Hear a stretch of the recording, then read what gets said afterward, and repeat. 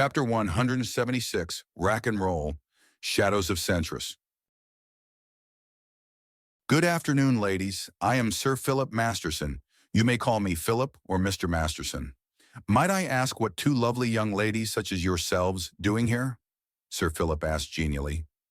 Misty Jadeblade and Shireen of the Hexaform clan were known to him.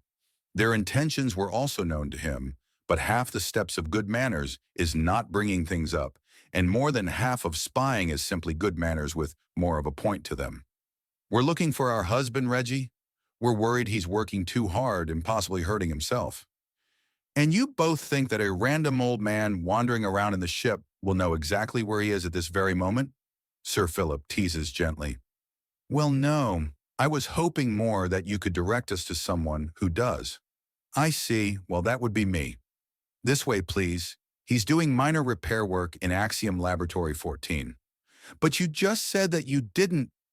I mean, Shireen stammers out with her multiples bodies falling out of sync in her confusion. Oh, you are a deviant old man, aren't you? Misty asks around a titter that she covers with a blade arm. Oh my, yes. It's one of the greatest joys when you've reached your golden years. I've seen many of these young men as surrogate sons in a sense. The Nerd Squad in particular, of which a member of them is a dear friend to your Reginald. Sir Philip says before gesturing for both to follow him. I see. So what's he doing now? I can't say what's happening at this very moment, but he was doing a basic sweep for wear and tear. The laboratories generally have a great deal of maintenance needed, second only to the weapon ranges and the production facilities. Sir Philip says, and both women happily follow. Now it's a bit of a distance, so if you could please contain your excitement, we should be there shortly enough. The walk is short as both women stay fairly quiet and look around curiously, clearly casing the place out to understand exactly what's where and if there's something dangerous. Of course, this sort of thing was bound to happen sooner or later. The unusual amount of stamina humans have and highly different work hours meant that there were bound to be misunderstandings. Sir? A patrolling soldier asks. It's none other than Koa, and Sir Philip smiles. Excellent timing. If you could escort these young ladies to Axiom Laboratory number 14, please. Yes, sir, Koa says with a salute. Thank you, young man. Now, if you'll excuse me, there are some chores that need doing, Sir Philip says before walking off smartly. This way, please, Koa says before leaning to the side.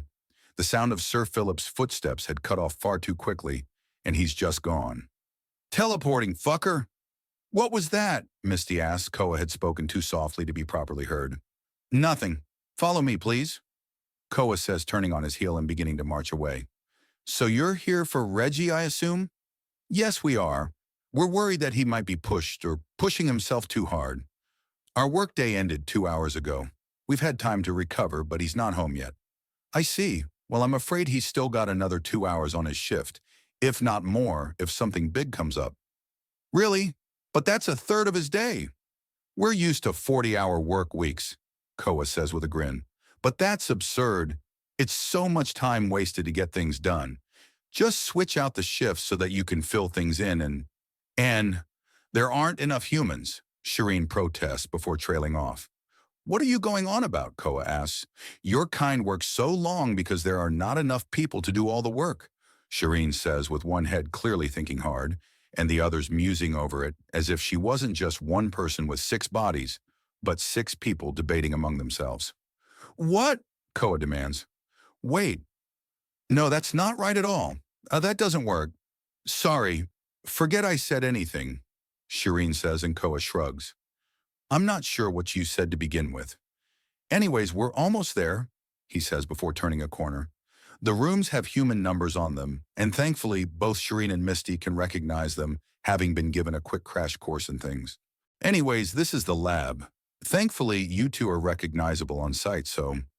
Koa begins to explain as he opens the door before stopping, as he bears witness to the madness within. A Mahdi is pinning a man against the wall with a glowing hot brand like a burning spear and cussing the man out. Reggie is hanging out of the wall and grabbing the occasional tool off his belt as he resolutely ignores the madness less than 10 feet away. The fuck? Oh, hey, Koa, girls. Girls, Reggie notes before turning back to his work. then physically and audibly backtracking and nearly falling out of the wall in surprise. "What are you doing here?" "What is going on?" Misty demands as Amadi and the other man seem frozen and unable to move. The man being pushed against the wall by the brand says, "Hello, ladies. Meet Jericho Stetson, our volunteer for Axiom branding experimentation, and we've run into an interesting hitch," Amadi says after a moment. "A hitch? How the hell does a scene out of a grindhouse flick constitute a hitch?" Koa demands. "Because we're trying to find a way around a mistake we made, and it's just not working out," Amadi asks more than says, and Koa groans into his hand. "All right, Illusion Boy, knock off the madness. Engineer, get out of the wall and greet your damn wives. And you, lab rat, get a shirt on." The brand is yanked away, and the man actually staggers away from the wall to throw on a jacket, even as Reggie ducks into the repair hallway and then climbs down to exit it properly. Koa stomps into the room and gives his most withering glare to Amadi and Jericho as Misty and Shireen slip into the room behind him. "Okay, what's going on?" Koa demands as all three men stand in front of him. The basic undaunted Axiom brand includes thermal protection. This means that plasma and lasers are jokes to branded soldiers, but we've run into the issue of it being unable to modify these brands or apply new ones as the thermal protection prevents branding with either extreme heat or cold. We were considering using an acidic compounds or electrical effects, but I'm not on that team. We're trying to find out if there's a certain Axiom frequency that could allow a modification to the brand on a thermal spectrum. So far, the answer is a resounding no, but there are still a lot of frequencies to go through. Amadi explains, and it's almost reasonable sounding. "And you pinned him against the wall. Why?" Koa demands. "He wouldn't stop fidgeting," Amadi answers. "It tickled." Jericho defends himself. "A branding iron to the small of your back tickled," Koa says before letting out a huge huff of air. "Is something wrong, Trooper Jackson?" Sir Philip asks, and everyone turns to see Sir Philip in the doorway. "No, nothing's wrong.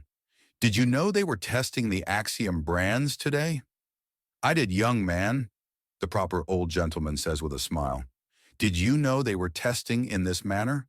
Koa asks for clarification. "Did I know they were testing in this manner? That is an excellent question." Sir Philip does not answer, and therefore confirms it. Koa scrunches his eyes close in frustration as he takes a deep breath. By the time he opens them again, not only is Sir Philip gone, but a small cart with a both, a pot of tea, and a jog of coffee with numerous mugs is beside the door. The tea and biscuits are safe for non-human consumption. The coffee is black, and there is sugar and cream.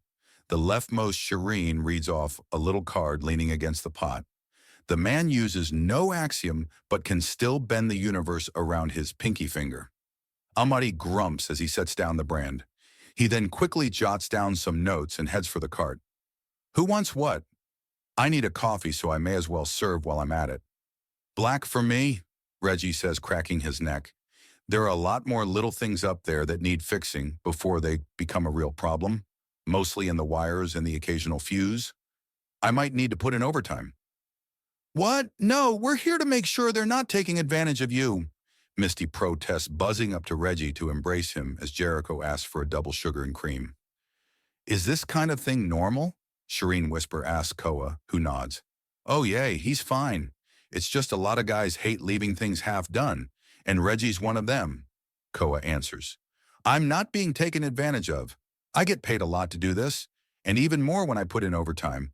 A skilled mechanic and electrician is of enormous value," Reggie says before mussing up his hair a little. "Although we could stand to get some people in there with rags more often, we're collecting dust. You've worked 6 hours already. That's a huge shift, as is to run around this giant ship fixing every little thing you find." "Well, that's just it, isn't it? They're little things. Not a big problem and easy to solve. I could have slept through half of today's work shift." "Hey, thanks, Am." Reggie counters before being distracted by the mug of coffee offered to him. "It's not an easy work shift if you have to take stimulants partway through," Misty protests. "Sure it is. Coffee is more like basic fuel. The real stimulants are much, much stronger," Reggie says with a grin. "You should see what a medical-grade dose of caffeine can do to a man. Scary stuff." Amadi says, passing Jericho his coffee, as Koa raids the trolley for his own fix, mostly to hide that he takes his sweet and milky. Oh yay, you haven't seen a man move until a sprinter shotguns a six-pack of the hard stuff and proceed to violate the space-time continuum, Koa says as he chuckles at the memory. God, my cousin's a fucking idiot. Is that the same one that soaked a shirt in kerosene and then literally played with fire? Reggie asks. Called him Smokey for a month. Koa answers and there's snorts of amusement. Misty, it's clear he's not bothered. I get it, it's strange. But we're all different races here. Is him working 8 hours straight different from me pulling overtime and going through a shuffling rest so that there's always 2 of me working and 4 of me sleeping to recover? Well, no, darling, but you're a Lydris. You're many girls in one, and your central body is so powerful that it can keep going and going. And he's a human. He's one man so tough that 6 hours of work is considered easy, so enduring that high-grade stimulants are considered normal food. What's to say that this hasn't been an easy day? What does taking advantage of a human even look like? Generally, taking advantage involves very intensive work that is not properly compensated if the pay doesn't match the hassle. That's when a human's being taken advantage of, work-wise at least, Reggie says. Until they miss a payday or 3, then I'm not being taken advantage of. A payday or 3? Accidents happen. Once or twice is easily put up to random chance. 3 times is when you can generally assume something odd is going on and needs investigation. Reggie remarks as he takes a sip of the coffee and winces. Still burning hot. How did that old spider pull this off? It's best not to assume anything if Sir Philip is around. There's always another 2 or 3 ways in or out of a room that only he knows. There's always one more bug or wiretap you haven't found. One more trick he's got on you, Amadi says as he offers the many aspects of Shireen cups of tea and biscuits. By the way, would you like some Misty? Oh, yes, okay. Thank you. I worry. When I first saw you, you looked so worn down and hurt and needing help. First impressions can be hard to shake, Misty says, and Reggie chuckles. It took 2 cases of cancer and a lot of wear and tear to bring me to that. It's going to take even more to reduce me to that again. You can stop worrying. You're my husband. That's not going to happen, she says, and Reggie quickly shifts from mildly surprised to somewhat confused, then is unable to stop a smile from spreading across his face.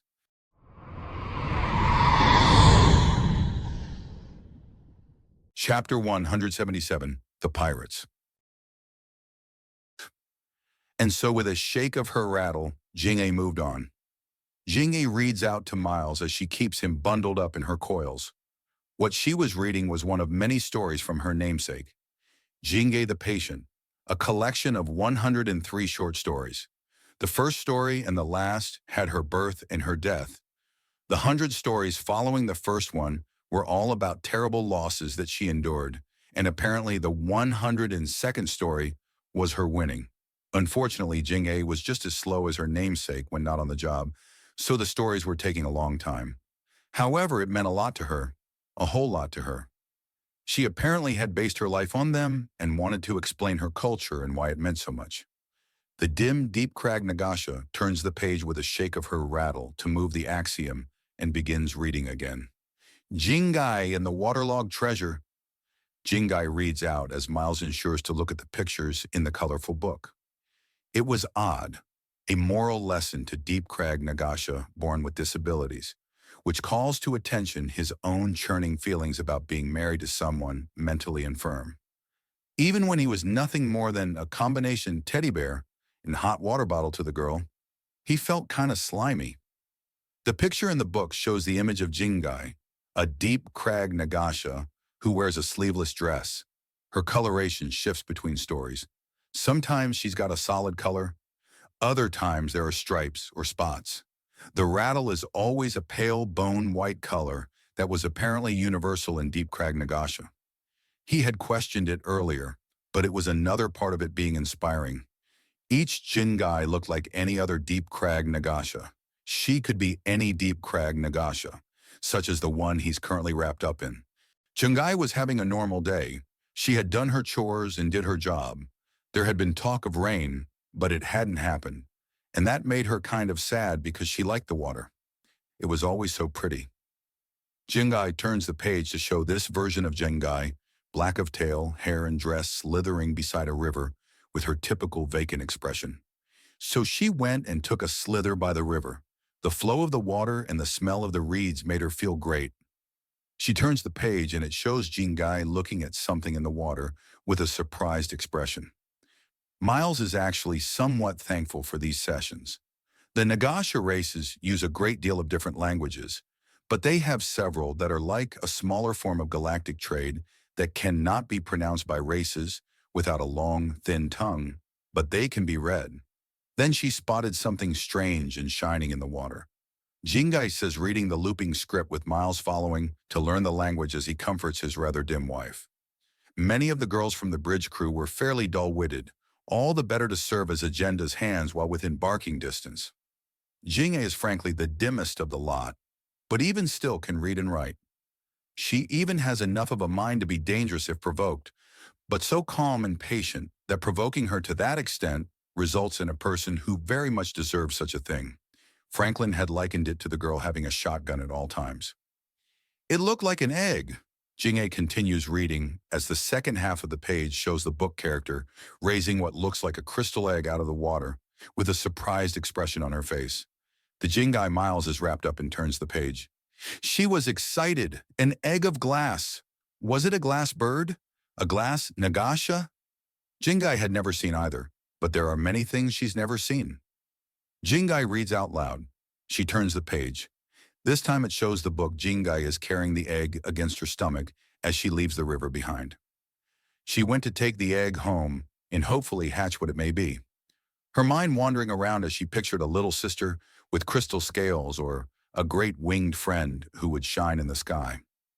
Jingai reads as she turns the page and shows the image of a smaller Nagasha slithering beside Jingai and made of white light. There's also another showing a great bird of light flying above her. She turns the page and it shows the book Jingai being confronted by a larger deep crag, Nagasha, wearing what looks like a uniform. When she returned to town, Officer Scales stopped her and asked about the egg. Jingai was glad to tell her everything, because she was supposed to be honest to officers. She turns the page again. Now it shows an image of the officer taking the crystal egg.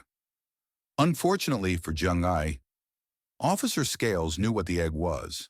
It would never hatch because it was just a rock that had gone missing and would now be returned. Jingai turns the page again. With that, she found and lost a waterlogged treasure, and so with a shake of her rattle, Jingai moved on. Then for some reason, Jingai puts in a bookmark and then lifts the large picture book back into a shelf before wrapping up even more around Miles. Why did you stop? Only Jenne's like Jenne stories. They're still important. But on Vusa only I like them. I need them. I don't understand. Why do you need them? They're what I am. To be a Jenne means you're not fast. Not fast in body, not fast in mind. You're not clever. You're not cunning. You're not smart enough to be strong. You're not strong enough to not need smarts. You're just not most things. That is Jingai, she says, and he gives her a bit of a hug she leans into. But Jingai does have something. Something that's as good as being fast, as good as being smart, and as good as being strong. Jingai is patient. Jingai is loyal. Jingai is kind. And Jingai is patient. The strong stop when being strong doesn't work. The smart give up when being smart doesn't help. The fast get hurt when fast isn't helping. But Jingai is not any of those things. So Jingai keeps going no matter what, because patience is a power and Jingai is patient. Jingai explains and Miles nods. He doesn't understand why, with all the advanced technology, that there isn't some kind of way to heal developmental disabilities. But it could be something similar to that story Flowers for Algernon, where a disabled person was made a genius and became well and truly miserable. Things are all right. There's nothing wrong with you, Miles says, and she giggles. Jingai has many problems. Her rattle isn't as loud. She can't slither as fast or as strong. There is much Jingai is lacking. But Jingai doesn't stop until she wins. Every time Jingai tries something, tries to stop her. But she only needs to win big one time. The second to last story, Miles says, and Jingai nods. Makes all the others seem small, Jingai says. Jingai loses money, Jingai loses time, Jingai loses things, Jingai loses friends. Jingai wins a family. When Jingai is done, she is the oldest mother in the biggest family. I see the value of persistence. A wonderful trait, Miles agrees. Yes, Jingai says, coiling around him fully and snuggling down. So warm. She just holds him, and he lets himself drift away in the sensation. Nagasha are cooler than humans physically, but not unpleasantly so. Normally, the sensation of a massive snake wrapping around you would probably be freaky. But the fact that her breasts are pressing into him, that she's subconsciously grinding her hips somewhat, and she clearly smells like a woman while nuzzling him, is taking away from all of that. In fact, if she wasn't already fast asleep, he'd have assumed she wanted sex. The woman is a master of the mixed message. He lets himself fade and nap in her coils before waking up an hour later and finding out that he's got a slight difficulty. He needs to go to the bathroom. It takes a bit of squirming, and thankfully she opens up to let him go.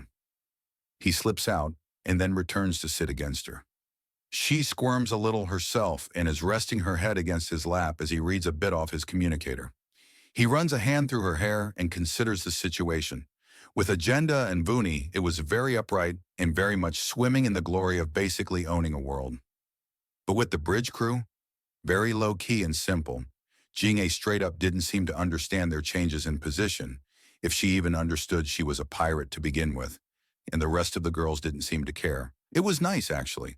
Just being with them, being there for them, listening and being willing to just cuddle with them meant so much to these women. Jingai was straight up trying to share her culture with him so he could understand both the deep crag Nagasha and what it meant to be a Jingai, which the more he thought about it, the more he realized was more of a title that she had, and she had a name beyond it, which she had never shared with anyone, not even him. And that thought alone was enough to unpack a huge amount from the fact that the culture has a ready-made answer, title, and place in society for the mentally disabled in slow means that the problem is high profile or pernicious enough to actually require a widespread solution, which is a curiosity by itself as to why such a thing would be needed. Is it something to do with the axiom rattles, a byproduct of their homeworld, their culture, their diets, something else? He pushes himself away from that mental rabbit hole and considers what he's going to be doing after this. The day is fairly standard, with today being penned in for Jingai and tomorrow for Hani the Drin. She was fine to spend time with. She had a habit of carving things out of wood, and to watch her work with the wood held between two palms and the other four just going at it until there's something recognizable is just surreal. Although he had been less than amused when she carved a scale model of his penis right in front of him, that she justified it as being one of her favorite things didn't help all that much, even if it was a little bit of a spit shine to his ego. In a couple of hours, he would be heading to the gun range. His sniping skills needed to be constantly maintained, and no one can accurately quick draw if they don't spend a lot of time on it. On average, he pushed an entire crate worth of ammo down the range at ballistic velocity each week. The less said about the sheer amount of skeet he's destroyed, the better. Thankfully, the recycling and manufacturing they've set up meant they were all but drowning in ammunition. So he and his boys, as well as anyone else who decided they liked kinetic weapons, could practice all they wanted and keep enough on them to tear through an entire army. Miles, Jingai asked softly. Yes? Is something wrong? He asks, and she blinks blearily before smiling. Just making sure, she murmurs before squirming to be closer to him. Making sure of what? He asks, fiddling with her hair a little. That it's not a dream. I have a husband. I'll be a mommy. I was so worried I wouldn't get my last two stories. They're happening, don't you worry, he says, and with a shake of her rattle, Jingai moves closer.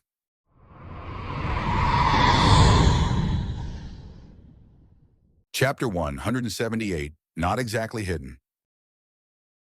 Koga slowly moves through the kata with both children behind him moving to mimic him. His physical eyes are closed, but he can see them through the forest. The basic Aikido helps limber up the two and gives them a martial art based around escaping grabs and delivering soft takedowns. It also helps focus the mind properly. Being a way to focus is the more important trait. He could almost hear them reaching out to the forest as they pushed outwards. They were getting very, very close. Both Jeth and Mux were just maybe 1 or 2 revelations away from actually reaching out properly. They still had their guards up, even Mux, who really wanted this. The concept of just emptying your head and reaching out was a bit much. Hence the exercise in Kurtis. Practical in many ways, and hopefully something that would speed up their training. Sure, having a home away from home for these kids was part of this whole village plan, but he wanted to see how quickly he could train someone up without pushing them too hard. Find that sweet spot where pushing them forward, leading them onwards and letting them grow came together to form a perfect whole. There's also the fact he's very curious as to what the first sorcerers from this village would do with their lives. With the patience they were teaching, it was unlikely to be revenge. With the practical skills and pragmatic attitude they were encouraging, they could go just about anywhere. And with the sheer power they would have at their disposal, they could do anything. So what does a freshly minted sorcerer do with himself? The ones in the ancient past had wars to fight or vengeance to take. But what is a newborn sorcerer in peace? The shifting of the leaves confirms that the forest itself is just as curious. There is another shift moments later, and he opens his eyes. The blurs in the distance focus clearly into the gorgeous tapestry of growing life that has decided to be family, partner, brother, kami. There was something powerful that he simply didn't have words for. Where the forest ended and the sorcerer began was a difficult thing to quantify. But it was there and it was one with him. Soon to be one with these children as well, and perhaps whatever the stranger in the woods has come here for. "Excuse me a minute, boys. Something has come up," Koga says with a smile. "Keep practicing and take your time. Speed comes with experience." "All right, Sensei Koga," Jeth says as Mux nods happily. "Very good. I'll be back shortly," he says calmly, and Wood walks away, appearing on the branches above the stranger in the forest. And to the forest, she is strange indeed. The stranger has a large serpentine body with a fin ready to stretch up into a paddle, gigantic gills along the side, and 2 immensely powerful legs. Yet instead of completing into a monster, the remainder of the body splits into many people. 8 to be exact. All of them women, all of them nervous, and most baffling of all, to the forest connected in more than body.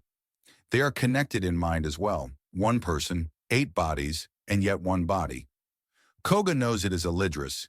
He has seen them before, but the forest has seen them only rarely and is not fully at ease with her presence. A trait it shows by edging its root and trunk away from her ever so, and weaving the leaves above together all the tighter. Of course, a forest leaning away from you as the lights go out to leave you to nothing but the groaning wood in the darkness is a very scary thing. The poor woman is struggling not to hyperventilate in her nervousness. The fact she's still following the trail in spite of her clear fear and discomfort tells him that this is very important, to her at least. He drops down soundlessly and reaches into a pocket.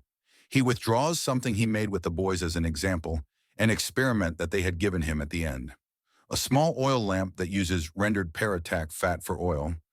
It was a cup with a handle and a lid with a single hole for the wick. Primitive and poorly made, but a gift he treasured for its thoughtfulness. A spark of axiom, and he lights the lamp. It's the least intrusive way he can think of to announce his presence. Of course, even the small flame stands out like a beacon in the dark, and at least 3 of the 8 bodies turn to look at him. "Good afternoon, ma'am. What's someone like you doing in the dark forest of all places?" he asks after a moment, and she stares at him. "Are you doing this?" she asks, squirming a little to face him fully. No, I'm not," Koga says simply.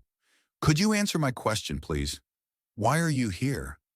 "Oh yes, sorry," she says, and an upper body hands him a picture. It shows a teenage Apuk boy looking exasperated as her many bodies hug him from all sides. Clearly he's in the too cool for school stage. "This is my son, Darshar." Char. That name is familiar, Koga says, trying to place where he heard it. He's positive that Vernon mentioned it, and a face is forming in his mind in spite of the fact that there's no way he could have met the man. He's the son of Bryn Char, a powerful sorcerer and business owner. He donated sperm some years ago, and I was blessed. She explains and Koga nods. Now that he knows it's a sorcerer, he simply asks the forest, and it finishes the image it was slowly feeding him. Ah, yes. Now I see it. But you implied you don't know Brinchar. I don't, however, he's a sorcerer as well. The forest knows him and is willing to tell me, Koga says before handing back the picture. He has his father's species and build, but he has your nose and eyes. Thank you. Anyways, can we talk somewhere not so closed in and angry? She asks and Koga smiles. Of course. Take my hand, please, he says, and she grabs on with 5 hands on his one, and he brings her along with a woodwalk. What? How? What was that? What was that? She demands, thrashing a bit. Thankfully, they're at the edge, and the massive tail cracks a large stone, but doesn't do any further damage. Sorcery, ma'am, sorcery, Koga says. Now this is our little village, which is what's at the end of the path you were on. Oh, okay then. So why were you heading here, Koga asks as Jeth and Mux start sneaking up and peer at the things going in front of them. Much more skilled are several of the villagemen that are barely visible in the trees high above as they watch the events unfolding below them. It's my son. He needs something more than a father he barely knows to connect him to his culture. Brinchar brought it up to me and my dare wants to try. But I want to see for myself. What are you doing here? Will my son be safe and will are those children? She asks, leaning around Koga and stares at Jeth and Muk. Jethurla and Muxmoro, our 2 first sorcerer apprentices, Koga says, and she looks confused. Perhaps we could start with your name, madam? I'm Brenda Crushclaw, mother of Dare Char Crushclaw. I'm here to see if this place can help my son. I've done everything I can to help him, but there's something I'm missing. His father isn't married to me, and while he tries to make time for him, he just doesn't have the same interests as my son, and they have trouble connecting. Does that include sorcery? If Dare Char has no interest in sorcery, then sending him here will be an exercise in frustration on all sides, Koga says. A student who doesn't want to learn cannot be taught. Teaching is a two-way street. It's the only thing he has in common with his father, but I live off-world and I didn't want him to just throw my son into the wilderness. If there's a way he can just have training, then surely it won't be so bad, Brenda says, and Koga nods.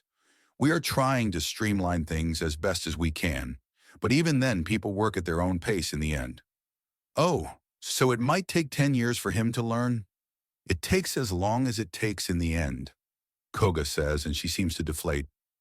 Ma'am, to be a sorcerer, you need a mindset where you're willing to offer everything to the forest and accept it even if you get nothing back. You need to be able to honestly reach out for help and reach out to it. No barriers, no hesitation. If you flinch back, then so does the forest. Guard yourself from it, and it guards itself from you. Most of the training we do here is to slowly bring the student around to opening themselves up. The reason myself and the other men were able to become sorcerers so quickly is that we've all gone through a brutal training where if we want to empty ourselves and reach out, then we can. And the training. To get the students there without potentially breaking them. Our training on Earth had only a 1 in 20 success rate, and after that it only got harder. Koga says before grinning, I was never more thankful for my grandfather's training as it helped discipline me for the sheer bone-cracking effort and mind-numbing studying that had to be done. I see. And if I have my son brought here, what can be expected of him?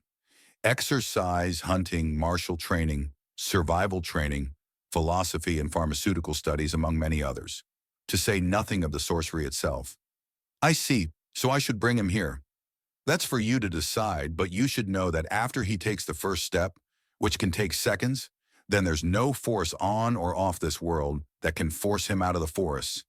If he wants to stay in here, then he's staying, Koga says, and Brenda looks conflicted. You can't hide him from the world forever. A new voice asks as the lithe and willowy form of Brinchar appears cresting the hill and is followed by Dare Char looking around in shock. It's been far too long since I last felt the forest beneath my feet. This place is weird. I mean, I heard about a village being made, but what is this place? Dare Char asks. Unlike his father, he's dressed in heavy boots and thick protective clothing. Yes, this is a place to live when sorcerers are being trained, or if they simply want to be out of normal society, We're mostly disconnected here. No electronic mail, no communications from the outside with the exception of emergencies. It's just you, us, and the forest. There's a lot to learn, Koga says, and Brinchar nods as he walks a bit toward the village. Brenda walks up close to Dershar as the boy's father examines the place. I would have adored to have a place such as this when I was in the forest the first time. Granted, I was a petulant little brat back then and would have stomped away in frustration of more rules. But it would have been nice. I would have eventually come around, Brinchar says as he takes a deep breath, and a root rises up from the ground with him riding upon it to overlook the area. It bends over and deposits him right nearby Koga as he has a frown on his face. Where is Vernon? I haven't seen him. He's with his wife. They spend the vast majority of their time with each other in many, many different ways, Koga says with a roll of his eyes. You humans are a very passionate species, Brinchar notes, and Koga shrugs. You teach more than just the sorcerous arts, right? Something called ninjutsu? Somewhat. Actual ancient ninjutsu is effectively lost, but my grandfather taught me some scraps of it. Most of it is trickery, a survival-focused mindset, and ways to focus the body and mind. But it can be very useful in the right circumstances. I've already figured out how to make some very deadly poisons with things found all over the forest. I'm more than capable of tracking down almost anything living here, and few things pass without my noticing them, even without the forest helping me. Can you teach that? Brinchar asks, and Koga's briefly surprised but looks out of focus for a moment. I think so, but a lot is my own relearning. I let too much go, and there's all sorts of small pieces I just never understood when I was younger, Koga says. Still, it's ironic. I remember when my grandfather bemoaned how the world was changing so much, and there was just no room anywhere for ninjas. Go figure it's off-world that there would be so much room for them. Bitter irony, Dale says, woodwalking right nearby him. I was wondering when you would all come down, Brinchar notes. To be fair, most of the guys are out in the forest, and by the time we realized that Koga wasn't dragging her here for us all to gang up on, we were already getting comfy up in the trees. That's my story, and I'm sticking to it, Dale says, and Koga sighs in frustration.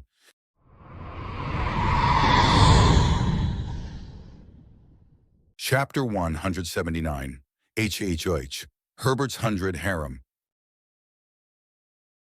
He held his breath as the chitinous black predator moved above him. She could smell him, but this close his scent was overpowering, and she couldn't pin him down any more thoroughly than in this building.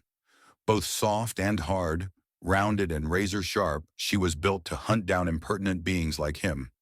On all six, she slunk into the chamber, her long tail tipped with a brutal blade, waving slightly as she scanned the area with the massively powerful sensory organ within her elongated black skull.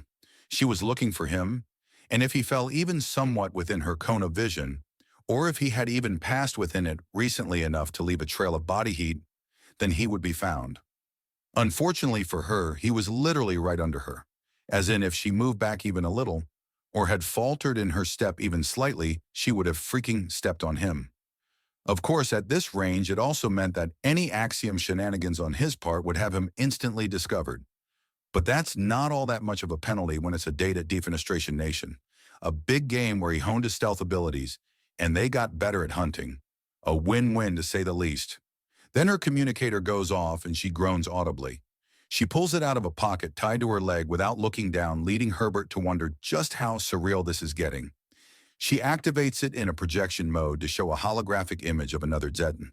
Hello, Grandma! It's so good to see you. It's wonderful to see you too, especially having such fun with your husband.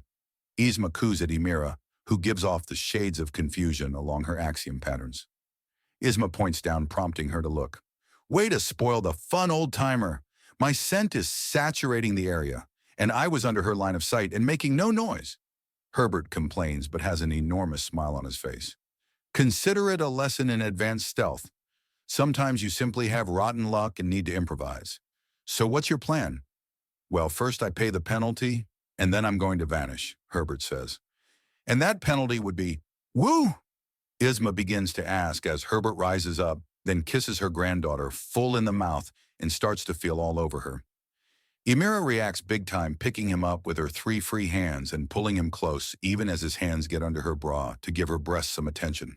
The blatant makeout and groping session continues, even as Ymira wraps her tail around him to bind them close, and then he leans back a bit. "You've had the taste. Catch me on your own if you want a full meal." Then probability shifts and twists as Herbert starts wrenching on the local axiom. Reality contorts in response, and then suddenly Ymira's arms are empty, and her tail is wrapped around air.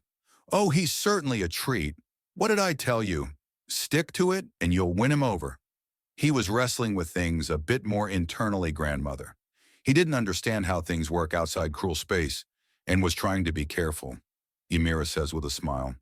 "But you still pushed, I hope," Yzma says before biting back a laugh as Herbert reveals he hasn't gone far at all. So much so he steps over Ymira's slowly uncoiling tail to watch the conversation from behind her. "If you want me to leave, just say so." He mouths out, and Yzma chuckles to herself as she shakes her head. "What's so funny?"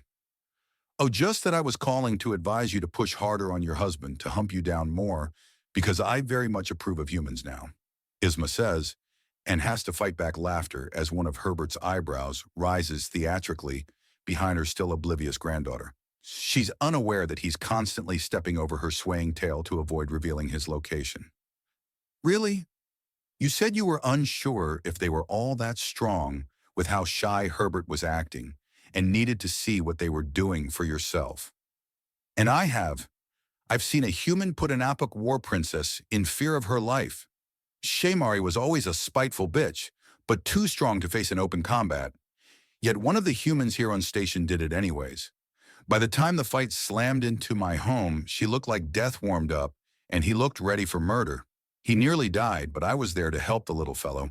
Although it did take a bit to figure out why a war princess would be so dedicated to the death of a man." "What happened?" "Oh, the usual. Murder, intrigue, deception, bombs going off, and this time in the middle of it all was a small team of human bounty hunters, the leader of which pushing himself to his limit in battling a war princess to spare his crew from harm." "Is it really that surprising? There's apparently a bunch of human sorcerers now, you know, those Apuk super adepts." "Well, apparently humans can learn it easily," Ymira says, and Yzma tilts her head. This projector is showing the flow of axiom on her too, so Herbert can only smirk as he sees how baffled Yzma is. "A light. Back up. Human sorcerers? That'd be Vernon. He went to prove himself outright unstoppable with axiom behind him." Herbert says, startling Ymira a little and prompting Yzma to laugh in amusement. "What's going on? You were hiding right behind me?" "People tend not to expect that kind of nonsense," Herbert says. "As for Vernon, yes, he's an axiom master, but he's fairly unique. Outside of cruel space, there are about 100 humans with his kind of mindset, and so far, when it comes to the really over-the-top axiom shenanigans, only he and Franklin have really pulled it off. The rest tend to be more esoteric or practical." "I see. Anyways, just calling to let you know that any reservations I might have had of you being with a human are gone. Not that I had any to begin with, but it's best to let you know such things. After all, having the level of sheer raging gall that these humans have can only be a good thing," Yzma says. "And on that note, it's time for me to start running again. The chase makes the fun at the end all the sweeter," Herbert says, taking a step backwards and falling off the edge of the building. Ymira rushes over, but he's already gone, and no sign of where he might have hit the ground. "Oh, I really like him. I may have to stop by for a visit sometime soon," Yzma remarks. "Grandmother, no. Centris would not survive," Ymira protests. "You mean you wouldn't survive?" Yzma corrects in a teasing tone. "Oh, young girls these days, so ashamed of their family. Grandma. Oh, what happened to my little tail gnawer? Oh, it's so sad." The merciless Yzma continues as the axiom runs hard and fast over Ymira. If her species was any color other than jet black, she would be somewhere between neon pink and fluorescent red, with how hard she'd be blushing. "I still have the pictures, you know. I think that your husband would love to see." "Goodbye, Grandma," Ymira asserts as she cuts the connection. In her mind, she can hear the ancient huntress giggling anyways.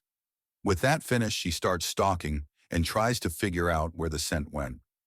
Herbert doesn't seem to be in the area as she goes up to the roof and hangs off the highest ceiling a few moments later. A bit of focus and she can effectively see through the thin walls. The trail of heat is already dissipated as his clothing locks in enough to blur the trail. A quick bit of recon around the tower has a slightly fresher scent trail leading away.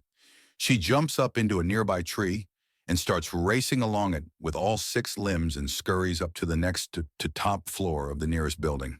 She starts scuttling along the underside while scanning the area as much as she can. A slight trail of heat leads away and she leaps down and starts loping after the trail.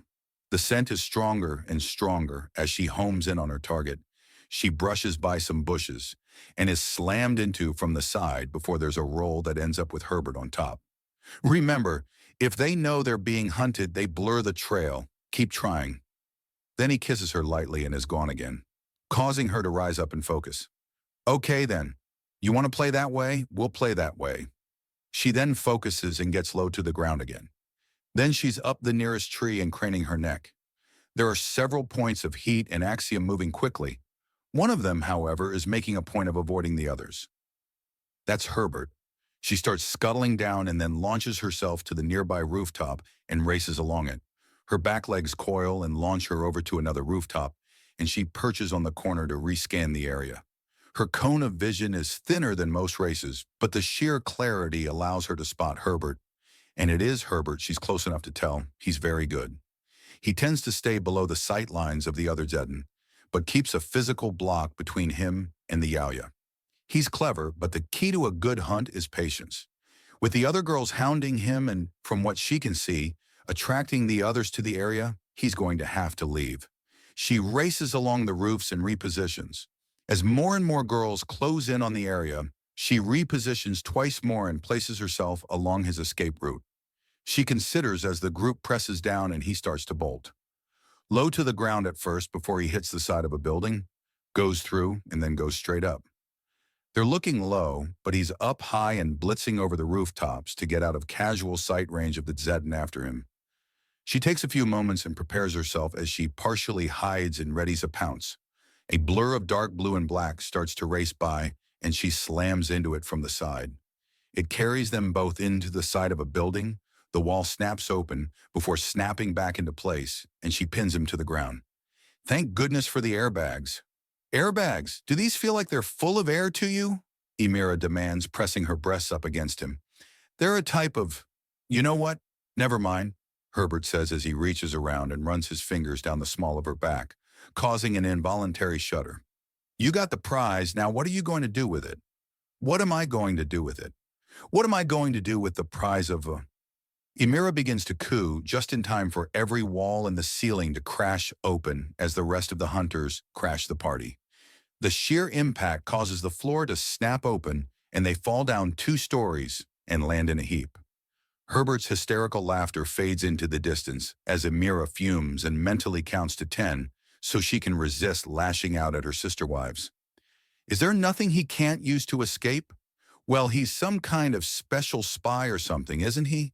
Of course he's good, that's half the fun. He works in intelligence as an assistant to Sir Philip. That's not a spy, is it?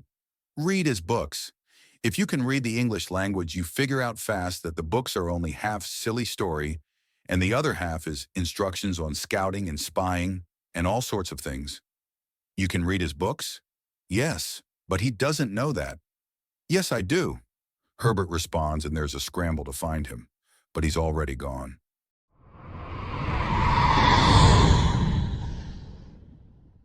Chapter 180, The Dauntless.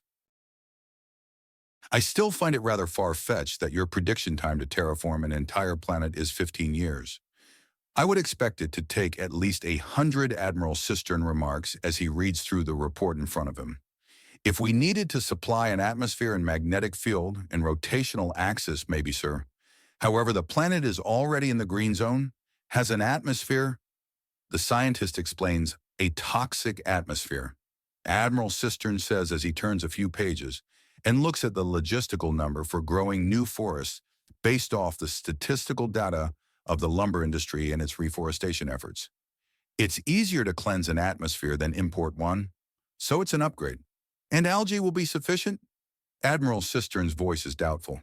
Oh yes, couple that with some imported coral samples and the dotting system, we should be able to cleanse the atmosphere and get a head start on bringing some green to the world.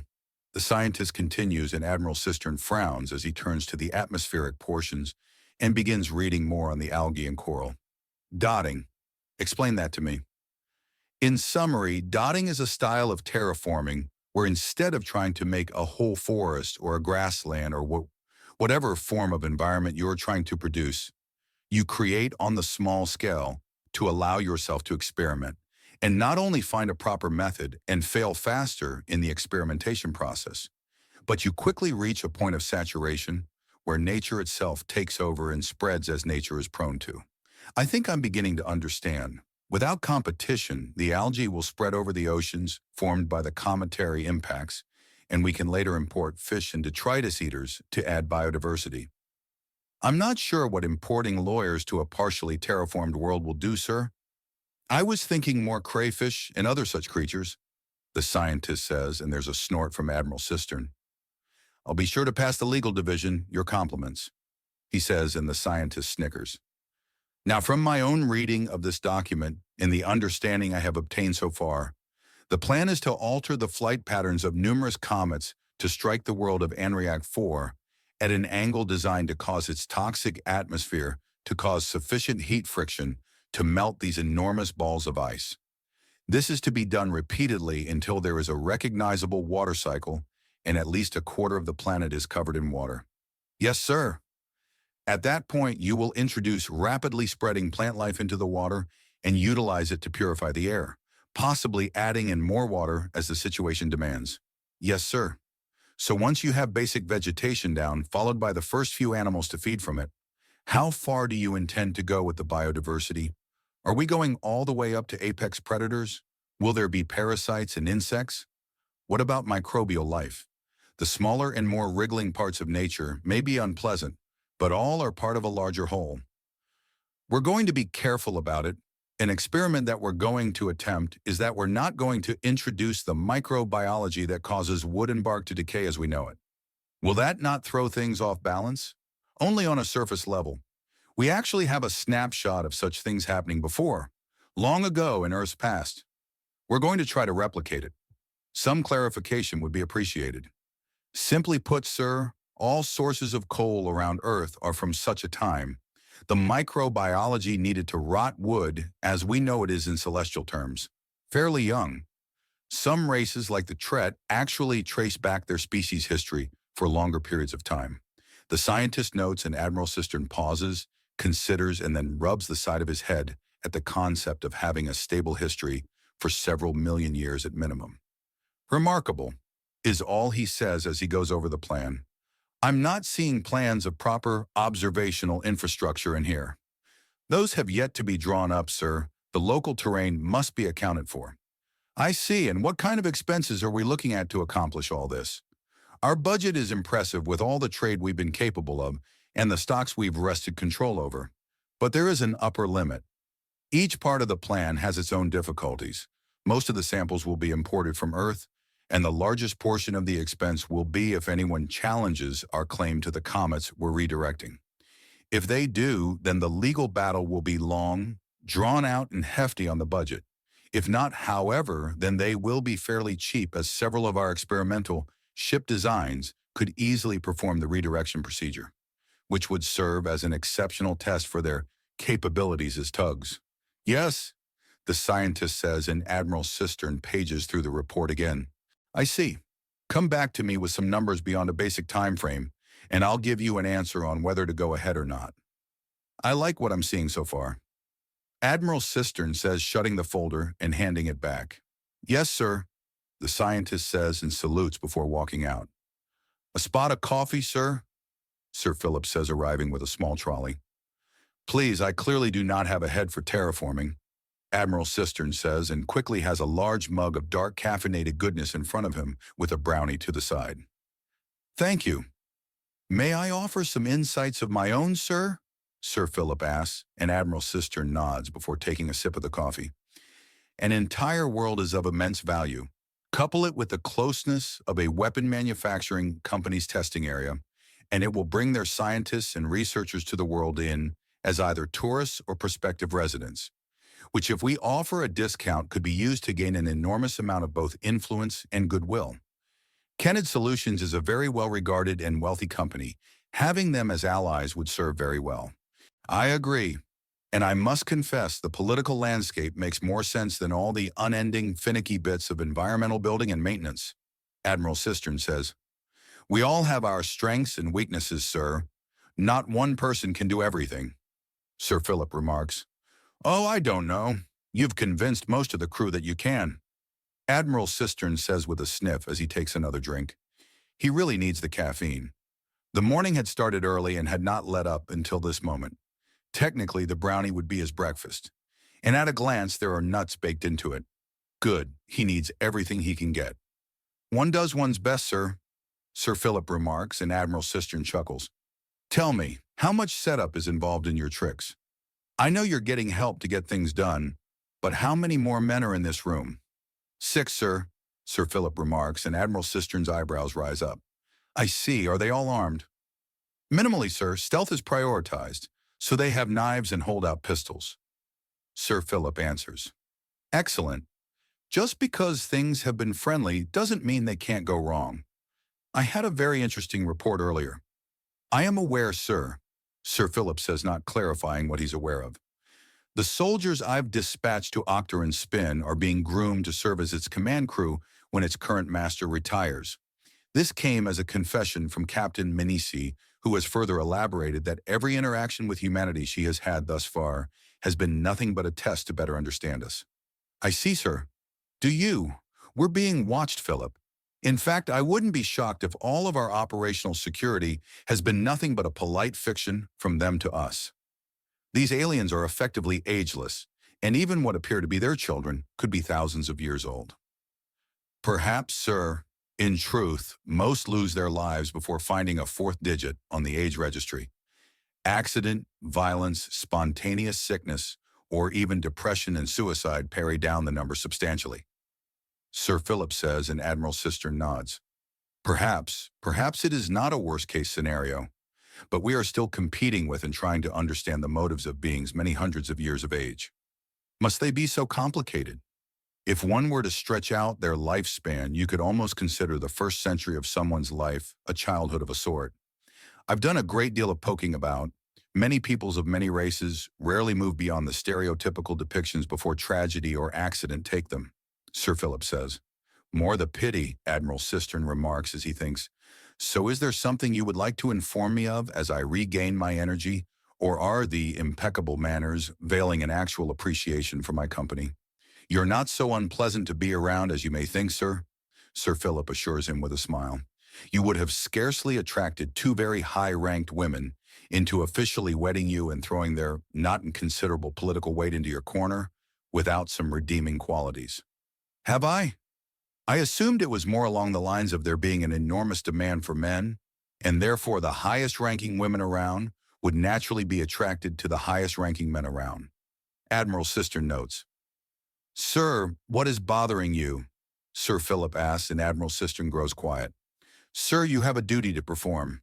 If you allow your own issues to pile up, then it will affect your ability to lead.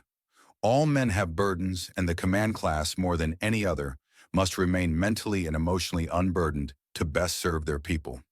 It weighs on me sometimes," Admiral Cistern says, putting down his mug and slumping into himself. "My sons. Ah, it's that mess. I will likely never, ever see them again. If they hear about me, it will likely be a massive case of slander, portraying me as some madman who ran off with the Dauntless. Even if that isn't the case, then what on or off Earth will they think of my remarrying with aliens? Or of the children that are undoubtedly approaching? My wife may have turned against me, but I suppose some small part of me hoped to reconcile with them. Will that ever be possible? Will they die hating me?" "Ah," Sir Philip says before removing his monocle and tucking it away. He moves out of his stiff, formal posture and pats the Admiral on the shoulder. "Chin up, old bean. We're in new waters. Right now it's months between contact. But a bit of advancement, and we may shorten it to days or even hours in no time. Not to mention, I'm certain that you'll be able to find a way to lure both of them off of Earth and have at least a chance to present your case to them. Not to mention, I'm positive Nicky and Jacqueline would love to meet them both. Yes, however. No, ifs, ands, buts, or however, sir. This is the first time this kind of thing has happened. Not to mention you're a resourceful type. If you want your sons here on Centris beside you, then there are few forces that can stop it, Sir Philip says before letting out a rueful chuckle. And as blasphemous as it may be, I doubt Queen or country are either willing, or God save me, capable of stopping such a thing. You want your sons? Give the order, and they will be standing beside you within the year. Admiral Cistern chuckles to himself somewhat, and he sits up properly once more. Perhaps we should explore the more legal avenues before we burn bridges with a double kidnapping. If you insist, sir. If you insist, Sir Philip says as he once more affixes his monocle in place. Now then, perhaps if you were to eat, sir, the brownie is quite calorie-dense and also possesses artificial nutrients to make it the equivalent of an energy bar, yet easier to chew and more desirous to be devoured. An interesting way to say that the brownie is better tasting than a protein bar. It can be entertaining to enunciate in exotic ways to express oneself, Sir Philip says and gets a slow look from Admiral Cistern. The older man makes no reaction.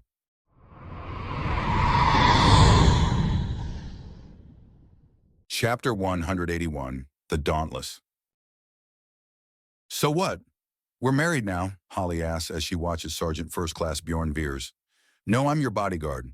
If I start getting attached, then I'm going to be reassigned and someone new will be sent in. Bjorn answers as he places his rifles into a safe he just set up and then quickly locks it up. It won't stop the more exotic tricks or more powerful aliens, but it will slow them down, and in an emergency, even a half second can be life or death. So if I manage to seduce you and we hook up, they'll send a second hunk my way to work my magic on? She asks, and he scoffs. If you want a carousel of men being put on punishment duties due to fraternization with the VIP, then sure, why not? It'll only take once or twice before they wise up and send a female bodyguard anyways. Bjorn responds, and she lets out a little moaning sound. Why do I even need a bodyguard? Have you seen what my body can do? I could fold you like paper. Holly protests, and Bjorn chuckles. Love the attitude, but the ability to fight is more than just physical conditioning. That thing that was stuck in the back of your head didn't just make you a workout maniac. It also gave you a killer's edge and the will to hurt someone. You think you can do that? Hit someone so hard that you hear parts of them snap and feel it beneath your hands? Bjorn asks, and she flinches a little. Yeah, that's why you need a bodyguard. Because in the end, you're a hurt child that needs a chance to grow up in safety. Your mother and you have both asked for and are receiving our protection as undaunted citizens. Wait, Mom's getting a bodyguard too? But she's married. Bodyguard is not synonymous with boyfriend. It could be. Not if I want to avoid a court-martial, it isn't. Is there a way around it? If I request a transfer of duty due to growing overly attached, I will be withdrawn and a new bodyguard installed. At the point after I have transferred and the duty given over to someone else, we could start dating and not one moment before. Bjorn explains as he continues setting things up and tucks his clothing away into the dresser and a few small devices as emergency beacons. You're taking the fun out of this fantasy, Holly says with her tongue sticking out a bit. If you get a boyfriend, then you can act it out. But fantasies like that are out of pornos only. Bjorn remarks with a chuckle. So what do we do? Holly asks, and he raises an eyebrow. Don't pretend those kinds of things. What do we do now? My job is to follow you around and keep you safe. Do whatever you want, and if there's a problem, I'll say something. He answers, and she starts considering. So if I want to go to a dance club? A bit crowded, but all right. I'll be going in low profile, so the weapon and armor will be hidden, Bjorn says, and she blinks and considers. What's low-profile armor look like? It's a bodysuit underneath normal clothing, reinforced to resist stabbing, slashing, and other such things. It also locks in most of my pheromones and stops any of that silliness. Blocks heat too, so those that rely on thermal vision have a harder time seeing me, Bjorn remarks. Yay, but what's it look like? Holly asks, and he raises up his shirt a bit to show a skin-tight dark blue and black outfit. that looks more like a shadow had been peeled off the ground and stuck onto him. Can I see more of it? Not with that salacious tone, Missy, Bjorn remarks with a grin. Oh, salacious. You like to use the big words, I see. Holly teases him. Right, anyways, what kind of dance club are we going to? Button-ups and dress pants or what? What's the dress code? Trendy, Holly replies. That tells me precisely nothing, Bjorn remarks. A lot of movement with the dancing, so you need to get around a lot. Legs can be completely covered, but you need to show something off, otherwise they'll think I dragged you out of a gravid convent or something. Wear something stable so you can move a lot and show some skin, she says, and Bjorn considers. All right, I think I saw a clothing store not too far away. Let me hit that up and I'll have something that'll blend in fairly well, Bjorn says. You promise? Miss, I'm your bodyguard, not your boyfriend. If I feel the need to go in with full armor and bearing an auto shotgun full of dragon's breath rounds, I'm going in with full armor and an auto shotgun loaded with dragon's breath rounds. Dragon's breath rounds? It turns a kinetic weapon into an incendiary one. Using it on another person is considered a really evil thing to do, Bjorn says as he quickly glances through things. He has an idea. So give me an hour and I'll be ready to go without any compromise to your safety. Sound good? Sure. Great. Don't leave the apartment and don't let anyone else but me in. I'll be a call away. Keep your tracker and don't be afraid to call. You're just leaving? This location is as secure as I can make it short of drawing an obscene amount of attention to you. I'll be back shortly and with everything I need to blend in and keep close no matter what. So long as you don't invite in half the neighborhood, and you should be fine. Besides, my job is to protect you without going crazy about it. After all, you do have a life to live. Oh, yay, that makes sense, Holly says, looking somewhat dejected. Hey, cheer up. Things are going to get better, all right? Bjorn offers her and she nods. Great, I'll be back in a little bit. With that, he leaves the apartment and locks it from the outside. It takes him a half hour to find everything. And although Holly begs him to let her see, he doesn't show off his purchases and instead goes into his room to change. Woo! She cheers when he opens the door to reveal his outfit. Massive, baggy green pants that have large patches that hang weird. They flow with his every move and completely conceal his boots. A trinity of belts holds up, well, one holds it up, the other two are clearly decoration. On the upper body is what looks like a jet black turtleneck vest that allows his well-defined arms to be easily seen alongside a wrapping of white cloth around his left shoulder, and hiding his eyes is a pair of mirrored shades. Really? This rates a woo.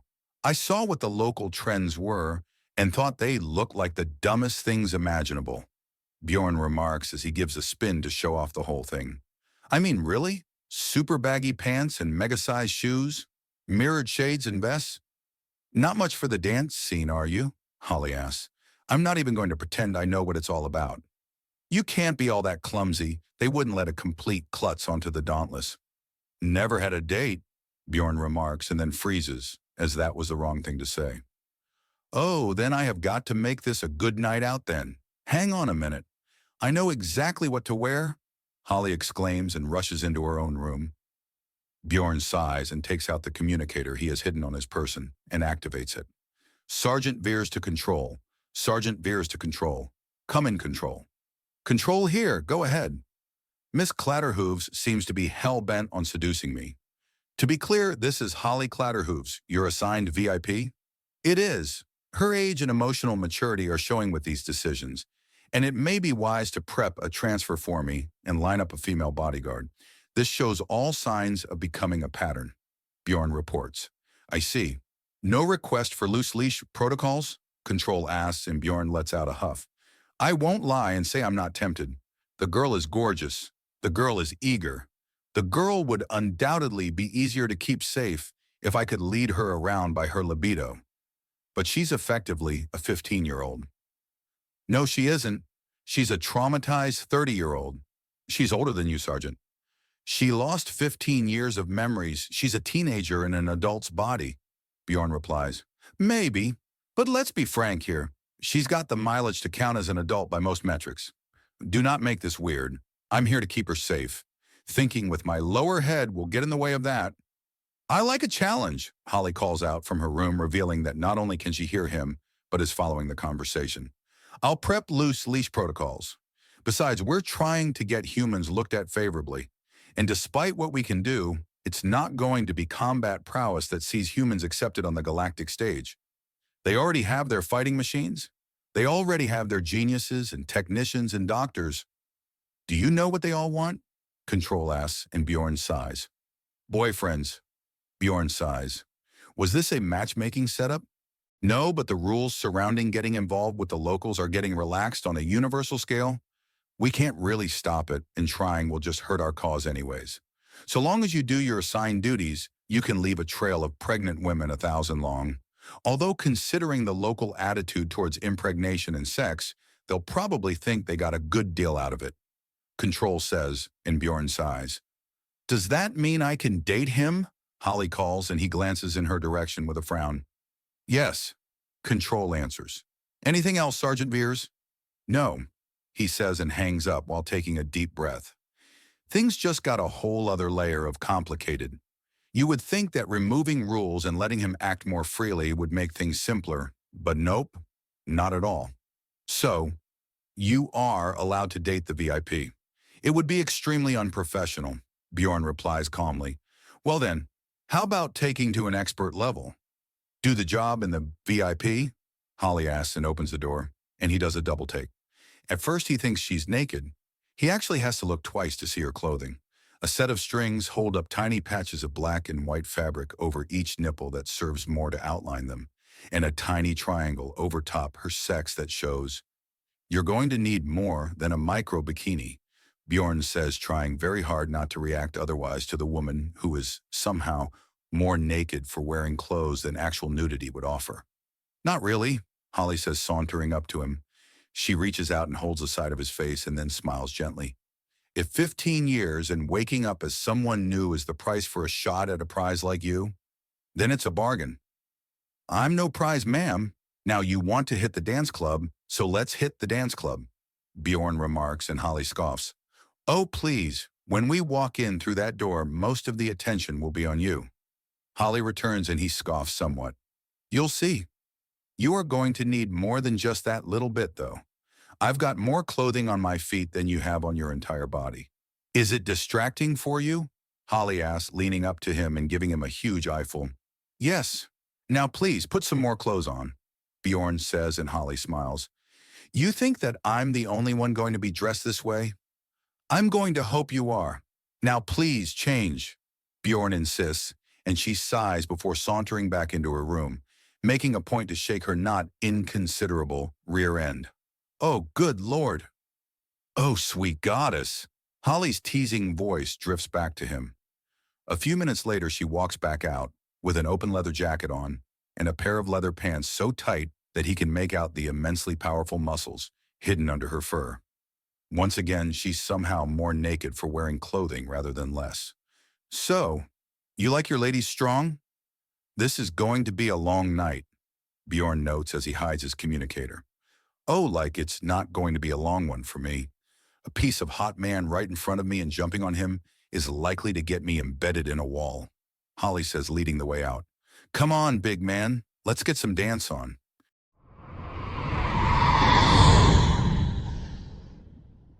Chapter 182, Antlers, Assumptions, and Artillery. Dubstep, of course it's dubstep, Bjorn notes as he hears the sound of the dance club before seeing the building itself. The dubstep is clearly being enjoyed, as there's a clapping in tune with it. An odd dance style, but it is understandable. You mean slam music? You call it dubstep? Holly asks, and Bjorn nods. Why is it called slam music? Bjorn asks as they round the corner, and he can see into the dance club, where the dancing style involves a massive shaking of the hips in time to the music, and a fair few of the girls are slamming their hips into one another with a solid clap. That explains a lot. Fear the thigh, Holly laughs out loud. With the fact that yours are made of sculpted steel, they better fear the thigh, Bjorn remarks. Please don't maim your fellow dancers. I will protect you. But I'd rather it not be from a justifiably angry mob. Fair enough. All right, let's get going. Holly exclaims, leading the way with Bjorn, following with his hands in his pockets. The sheer amount of people swaying and clapping themselves together is downright surreal when coupled with the strobing neon lights and loud music. Keeping track of things in there is going to be a nightmare. Luckily, he managed to talk Holly into wearing a couple of trackers, although the fact she clipped them to the string of her bikini top and thong was disconcerting. Not only for how hard she was trying, but the fact that the tracking devices were literally hanging on by strings. There's a line to get in, and it takes all of a minute to reach the front. The bouncer is a brute arcana, with a plasma cannon none too subtly carried on her back. The giant Spider-Woman raises an eyebrow at the sight of Holly, before leaning out to the side and spotting Bjorn. "We're together," Holly says, and the bouncer lets out a harsh laugh. "Yeah, sure you are. Let my bodyguard in, will you?" Bjorn protests, and the bouncer looks from Holly to Bjorn in shock. "But you're my bodyguard," Holly says out loud, and Bjorn facepalms in frustration. "Wait, you're the bodyguard," the bouncer says, pointing to Bjorn, who pulls a shotgun out of a hidden holster in the ridiculously baggy pants he's wearing. "What kind of weapon is that?" "Chemically propelled kinetic. It's strong enough to ruin a Canador's day and put an Apuk on notice," Bjorn says before tucking it away. "And if it doesn't work?" the bouncer asks. "Then I get to have some real fun," Bjorn says with a huge growl in his voice as he says real and an absolutely psychotic smirk. "And you're protecting her?" the bouncer asks, pointing at Holly. Bjorn nods and she looks at the girl again, noting the massively defined muscles, the antlers filed to aggressive points, and the utter ease the woman stands at. "Are you sure you're not protecting us from her?" "Her? She's an oversized child. Don't let the muscles, the old bloodstains, or the sharp points sticking out of her head fool you. She's harmless," Bjorn remarks before grinning. "Compared to me, at least. Stop it. I'm here to dance and have fun, not to be thrown out before we even get in." Holly rebukes him, and Bjorn is about to answer when his communicator goes off. "A moment, please," he says, taking a few steps away, even as Holly starts to have a whispered argument with the bouncer. "Sergeant Veers here." "Sergeant Veers, this is Control Beta. You are assigned a new control. Confirmation code Tango, Omega, Delta, Alpha, Yankee." "Code confirmed. What happened to Control Alpha?" "Control Alpha was playing matchmaker when she spoke to you last, and is still in the middle of a dressing down and is under threat of court-martial. She jumped the gun enormously," Control says, and Bjorn nods. "I understand. How much of what she told me was accurate?" "All of it. However, she should not have told you in a method that could be so easily overheard by the client. With her messing around like that, your mission just became a lot more complicated. We're assigning a second guard to be in the area as reinforcement." "Confirmed. Where will this secondary safe house be located?" "We're still scouting the area. Do you have local intel?" Control asks, and Bjorn considers. 2 floors down from the apartment myself and my VIP live in is an empty apartment. It's not directly below, but it's very close and for rent," Bjorn says. "Confirmed. What is your current location?" "The VIP wants to dance, so we're at a dance club higher on the same spire, 2 levels up. It is called the Slam Jam. I am dressed as a civilian with low-profile armor on, and thanks to the absurd local style, I have a full arsenal with me in a combat shotgun, a broken-down assault rifle, hold-out pistol, knife, and 3 magazines of ammunition for each." "Good. Watch your back, Sergeant. Not only is the VIP now gunning for you, but a dance club sounds like a good place to get kidnapped," Control says. "Don't I know it? That clapping you're hearing? That's when they're thigh-slamming each other. If I don't walk out with broken bones, I'm going to walk out a father from the looks of things," Bjorn remarks. "Dear God, good luck. Before you hang up, what's the actual situation with fraternization?" "Effectively, Command acknowledges that it's going to be inevitable. Your duty is to keep things professional outside of controlled areas. In the safe house, you've got the go-ahead. She'll figure it out quickly enough on her own, but do keep operational security going. Remember, information is a weapon. Do not arm your opponents." "Just to confirm, the rules about fraternization are in fact being loosened?" "Soldier, we are in a galaxy where 99 out of every 100 civilians would gladly sell their souls for a night with any of our men. The situation is absurd and needs an equally absurd answer. So long as your ability to perform your duties is not lessened by your conduct, then you are free to conduct yourself however you see fit while within a safe house. Understood? Understood, Bjorn says. Incidentally, how long has Control Alpha been in a dressing down for? 45 minutes and counting. The Admiral hasn't raised his voice or repeated himself once. Control says, and Bjorn lets out a low whistle. Yes, exactly. Anyways, keep it in your pants in public. Remember, she was forced to serve as the enforcer of a brutal gang for years. She could still be recognized as Knife Top.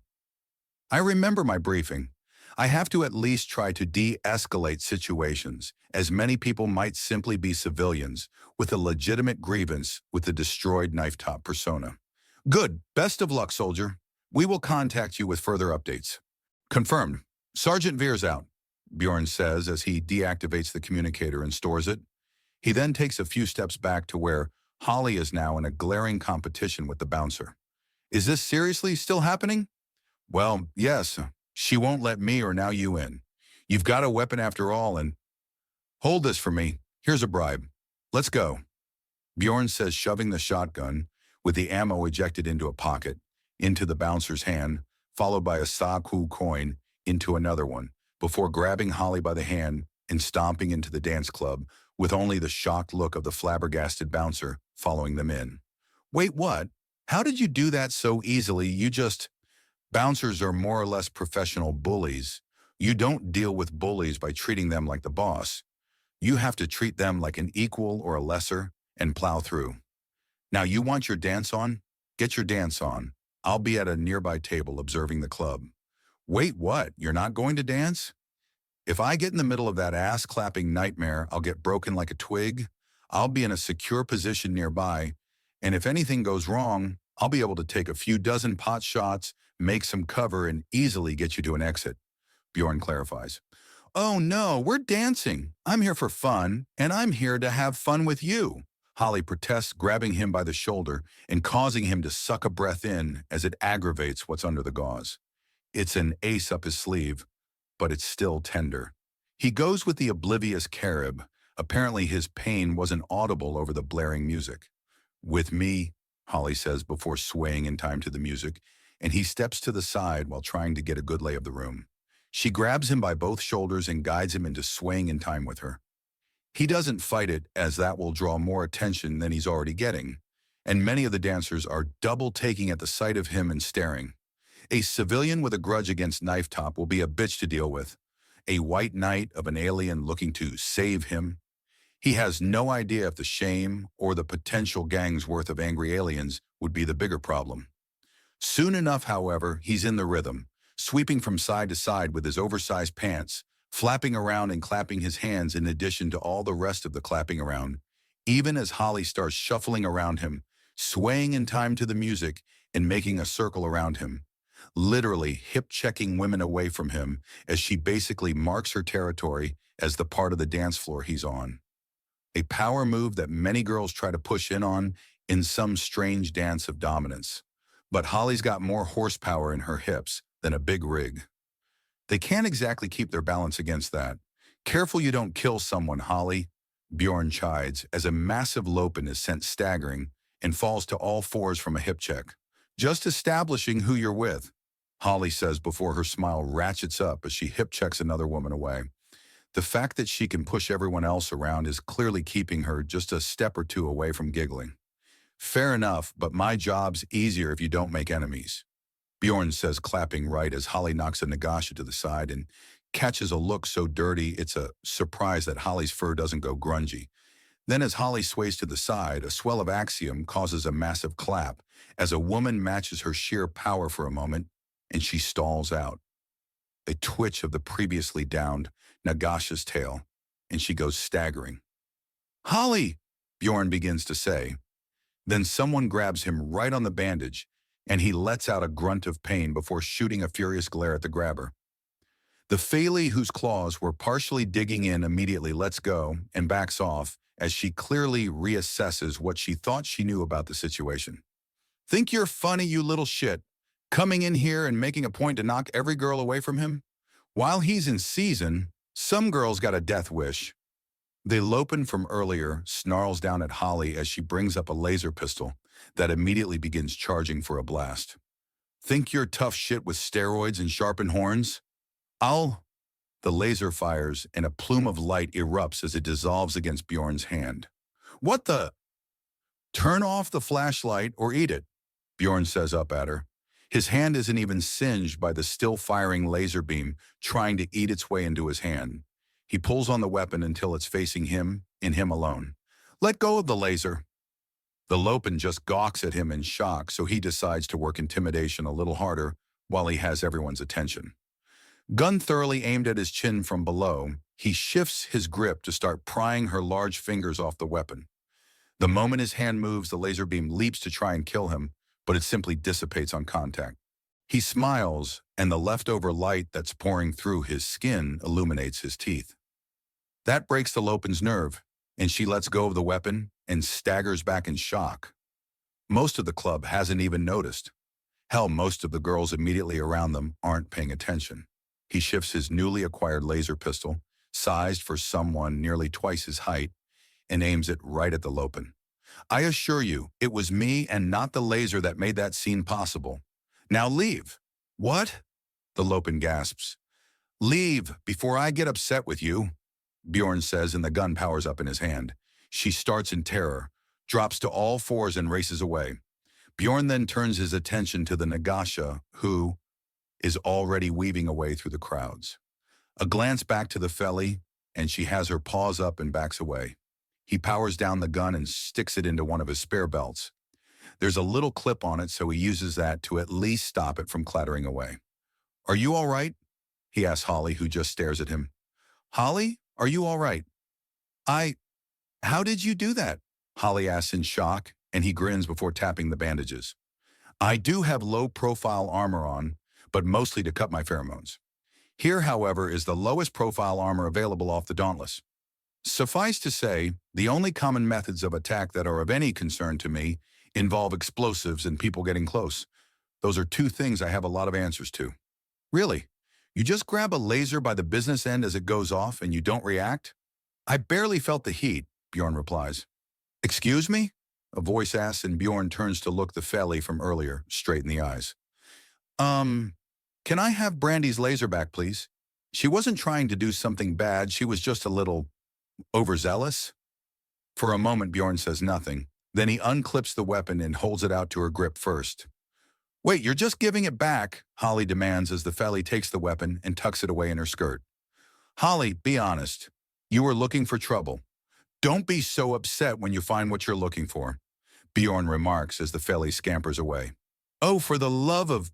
You really don't get it, do you? Holly asks, and Bjorn gives her a curious look.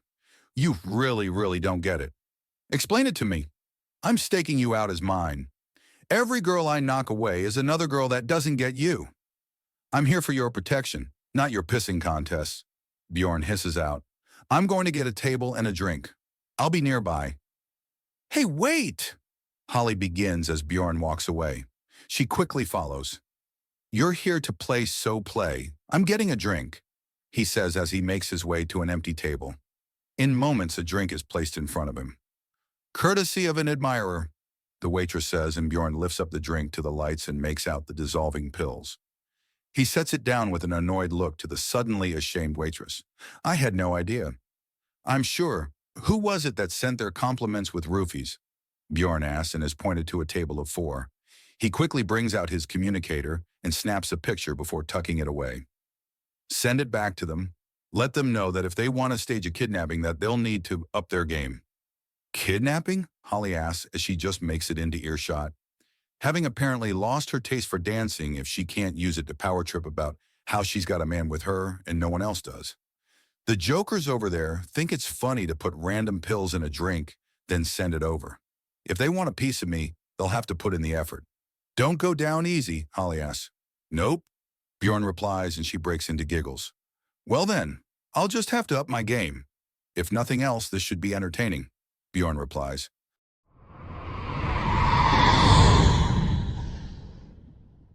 Chapter 183, Antlers, Assumptions, and Artillery. They were in the club for 4 hours. The same table of girls kept sending roofied drinks right at them, with brandy occasionally showing up near them. That was weird, and it had a lot of Bjorn's attention. Clearly a conspiracy was going on, and she was all over the place. She was a whirl of energy and clearly was out to have fun. With him out of the way and to the side, there's less conflict, and he can keep track of things, such as the fact that even though several different waitresses have confronted the group, they haven't been thrown out, and the waitresses seem to be more on their side than on the side of the guy they're trying to drug. And if that doesn't raise alarm bells, then few things ever will. Definitely something to keep an eye on. But not the only thing. Much of the crowd is armed. Unlike normal situations where people hide their guns along their sides, these girls are packing around the front and back. Generally, most girls in skirts are ready to reach under and grab a gun. Those with pants usually wear them so tight they may as well be painted on.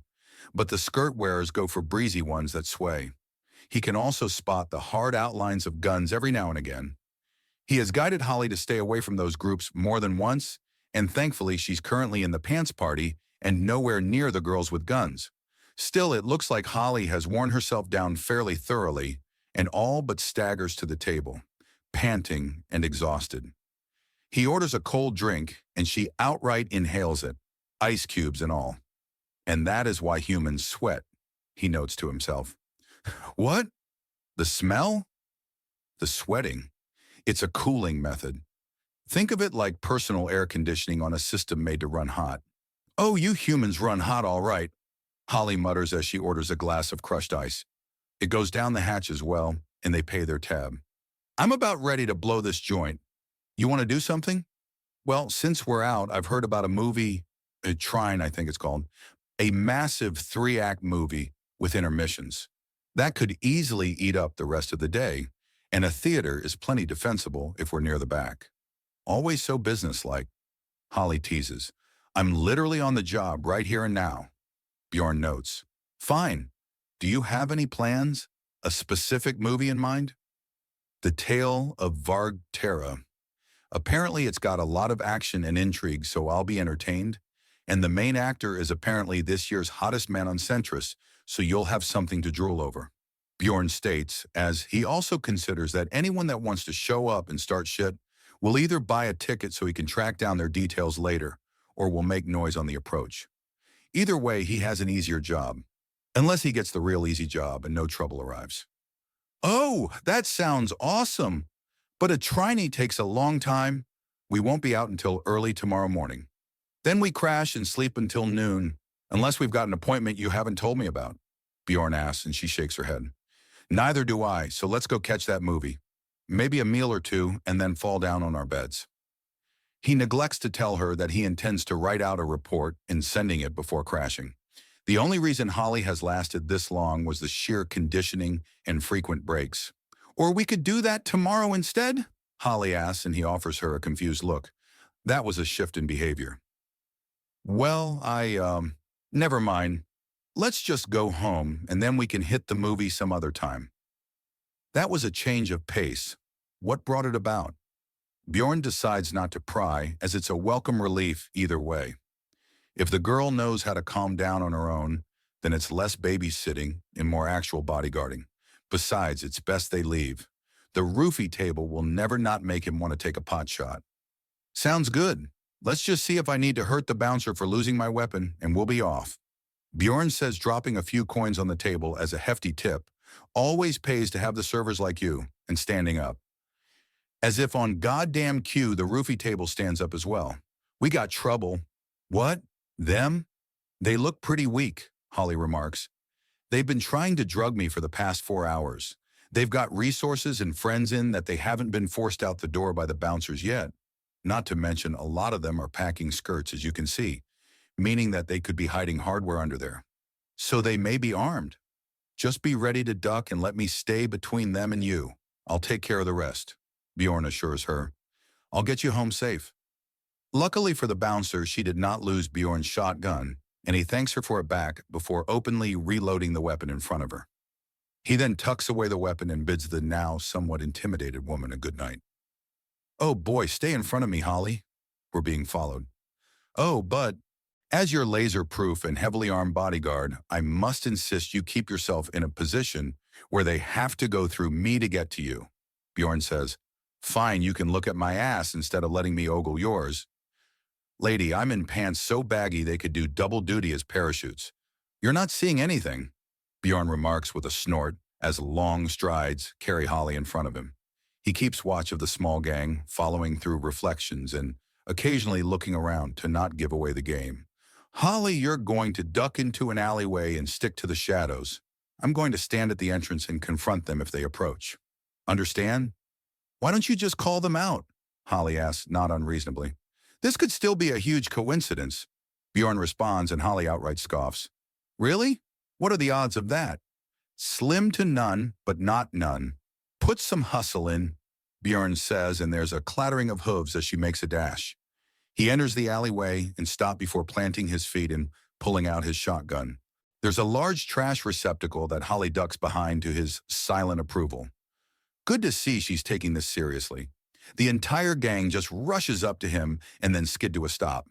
The Lopin, Brandy, her Nagasha and Faily friend, 2 Sniktotret, and another Lopin make up the girls from the roofie table. As they all stare at him and his weapon, Bjorn says nothing as he glares them down. Look, I don't know who's paid you what or what's going on, but... One of the Snick begins. Don't be stupid, Autumn. Can't you smell it? He's in season. His blood is boiling and he's convinced he can take us all on in a fight. With that laser trick he might, the Faily said, and Bjorn says nothing as he considers things. Look, I get it. You're not scared of anyone and you shouldn't be, but you're in serious danger. The Tret woman says, then backs off as the shotgun turns her way. I don't know what you've been told, but that girl is dangerous.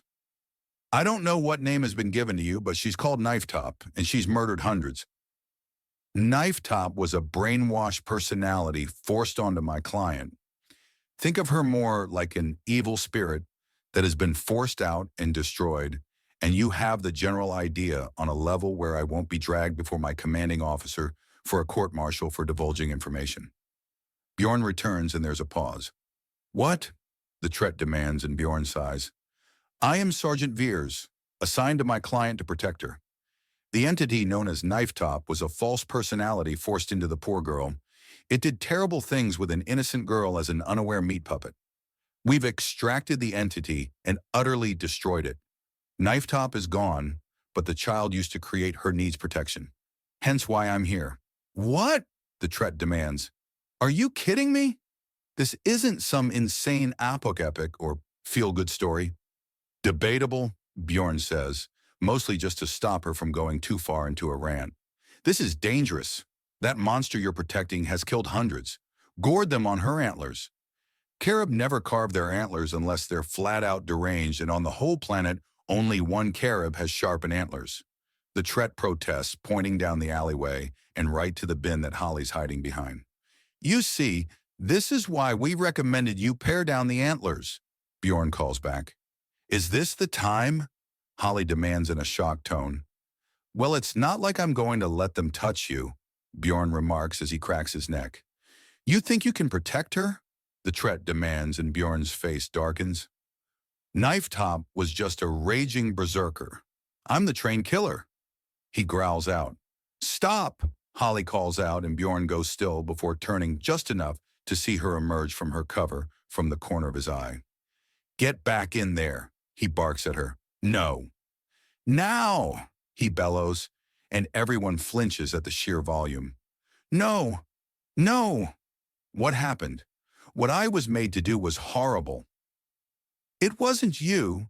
It was that thing they rammed into the back of your head, Bjorn snaps. Get back into cover. No, what happened wasn't right. Something needs to be done. Get back in that fucking cover for fuck's sake, Bjorn hollers at her. No, this needs to be made right. Getting yourself killed to make up for something that you didn't do is insane. But I did. I remember. Holly screams. Bjorn looks back to see her crouching down with her hands to the side of her head and shaking. I remember. I remember all of it, and I don't want to. I hate it, and I don't want it, and now it won't ever go away. Bjorn bites back the fact that if she allowed her antlers to be trimmed and rounded away, she wouldn't have been recognized. It won't help. The gang on the opposite side is completely confused as to what's going on, and it gives Bjorn a moment to quickly activate the emergency button on his communicator. His hand then blurs back to the weapon to hold them all at bay. Bodyguard work is one thing. Bodyguarding someone in the middle of a mental breakdown due to issues they refuse to talk to their therapist about is certainly another. "What is going on here?" the Tret demands. "Knife Top is dead. The body that was hijacked for her use is free now and highly traumatized by the living nightmare that was Knife Top. I am her bodyguard, understand?" Bjorn says slowly and clearly. "How is that even possible?" Brandy demands. "The details are classified because no one wants a repeat of the fucking nightmare that was Knife Top. Now back off," Bjorn hisses, then glances up and grins as an air truck descends and several men jump out onto balconies and point their guns down. Good timing. The vehicle lands with a thump behind the gang and the side opens. Guns first, several men pour out and take up firing positions. "Sergeant Veers, status report," one of the men demands. "These women are here to take vengeance on Knife Top.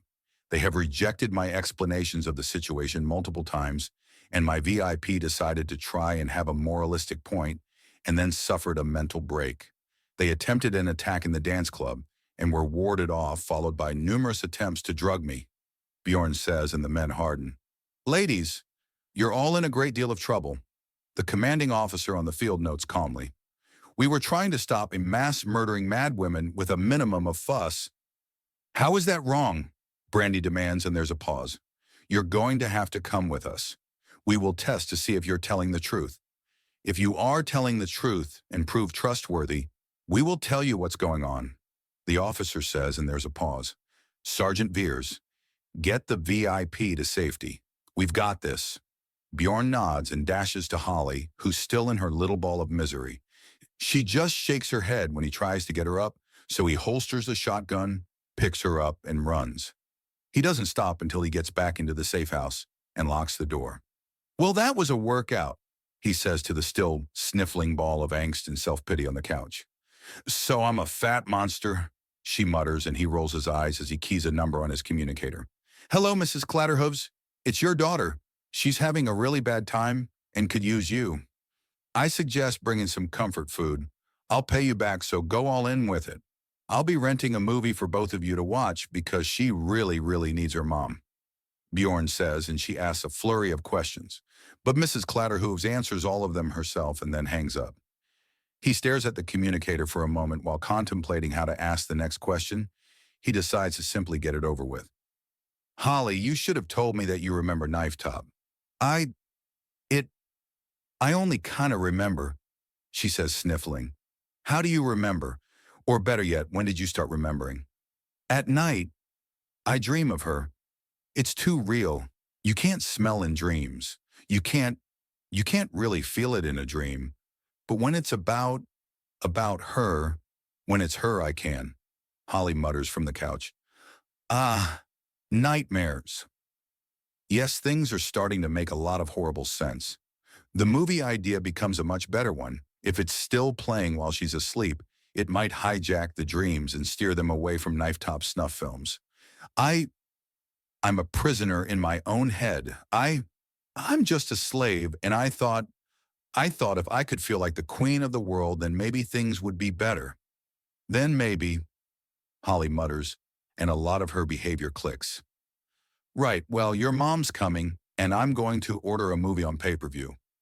Any requests?" Bjorn asks gently.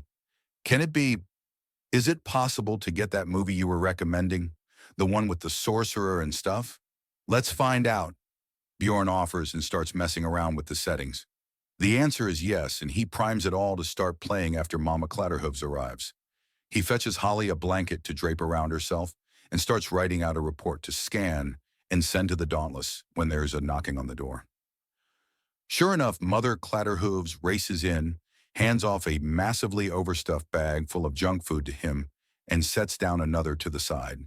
He shuts everything properly and carries it all to set them down beside the two. "Just press play." "Oh, hold on a moment. Mommy forgot something next to the door," Mother Clatterhooves says and stands up. Reading her intent, Bjorn is already there, and the Carib woman grabs him by the shoulders and hisses lowly at him. What happened? Bjorn leans in and whispers quietly.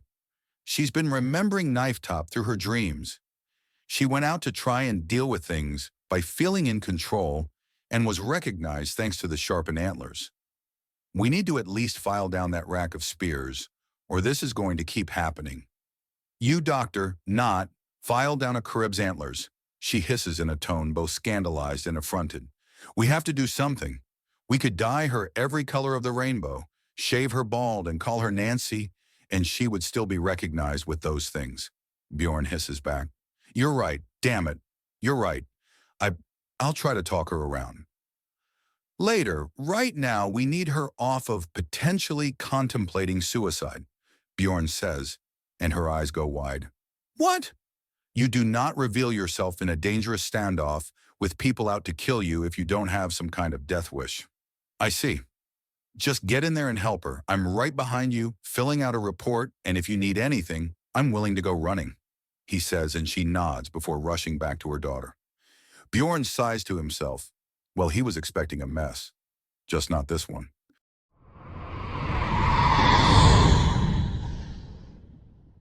Chapter 184. Antlers, Assumptions, and Artillery. It feels weird, Holly complains before they leave. Her antlers had been trimmed down and rounded off.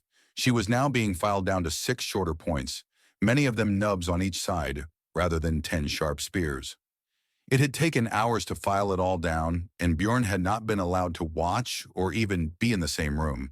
They weren't really comfortable with him in the apartment, so he took a folding chair, sat outside the door, and read a book as he waited. There was a lot of cultural baggage that just wasn't being shared, and that was fine. So long as it didn't interfere with his actual job of keeping Holly safe, she could indulge in any cultural practice she wanted. She was a Carib after all. Being seen doing Carib things didn't exactly expose her as the former host of Knifetop.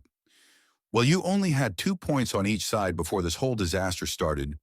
Being at 6 per side should feel closer to normal than that weapon rack of 10, Bjorn remarks as he unlatches the door to its fullness and gets a good look at her. Her entire demeanor has changed. Was she storing her freaking confidence in those antlers? She looks less dangerous, and if he can get some pale brown or tan dye into her fur and some baggy clothes on her, then you'd need a dedicated scanner or detective to figure her out. It's a good look. Holly starts to tear up and his jaw drops as Mother Clatterhooves glares at him.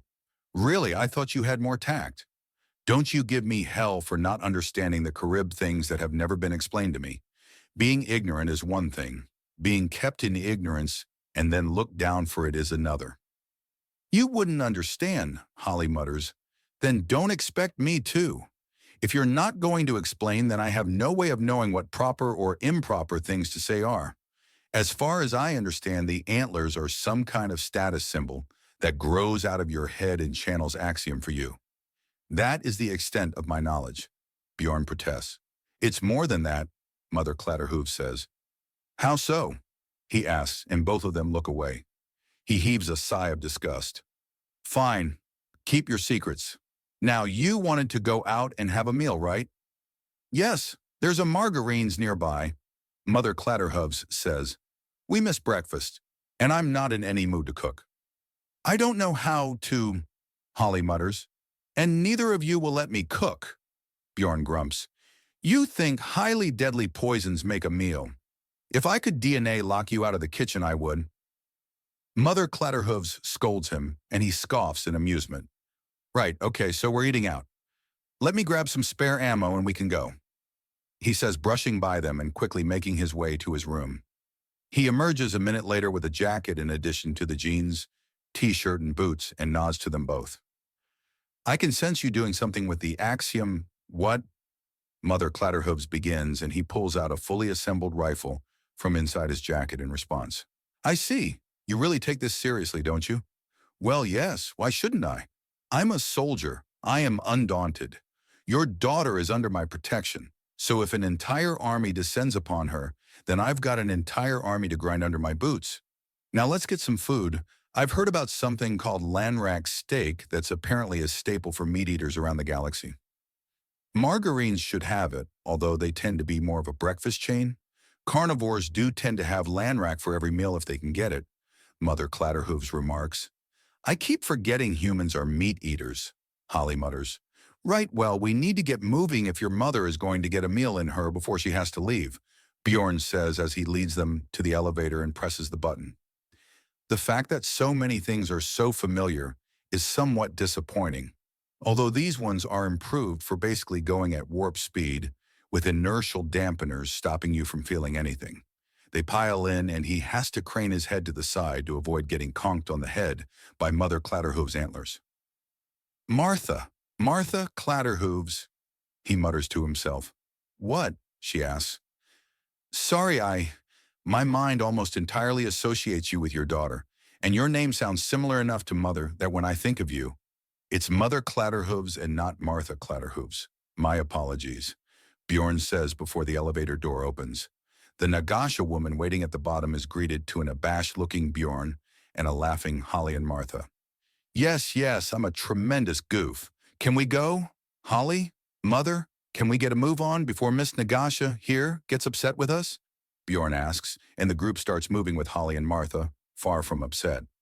It may have been due to a bit of a brain fart, but both women are much happier, and that counts as at least a small win in his book. The restaurant Margarine's is very much a sort of homey kind of place that you could expect a stack of waffles and a plate of bacon any hour of the day.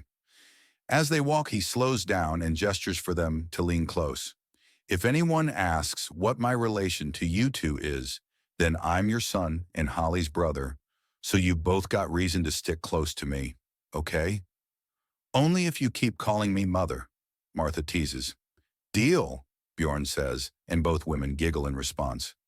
Well, the problem of trimming Holly's antlers has been pushed aside for now. Hopefully it's not too stubborn a beast. Hey there, welcome to Margarine's a single and a booth next to it? The Drin waitress asks, winking with the eyes on the left half of her face. Family booth, actually, Martha says, and the waitress doesn't even blink. Of course. Right this way, please. She says her many arms in a flurry of movement as she registers where they're sitting for the automated systems in the restaurant and taps down a few incidental things as she walks. Having 6 arms really lets a lady multitask. They're led into a booth and handed menus. Bjorn flips through it quickly and finds what he's looking for. Lanrak steak. Couple it with some fried tubers and a side salad, and his lunch is looking great. The waitress quickly swings by again and takes their orders. Apparently both Martha and Holly really wanted their late breakfast in opposition to Bjorn's early lunch. He decides to make some small talk to relax things. So, Mother, how do you expect the day at work to go? Oh, not too bad. Not too good either. Waste management is vital, but not something that a lot of ladies want to talk about, Martha says, and Bjorn reassesses what he thought he knew about her. He had no idea she worked in the sewage department. Too dirty a subject? Holly teases. Yes, indeed. Thankfully, the cleaning drones are easy to pilot and easy to clean. I never even breathe the same air as is what's in the pipes, thank goodness.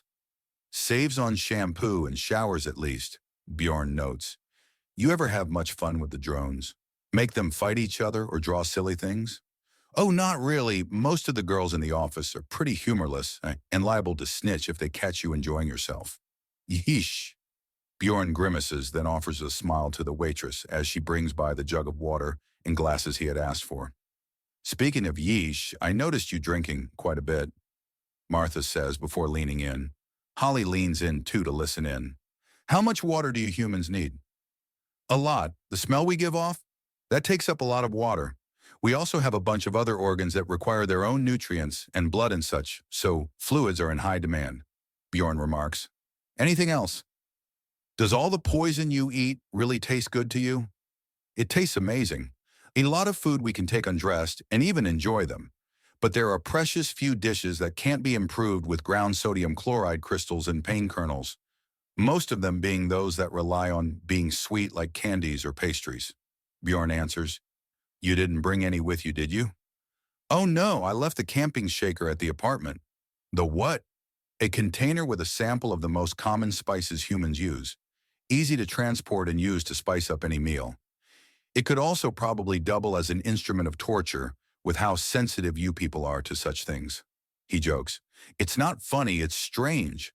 What could possibly cause a species to count deadly poisons as a regular part of their diet? Martha demands, null in enormous quantities.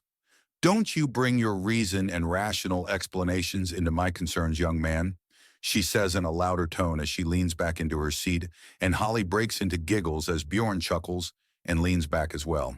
Fine, I'll just pout. Get angry and start shouting next time instead, he says, and Martha crosses her arms and offers him a stern look. He merely raises an eyebrow as he pours himself a glass of water. All right, new topic. What did you two think of the movie? The Tale of Argterra? Oh, very typical Apuk fare, I'm afraid. They're in love with the idea of their warriors riding off to be gallant heroes and keep trying to portray the other side as some kind of wicked dark knights unworthy of the titles. No matter who's looking backwards at history, they're almost always trying to make someone look bad. It's just universal. Bjorn notes as he thinks to his own ancestors. Love them or hate them, the Vikings certainly made an impact on the world. Oh yes, look into things closely enough, and I'm sure you'll find a laundry list of justified provocations between both countries. If it wasn't for the odd forests on Serbo that create sorcerers out of dissatisfied and angry men, then it would just be another historical movie. I thought it was amazing, Holly interrupts. Oh? What did you like about it? Martha asks as Bjorn takes a sip. I mean, it was incredible, wasn't it? The way that it starts with him running from his burning village and into the forest, and as things happen, it kept going back to him growing stronger and stronger. By the time his home country was completely conquered, he was part of the forest and it roared with him. To see him grow from something so small and scared to something unstoppable was just, Holly clams up at that point and Martha leans into her to offer comfort. Thankfully, the food arrives shortly after and breaks up the awkwardness, leaving Bjorn staring at a purple steak and blinking rapidly to reassess what he thought he understood about meat. It smells unlike anything he's ever smelt before. It's savory and meaty, but there's something else to it he just can't identify. First time Han? The waitress asks and Bjorn nods. Yay, that's the problem when an omnivore is raised by herbivores. It's always a leap. Thankfully, she's jumping to all sorts of incorrect but understandable assumptions. Assumptions that have Holly giggling lightly to herself in amusement. Indeed, nothing to do but give it a bite then, Bjorn remarks as he cuts a generous piece of the steak and... What is this? His face contorts in sheer confusion as he chews and tries to figure out the meat. It doesn't taste bad. In fact, it doesn't taste like much beyond vaguely meat. The texture reminds him of steak, but the taste is just... It's not anything he's ever had. It's vaguely mammalian, but it doesn't have that gamey taste, so it's not wild. It most certainly is not beef. Nor is it lamb, though. It doesn't taste like pork or chicken or turkey or duck or goose. Not any kind of fish. The closest he can place it to was the one time he'd eaten bugs on a dare. Past the crunch, there had been a hint of something. A loud and abrasive snort draws Bjorn out of his thoughts to see Holly struggling to not choke on her waffles. It's his first time, Martha confirms to the amused waitress. Fair enough, it's always quite the show for a first-timer to make sense of a meal. Okay, I give up. What is a landrat? Bjorn asks, and Holly starts choking again, but manages to quickly get it under control. It's a big lizard beast that eats grasses and leaves, the waitress says, and Bjorn turns to her in surprise. It's got 3 big tails that help it get up trees, but it only uses 2 at once. So we chop one off and eat that meat. They also grow the tails back so it doesn't even hurt the beast much. After a few months, the new tail is fully grown in, and you can harvest from the same creature again. Regenerating lizard meat. Not what I expected, but not bad. Not like anything I've ever had before, but not bad. Bjorn notes, and the waitress nods and walks off with a bit of a giggle. She mentions it being another one for the wall. Feeling better? Bjorn asks Holly, who nods, and he smiles before taking another bite of the very confusing meat he's now mentally slotting into its own category.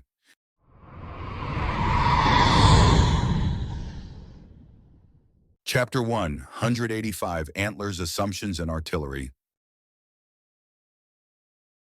Oh, god damn it, this whole planet is cursed, Bjorn notes as the aggressive-looking Horka Not that the race of tusked bodybuilders ever look anything other than aggressive.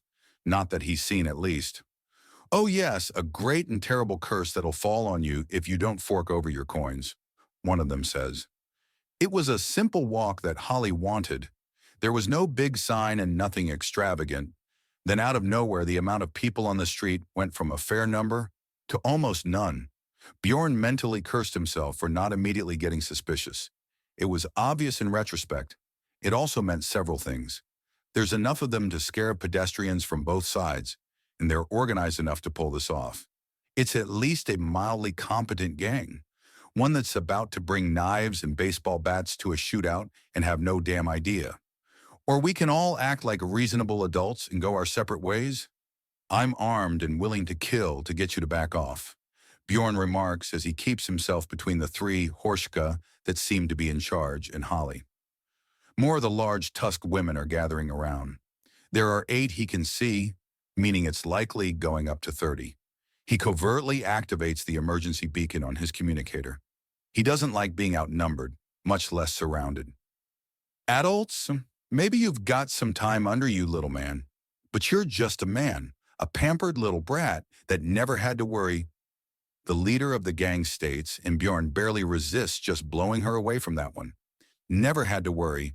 Maybe the local men are like that, but he will never forget the training he undertook. Pushing till he bled, pushing to the edge of insanity, and then just barely pulled back. Men broke bones on those training fields. There were likely still men in the hospital to this day from the sheer strain the training put on them in both body and mind. 10-hour days filled with forced marches with heavy packs you could barely pick up, and unending target practice followed by brutal cram lessons on all the runnings of the Dauntless in case they needed to replace a mechanic or a pilot or a communication officer. Learning galactic trade, a language with no root on Earth in the slightest, and pushing and pushing and pushing. Only 1 in 20 got through the training. 10 of the 19 failures straight out broke. The other 9 just failed or left, unable to give enough and quitting before their minds or bodies snapped. They were the smart ones. There had been days Bjorn was convinced, utterly convinced, that he was about to snap in half, and he kept at it because just quitting felt wrong. But he didn't break. Oh, is the little man angry? Oh, how cute he thinks he can fight, the Horka says, and there's a twitch of rage from Bjorn. He needs to calm down. He's no good to anyone if he's upset. Not one more step, he says, reaching into his jacket and pulling out his rifle. Or there will be bodies in the street. Oh ho, that's one of those human weapons. You're not a tread at all, the Horshka says with a grin. So is it true, girlie? Human men put out like their own spunk is gonna poison 'em dead? He's my bodyguard, too professional to fool around, Holly answers after a moment. Don't talk to the thugs, Ms. Clatterhooves, Bjorn says once more in control of himself. He'll need to work on his temper. He almost lost focus for a moment. Back off. Or what? The Horshka demands as several more reveal themselves. A light caress of the trigger in the ground next to her feet detonates with a massive blast from his gun. Bjorn is the only one that doesn't jump. That is the last warning. Take it and leave. No, she says, and he sights down the barrel and gently squeezes the trigger. Everyone jumps again. Everyone but Bjorn. Will there be more corpses? He asks as the body hits the ground and several of the girls are looking frightened. More are looking angry. It's a fight. Fine. More corpses. That said, he trips Holly to get her low to the ground and opens up on the nearest gaggle of angry-looking ones. A burst of bullets slams into 2 of the 3 with the third, one with a knife, diving to the side. He follows her, and as she stands, he cuts her down. He swings his focus to the next largest group that had belligerents, and several are already backing off, which is taking the courage out of the more aggressive ones. Stay down, Holly. I tripped you for a reason. That thing is so loud. I'll explain why later. Right now, just stay low and be ready to move when I say, Bjorn says as he turns to see more of the gang approaching. They pause and he looks back. Damn it. He's not going to get them out without stacking more bodies. He had been hoping to keep his hands cleaner than this. He hears the other group approach, and he makes his decision. The gun barks out its toll of death, and 2 more Horchka hit the ground. There's a pause, another shot, and another body hits the ground and the hairs on the back of his neck stand up straight. He turns before unloading a shot into a horchka that had been racing up in total silence. As she falls, another is revealed to be right behind her. She's utterly frozen in fear. You people redefine the term stupid, don't you? He then shifts the rifle to his left hand and reaches into his jacket for his sidearm. He draws it and turns to press it against the forehead of a suddenly very still horchka that had thought she was being clever. A pull of the trigger later, and he looks from side to side incredulously. Both angles are now covered by either rifle or sidearm. Now, I may not be the most educated of men, but even I can understand that when your opponent has a deadly weapon and both the willingness and skill to use it, that perhaps fighting them is not an intelligent thing to do. There is dead silence in response to his words, as all of them seem utterly baffled at what's going on. To his left, the first horchka that had been running up groans. Most of the girls he'd been getting in their ludicrously oversized chests or clearly empty heads, her he got in the gut. He tilts the gun down to face her, and she flinches. No! No, please, no! She wails out, and he turns the gun to the rest of the crowd. He has 10 remaining bullets in the sidearm, and from what he can see, the magazine on his rifle is still mostly full.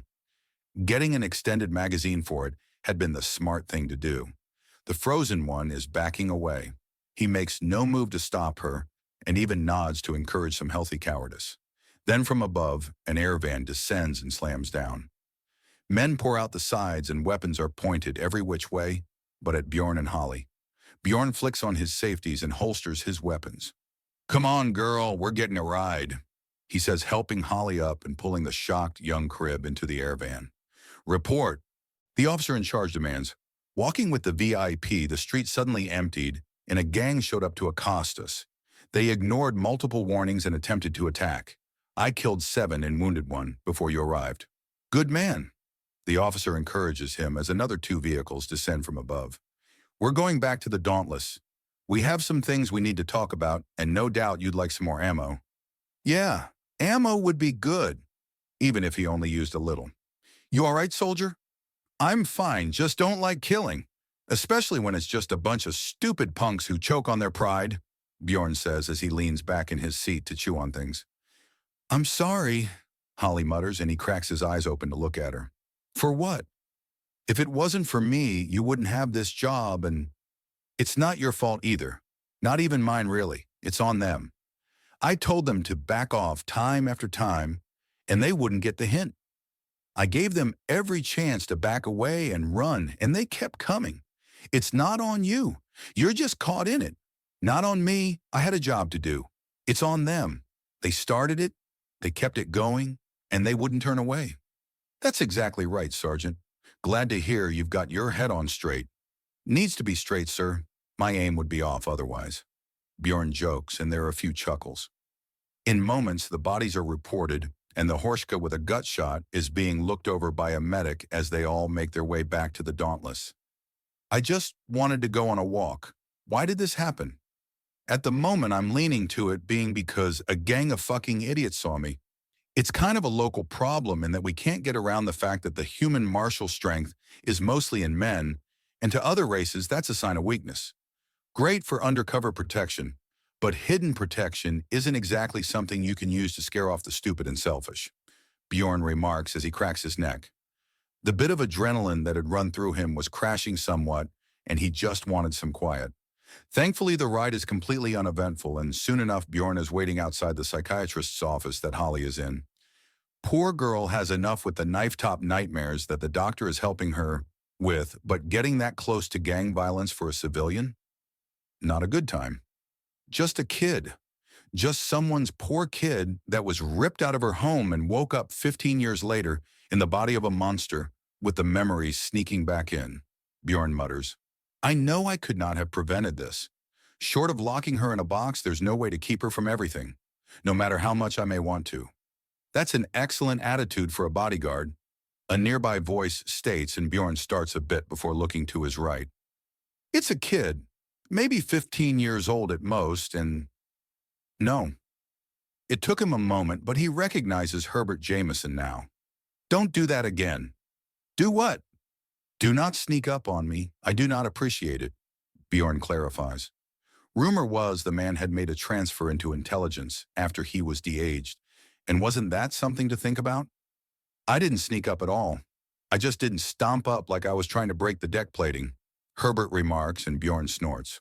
Fair enough, he says, sitting up straighter. Is there something you want, or are you just shooting the breeze? It was just a gang of dumb kids, somewhat smarter than average, with a good grasp of ambush and intimidation tactics, but just a gang in the end, Herbert tells him, and Bjorn nods. A gang with the bad luck to run into a fully armed and trained soldier, Bjorn notes. Yes, I've also come to tell you that we're thinking about moving Holly and the other formerly nailed women to another world for their protection. Best get them some distance. That puts us pretty far away from backup, and with only a few proper bolt holes, Bjorn protests. We know, that's why we're thinking of putting up a recruiting outpost on the world of Zalwar. It's a city planet like Centris, but in a different style to the Centris spires. Interesting. How far is it from major backup if everything goes completely FUBAR? A day and a half from Centris along the major axiom lanes. Right next door almost. In a skirmish that's an eternity. In a siege that's an instant. Bjorn considers. What's the terrain like? Is there a specific race that holds a clear demographic majority? Mostly Mitak, Gob, Kob, and Tret. Although there's a healthy mix of many other populations, particularly among the Carib, Snikt, Horchka, Nagasha, and Sonir, such as our nail victims. The terrain is an enormous number of arcologies, self-contained cities on an otherwise very cold and dry planet. If you think of it like a self-reliant space station on the ground, then you're not far off. Or the Dauntless with the engines replaced for more hydroponics and production. Less crowded, but you've ballparked it. Very much a close-range kind of place. Things would get down to knife range in a hurry in a place like that. Less than you think from a lot of the arcology designs, but you're thinking properly for it. It's a ecumenopolis made up of arcoplexes. All right, you're just making up words now. An arcology is a self-contained city in one massive building. An arcoplex is a whole city of city buildings. A ecumenopolis is a city planet. Like Centris here. Centris uses an open spire system to take advantage of its natural atmosphere. Zalwar doesn't have a very welcoming surface and is only being populated because of its sheer convenience right on the biggest axiom lane in the galaxy. It is a major trade hub and sees nearly 10 times the population of Earth come and go every day. They couldn't terraform it first, Bjorn asks, as he pushes aside the sheer absurdity of billions of people coming and going at once. I looked it up. The whole planet was locked up in red tape, as no one could agree on what to terraform it into, and the would-be colonists got impatient. Technically, the debate on what to turn the planet into is undecided and ongoing, but no one's actually made any motions in thousands of years. No one wants to. There's too great a population now, and no matter what's decided, it will piss someone off. The oldest arcologies are refurbished ships that the colonists were stuck waiting in orbit on.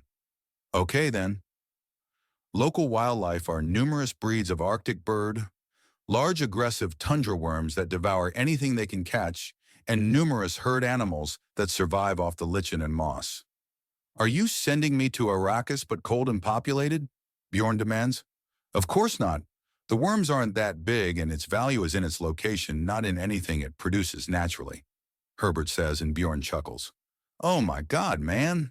You haven't heard the best part yet. And what would that be? The cover. You see, as much as we would like it to be otherwise, most of the Undaunted are going to be aliens for sheer virtue of humanity being disgustingly outnumbered in every way, shape, and form, which means we need to start recruiting and training. So we're opening up offices here on Centris and on Zalwar. I'm going to be a trainer. That's your cover, same with the other girls and their guards. You'll be living in the recruit and training centers and bringing in new blood into the Undaunted. We're going to have to change our training routines then. As races go, humans are stamina monsters. Our usual drills would flat out kill most of them. Lord forbid the drill instructors get a body count to match their attitude, Herbert remarks, and Bjorn snorts in amusement. How long? Sometime in the next 2 weeks.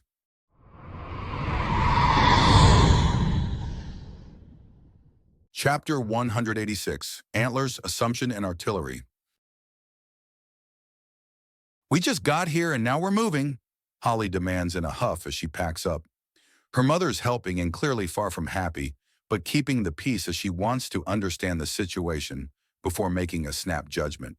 Centris is proving to be all sorts of a mess with the local gangs, not to mention the intention was always to get you far away from the reach of those that hurt you. However, since you and your mother gave a straight veto against bunking with the EFL, and being on the Dauntless is a security issue in of itself, we needed to wait for a better option, which is what has come up. But a Zalwar arcology? She demands. If it's the open air you're missing, then outside them isn't too bad from what I understand. Especially not for you. With your natural fur on, you could probably go streaking and only have to worry about gawkers and the occasional tundra worm attack. Maybe the police too, Bjorn remarks as he packs up his own clothing. 2 weeks in this safe house, and in the first 72 hours, she was not only recognized but then later jumped by idiots on the street. After that paranoia had set in, and there were several times where they had successfully identified Umbral organization members in the local area. They hadn't done anything, but it was clear the bastards were too close for anyone's comfort. Further scouting on other spires with the information they found had sent up little pings all over the planet. The bastards infested Centris like roaches, and with all the stupid little secret societies, cults, and back alley gangs that were the local fucking hobby, goddamned everyone was suspect in some way. No doubt there would be a similar problem on Zalwar, but at least it would be a different problem than keeping people away from their abusers, as it would be a different pack of idiots crammed in like sardines. Needless to say, Bjorn wasn't optimistic about another Ekmanopolis, but after lodging his official statement, he buckled down and soldiered on like the soldier he is. That's not going to happen. No way, no how. If you say so, Bjorn agrees. Never going to happen. Fine. I hope you understand that. I do. Holly, he was teasing you, Martha remarks. I understand. Holly half yelps. I doubt that, Bjorn remarks. I am not going streaking. She protests and he rolls his eyes at this point. She can tease and flirt without fail, but the moment it turns around, she's a wreck. She's a kid, Bjorn, just a kid. Of course she can't take a ribbing. Just relax and move on, he says to himself under his breath, unaware that Martha heard him. She smirks to herself and moves to work some mama magic with her daughter. Stupid, oblivious jerk. He has to make light of everything and just... Holly bites back a scream even as her mother comes up to her. Holly, Martha says, and she turns. Oh, I didn't hear you come up. How do you do that? It's hard to stop hooves from clattering. Heck, it's in our name. She's wound up like a spring and looks like she's about to explode with 1,000 different emotions. Holly, relax, Martha says. Instead, Holly takes a deep breath, then deflates when Martha gives her a stern look. You're not going very far, and he's not trying to be mean. But it's a whole other world, and he's making fun of me. Holly, it's another world and one of the biggest axiom lanes in the galaxy. Going to and from it is so quick that you can come home for every holiday, no problem. But it's also far enough away that most of the wretches that would want to hurt you simply aren't there. He's still making fun of me. Holly, he's not a Carib. He's not even a woman. Don't expect him to act like either. He's an alien from cruel space, no less. He doesn't think as we do. I chewed over it quite a bit on my shift at work following the meal we had together, and a lot of it makes sense. There is so much unknown to him and of him that expecting anything from him is simply absurd. But he said I'd be better off naked. Did he? Martha asks gently. He did, Holly asserts. Did you? Martha calls into the apartment. Did I what? Bjorn asks, walking in. Did you say Holly would be better off naked? Martha asks, and an eyebrow goes up in confusion. No, I did not. Yes, you did, Holly protests. Ms. Clatterhooves, you have a coat of fur on.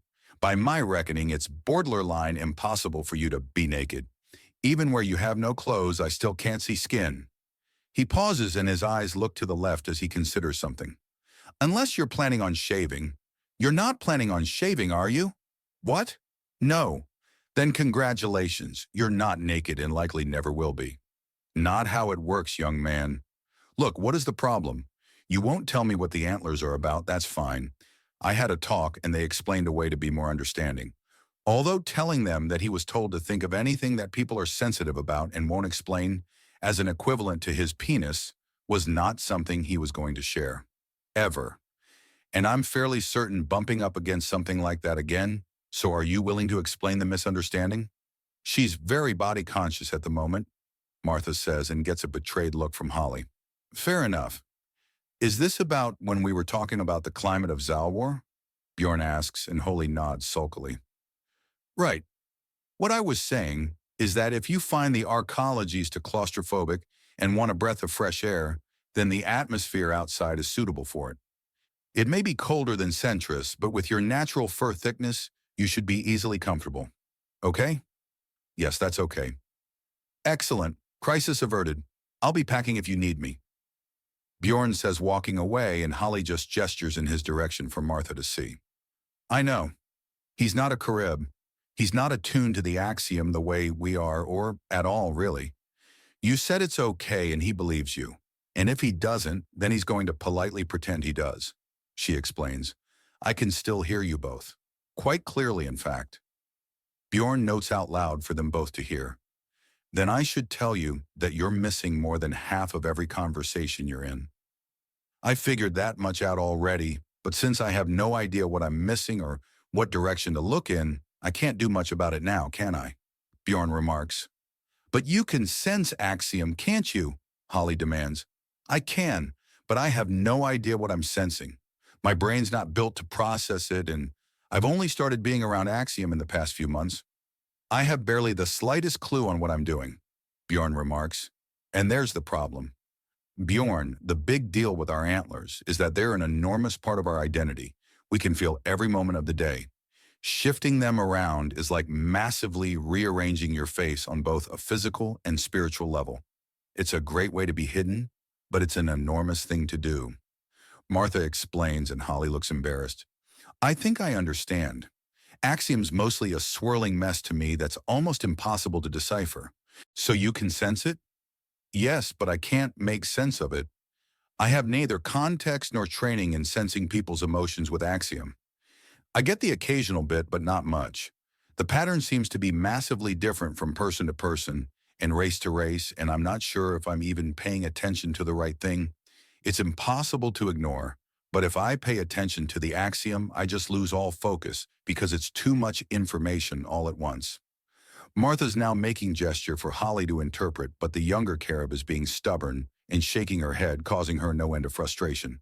Well, if it's issues in understanding axiom, then who better than a Carib to offer you lessons on how to interpret what you're seeing? After all, if you're going to be spending so much time with my daughter, it's good to have a subject that never really runs out to fill the empty air. Martha offers to Holly's personal horror.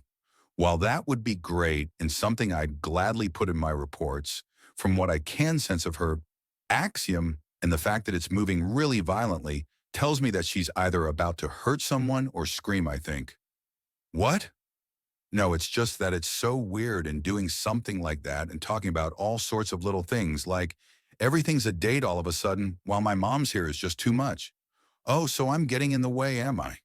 Well, luckily you'll be whole worlds away so you can get lovey-dovey with your bodyguard. Martha teases. Mom! Lovey-dovey nothing. Such a thing would compromise my good sense in the middle of the job. I need to think clearly to provide the best possible protection, Bjorn states factually.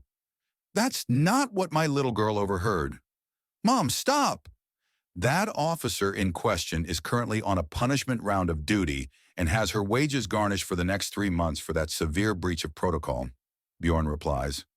But was she wrong to say such things where your daughter could hear? Yes, but not in what she said. It doesn't matter. I won't be led around by my lower head. I will keep your daughter safe. That is my mission. Period. You've got work to do, sweetie. Mom! I meant packing. Where was your mind going? Damn it, Mom. I can throw her out if you want, Bjorn offers. You're not helping. I'm here to keep you from being attacked by gangsters, criminals, pirates, and enemy armies. Mothers are another thing entirely, and way, way out of my pay grade. Bjorn teases back and Holly groans as Martha laughs out loud. See? He's not so bad.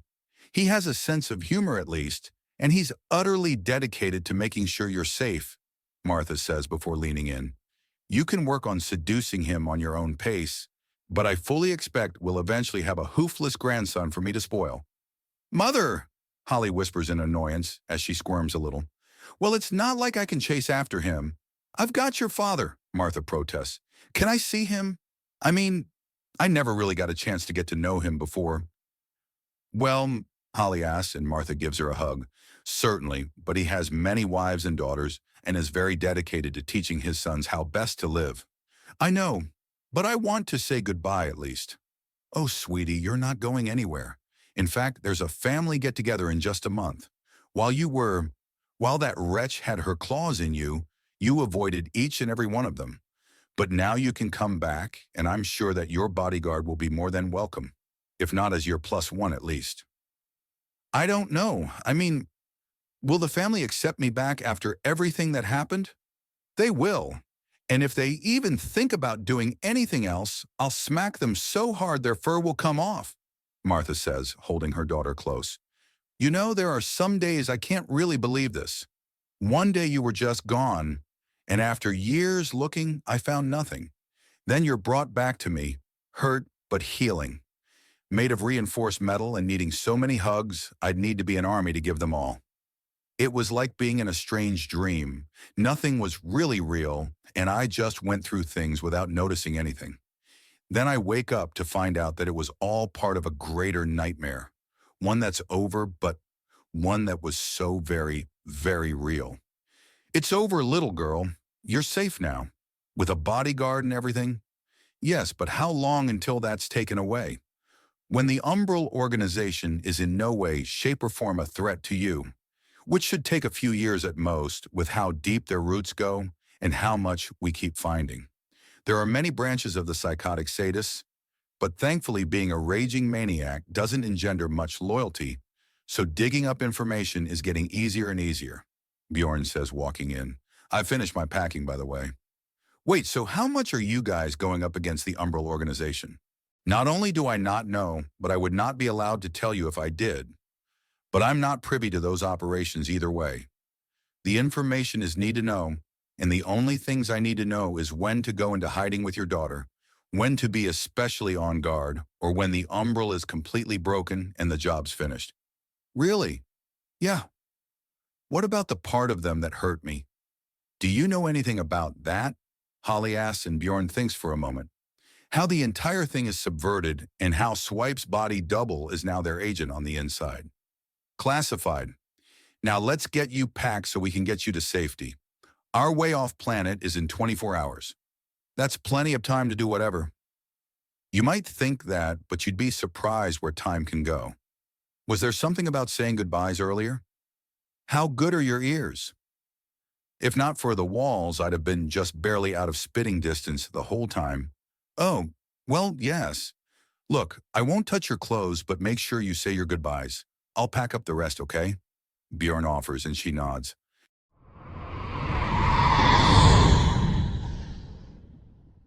Chapter 187, Antlers, Assumptions, and Artillery. So what does that mean? Holly asks as she sees Bjorn return from his debriefing in another part of the ship.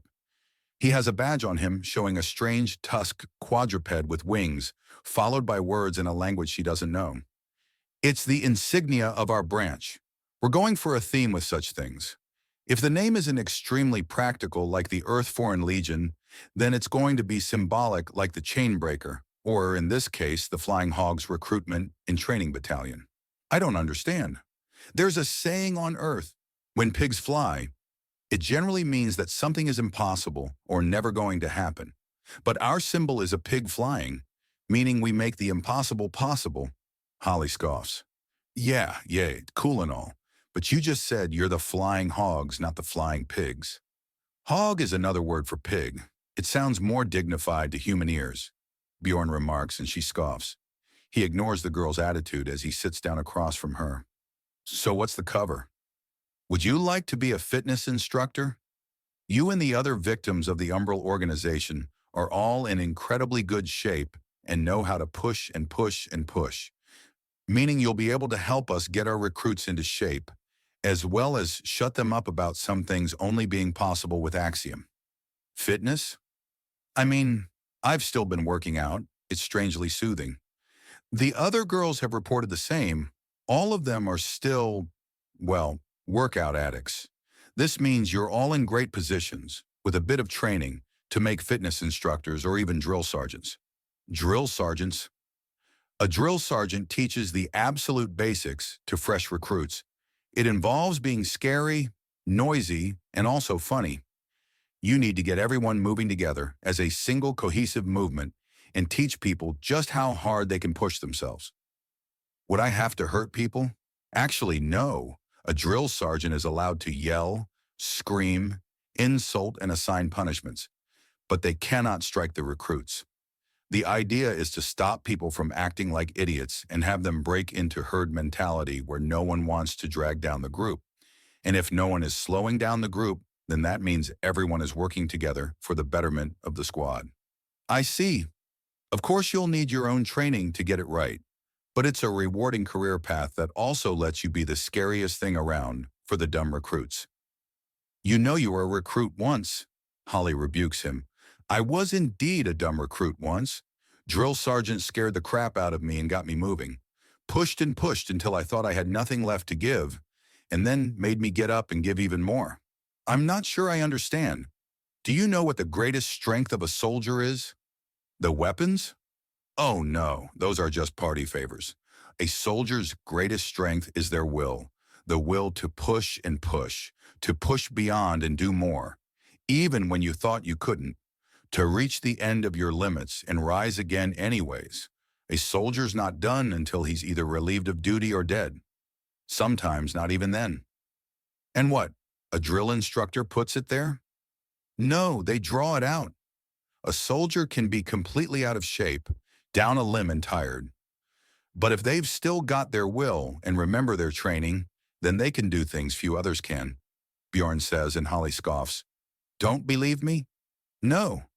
Fine, I can't force you, nor can I do anything else than offer the sales pitch, Bjorn remarks. It had been a long shot anyways. But hey, you never swing, you never hit, to use a baseball analogy. So do you know where we're going? There are going to be a single main recruiting and training center in the Vrenraku arcology, with flyers and advertisements being sent to many of the others. We've managed to rent out a part of the arcology with access to the outside, plenty of manufacturing room and bunk space for both equipping and housing our recruits. Why is access to the outside important? Room to run, shoot, and do drill formations so that the recruits can get used to acting as a group. We're going to train them up to Army standard rather than Dauntless standard. What's the difference? Pardon? Between Army standard and Dauntless standard.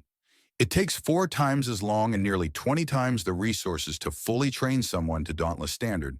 That's the level I'm at. If I'm dropped naked and alone in the middle of enemy territory with a mission to decapitate their command structure, literally, then I still have middling to fair odds of accomplishing it. Clothing and a basic sidearm and knife makes things much, much easier. I don't understand. Dauntless standard takes 2 years to train as opposed to 6 months in the Army. Long story short, the extra time is not only not wasted, but it's so jam-packed with more training that you could drop out at 3 months and have the equivalent of full Army training. Didn't you say something about a 95% failure ratio? It's not easy, no. 19 people failed and I succeeded. Bjorn remarks before chuckling. It's probably for the best that our level of training is what's going to consider the elite training. Forcing it on everyone that signs up is a good way to get everyone running for their lives. Right. And where will we be? When can we get off this ship? I don't like being penned in like this, Holly protests, and Bjorn checks the time on his communicator. 3 hours and we touch down. We just need to move our stuff into our quarters. Then we can start bouncing around or outside the Vrenraku arcology as much as you'd like. And you don't have a problem with that? Not at all. We may have maps of the local area and blueprints, but neither of those things compare to actually putting boots on the ground and getting the lay of the land yourself. Why is that so important? Blueprints won't tell you what stores are most popular or have an easily bribed guard. They don't tell you where the gangs are or if there's a slum. Likewise, maps miss a lot of things as well. Is there a tundra worm breeding ground somewhere around the arcology? Are there animal runs? Caves? You need to take a look to find those things. Oh, so you have no problem hitting a restaurant with me or just going on a leisurely walk in the gardens? No problem at all. Just tell me ahead of time if you want to do something and I'll make sure I have time for it. Or if I can't, then I can tell you and we can find a better time to head out. He answers, "At least you have time for me." Holly mutters lowly, but Bjorn catches it. "Things didn't go so well with your dad," Bjorn asks, and the way Holly flinches tells him that he got it in one. "Want to talk about it?" "No." "All right, I'm always around if you need me, though. But seriously, talk your way through your problems. Letting them fester is just poison for the mind and soul." "Is that experience talking?" "It is. I carried a lot of shit with me when I left public education, and it boiled over badly in training. I took things too far and was given the option of getting the hell out or seeing the psychiatrist. So I saw the doctor, and they worked me through my issues." "So did no one actually pass?" Holly demands, and Bjorn shoots her a confused look. "I've spoken to a lot of different Dauntless soldiers, and all of them have given me a story about how they barely passed. About how, if not for a bit of forgiveness here or there, or the ability to take another test once or twice, they would not have made it. The standard was set so high that you'd have to be a borderline demigod to get through without seriously struggling. 95% is considered as near to perfect as can be expected in a lot of academia. That was the cutoff ratio. In training to crew the Dauntless, you could do everything right. You could give everything you had, and even then, you could still fail. It was insane. Half the time, it seemed like the people dropping out were just being disqualified at random. It's not something you put someone through unless they're willing to give their all, or unless you want them broken. "Oh, please, look, you can tell me stories all you want, bud."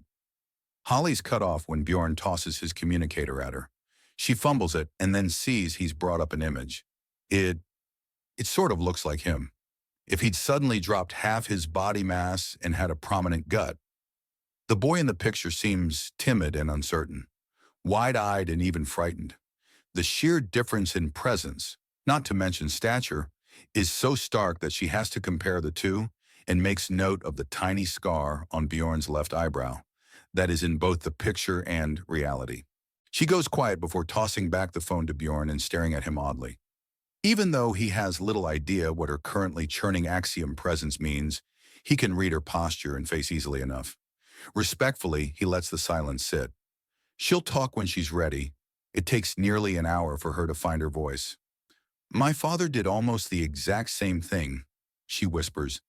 "He brought out a picture of me before I was taken and asked what had happened. I doubt that went over well. It didn't. It really, really didn't. He doesn't mean to hurt me, but seeing who I used to be, that cute little girl with everything ahead of her and no clue how bad things can get. It hurt. It hurt so much." "Were you able to explain that to him?" Bjorn asked softly. "I needed help from Mom. My other mothers also helped. She's pushed so hard to bring me back in, to be part of the family again. She's worked so hard to help me feel like a proper clatterhooves and not an oversized and over-muscled stranger wearing the face of her daughter. She's a hell of a woman. You're lucky to have her," Bjorn remarks, and Holly nods. "Will she run out of time for me, though?" Bjorn's question isn't asked, but clearly there. "She's pregnant. I'm going to be a big sister. I mean, I've had younger siblings, but only from my other mothers. This is the first time I've had a full-blood sibling, and I'm worried that Mom won't be able to help me anymore." I'm afraid that's not something I can help with. Family affairs are just that. But I will be here for you, as long as you need it. I might not have any authority over your parents, but I can at least listen if you have problems." "Oh. If it's any comfort, I doubt your mom will suddenly forget about you or refuse to help. Sure, the baby will need a lot of attention, but it won't be taking all of it. But I've always been her youngest. What will it mean to not have that kind of help anymore? Well, I suppose the only thing to do is teach you so that you won't need it. Everyone leaves home eventually, so why not you? I miss so much, though. I don't think I can ever catch up." "To who?" "What? Oh, sorry, to whom?" Bjorn says, using a slightly more formal lilt in his tone to get the point across. I don't understand. Who are you trying to catch up to? What standard are you trying to meet? What great magical marker on the road of life are you trying to reach? What are you trying to say? What are you trying to catch up to? Is there someone you want to do better than? Is there some goal you have to accomplish by this point in your life? Accomplished doctor, married and with a child? That sort of thing, Bjorn asks, and Holly blinks. But what about other people? What about them? What would other people think? Well, I don't care. Your mother just wants you safe, and who else is there? Is there someone you're trying to impress? Well, no. Then why would you give even the slightest crap about what a bunch of total strangers think about you? Live your life for you and not anyone else, Bjorn says, and Holly's just staring at him. He just shrugs. If they've got no power over your life and aren't a part of it, then what does it matter what they think? You could dye the rudest words imaginable into your fur, and unless you start committing crimes, then they can't really do a damn thing about it. You can spend your days doing nothing but laying around, playing games, and eating the most unhealthy food imaginable. Unless you hurt someone, then they've got nothing they can do to stop you, and no room to complain. Your life is yours. You haven't sworn it to anyone. You haven't made any oaths. Live the way you want to. And if I want to do better, if I want to be better than the people around me, not only stupid strong, but well-educated, married to a hunk and with a well-paying job, Holly asks, and Bjorn grins. Then we've got some work to do, but I'm still beside you. So what are you thinking in the way of a career? Well, I was just kind of... Her body language and her axiom presence are synced in a way he has no idea how to decipher. You need time to think. Reality is spinning on a dime around you. I understand. No, never mind, Holly says, and he gives her a confused look. You're willing to help me with all that? Sure, he says, and she blinks a bit in shock at his quick answer before smiling.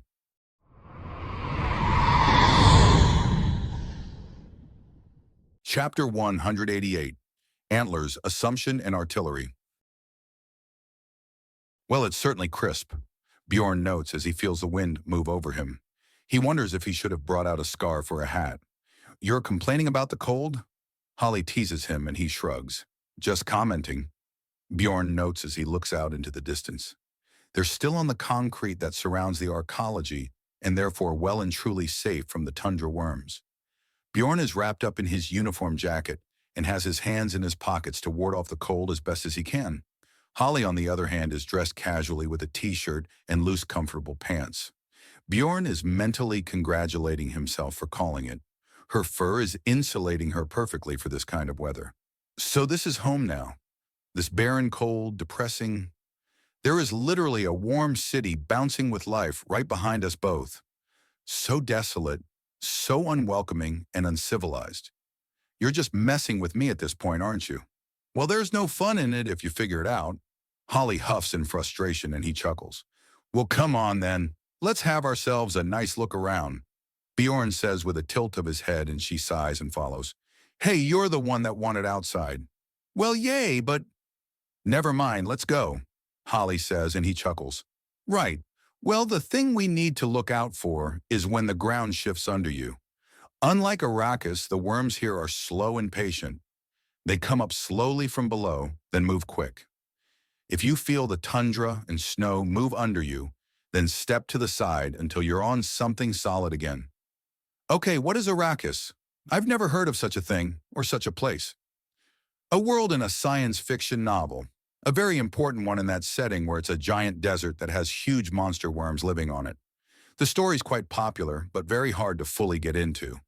There's just so much going on in it that people who have tried and failed to try and copy what made it great. Oh, and what made it great? Holly asks, and he shrugs. Hell, I don't know.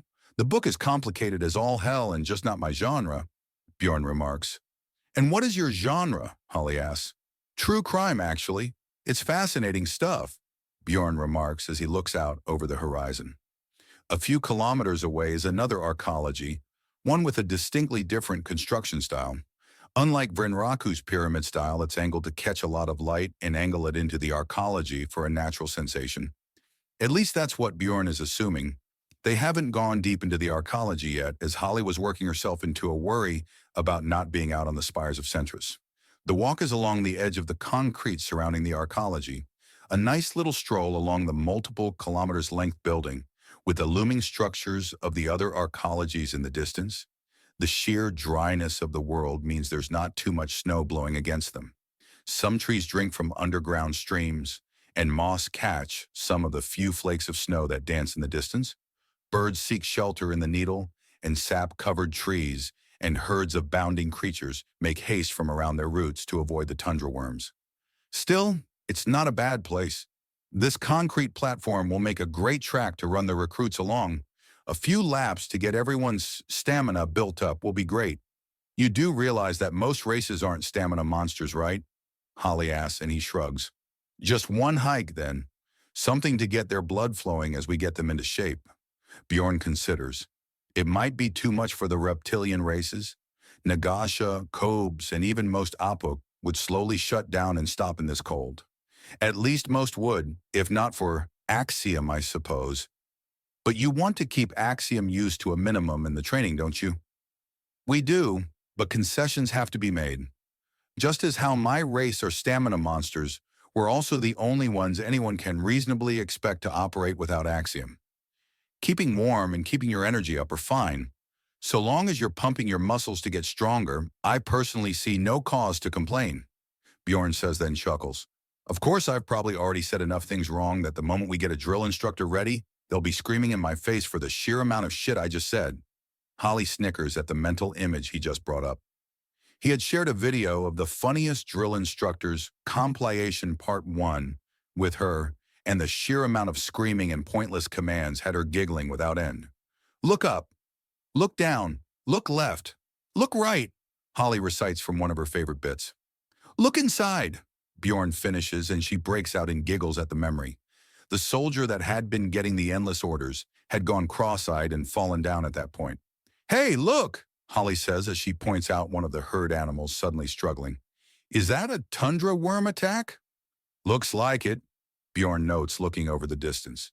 After a few moments of struggling, the worm bursts from the ground and the creature screams, but manages to bound away trailing blood as the fangs of the worm had scraped along its hide.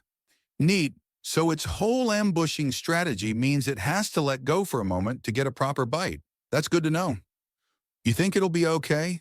Holly asks, watching the uncomfortably carob-like animal race away.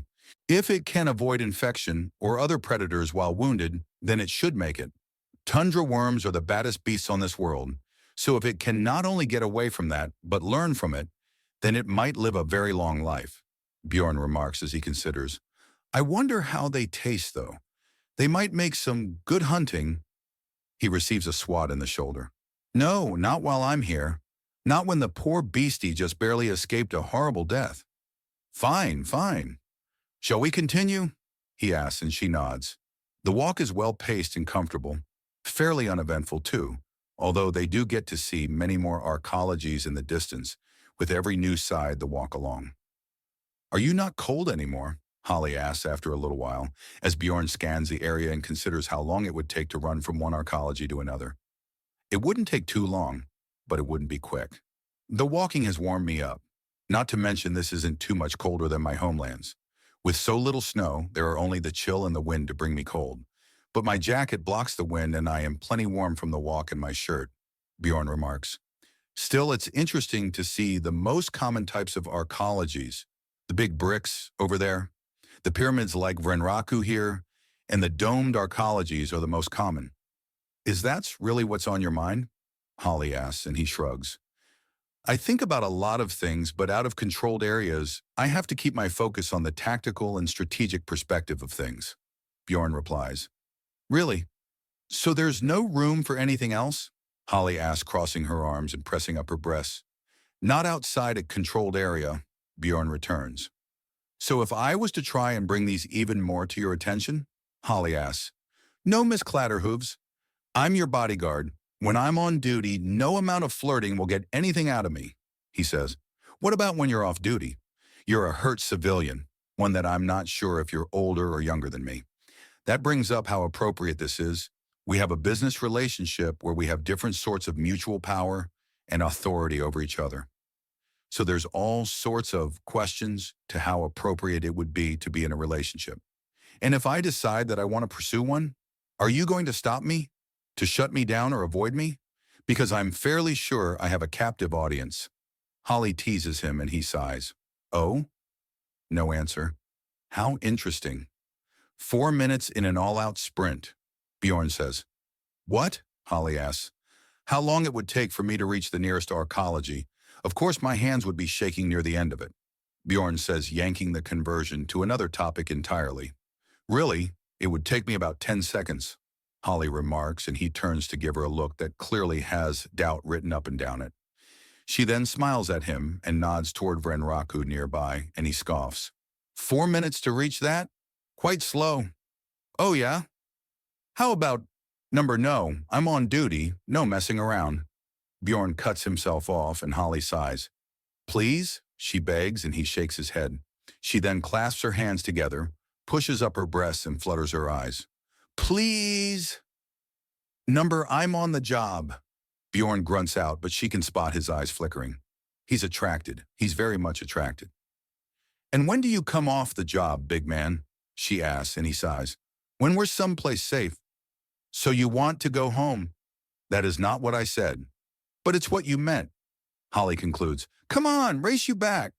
With that, she rushes hard alongside the arcology, and Bjorn gives chase, staying only a few steps behind her in a full-out sprint to keep pace with the immensely fast Holly.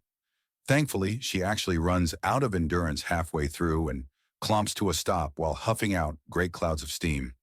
You all right?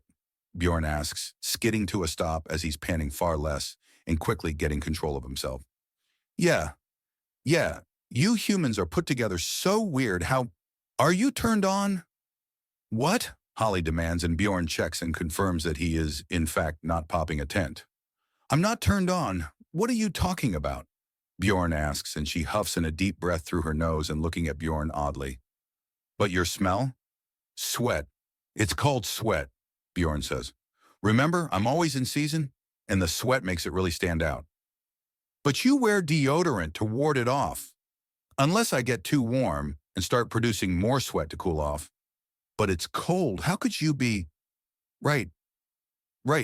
Sorry, no, I'm not sorry. You humans are too sexy for your own damn good, you know that? Holly demands the now very amused Bjorn. You've got some good speed, really good.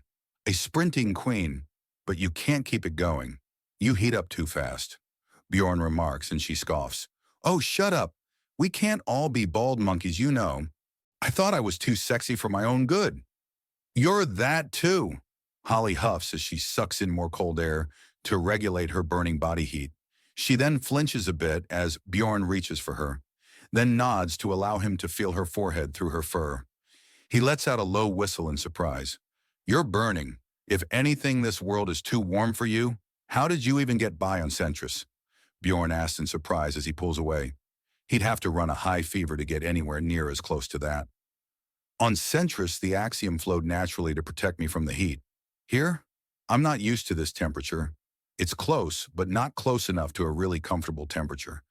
When we're inside, it'll be so hot I won't even have to think about to keep properly cool. But here, close enough that my instincts aren't built up yet. Well then, let's get you to where it's warmer so you can properly cool off, as freaking weird as that is. Wait, is that why sweating is so unknown in the galaxy at large? Axiom self-cooling? Yes, it's common to the point of being almost universal. Some plants even have a version of them to extract water or keep warm. Holly explains as she completely gets her breath back and gestures towards a small copse of trees. I see.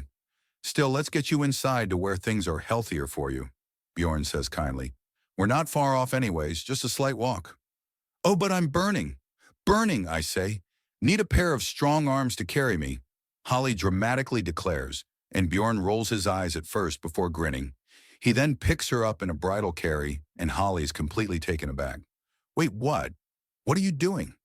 Calling your bluff, he says. Bluff? Bluff nothing. I wanted to be carried on your back so I could whisper things in your ear and press into you. I'm on duty, Holly. Yay, for now. Then we get home and you're suddenly off duty. Oh, good Lord. You're going to be saying more than that soon enough. Is there an off switch? No, but there is an on switch. Everything I say is going to be taken like an innuendo, isn't it? Maybe. I would like you in my end, though.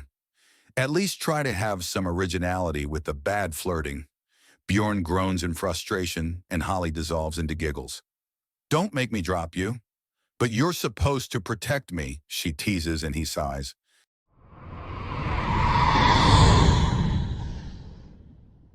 Chapter 1, 189, Antlers, Assumption, and Artillery. It's not funny, Holly protests to the silent but smiling Bjorn as they walk through the arcology. Up ahead, there's a restaurant that claims to cater from everything from Canador to Carib, and since Holly's a Carib, it sounds like a great place to start. I said nothing, Bjorn replies even as Holly's stomach gurgles in hunger once more. That's totally normal. When your stomach is empty and you're as strong as me, your muscles push in on it and make a gurgling sound. I don't think that's how it works at all, Bjorn replies with the amusement carefully drawn out of his tone and a big old smile on his face. Then he frowns as his communicator starts buzzing in a specific pattern. A communication from the Dauntless, non-priority but still. What's going on? Is something wrong? Holly asks, unable to read the English that the words are in. Just a breakthrough in some techniques that concern me. Or as is described here, we're idiots. We're fucking idiots. Why didn't we see this before?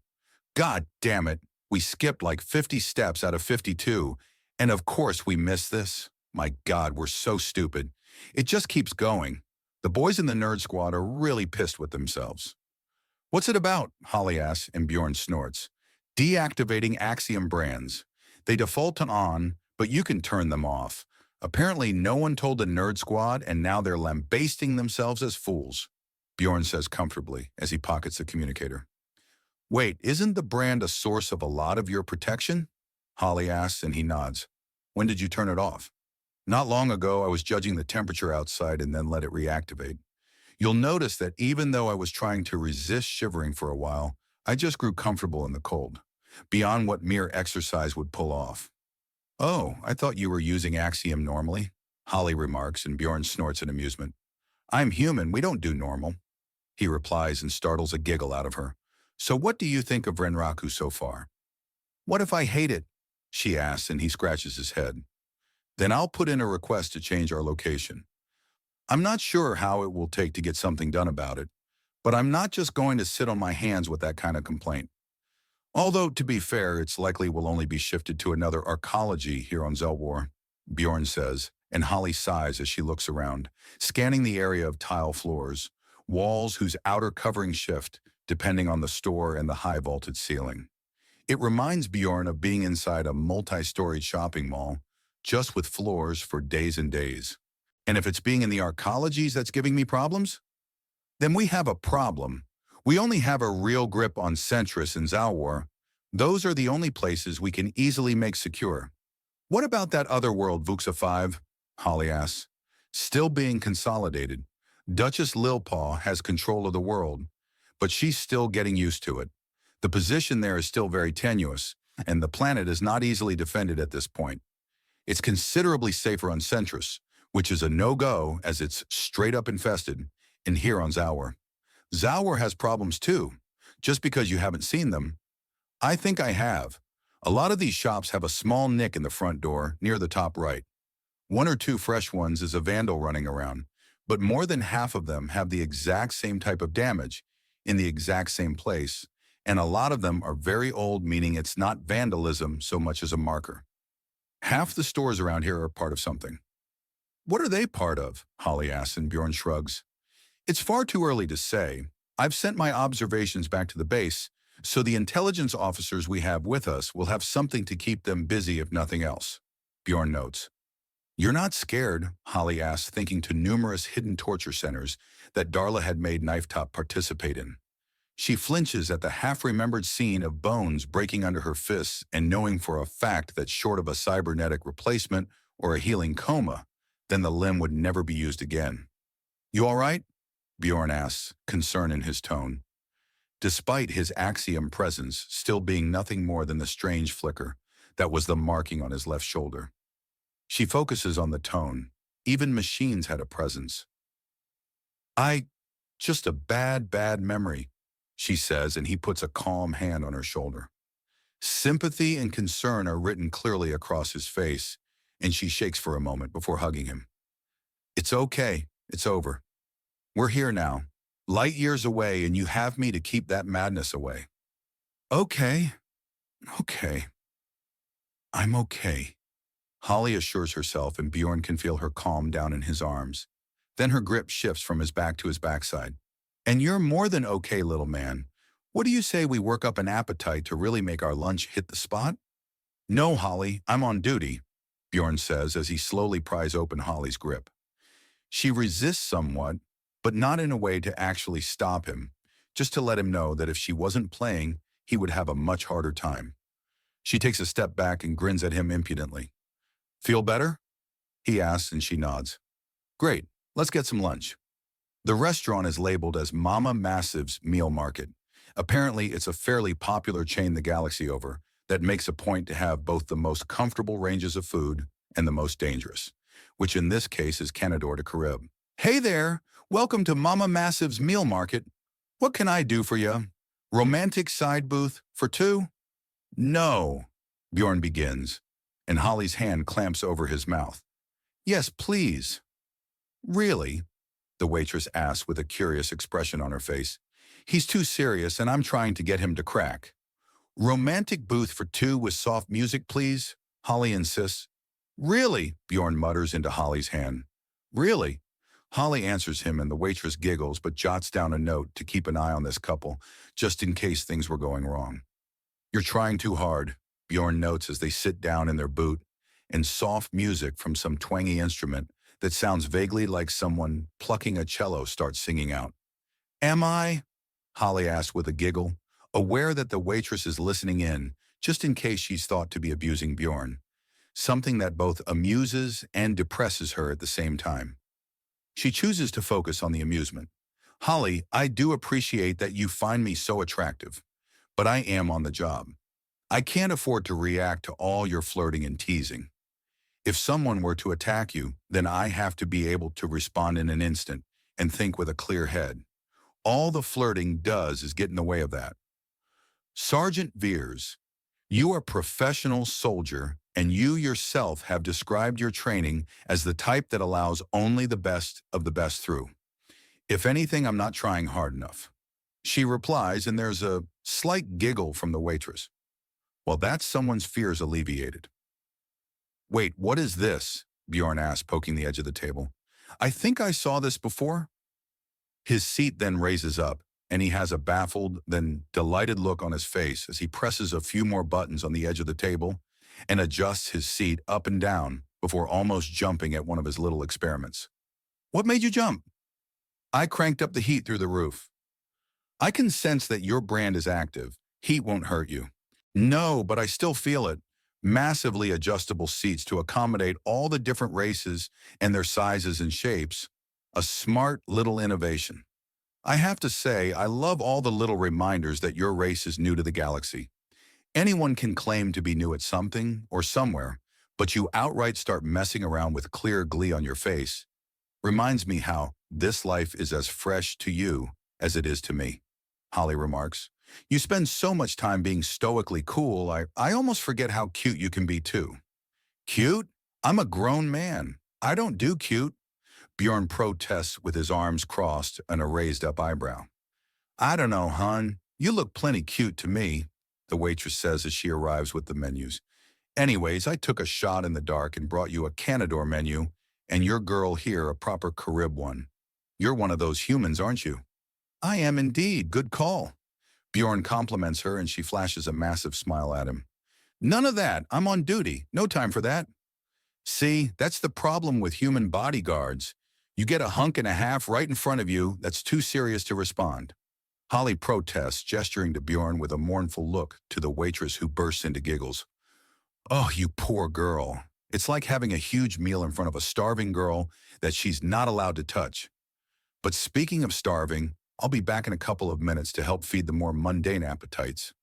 While another part of me is forced to go hungry, Holly moans dramatically. Tone down on the thirst, Holly. Bjorn scolds her as he scans the menu.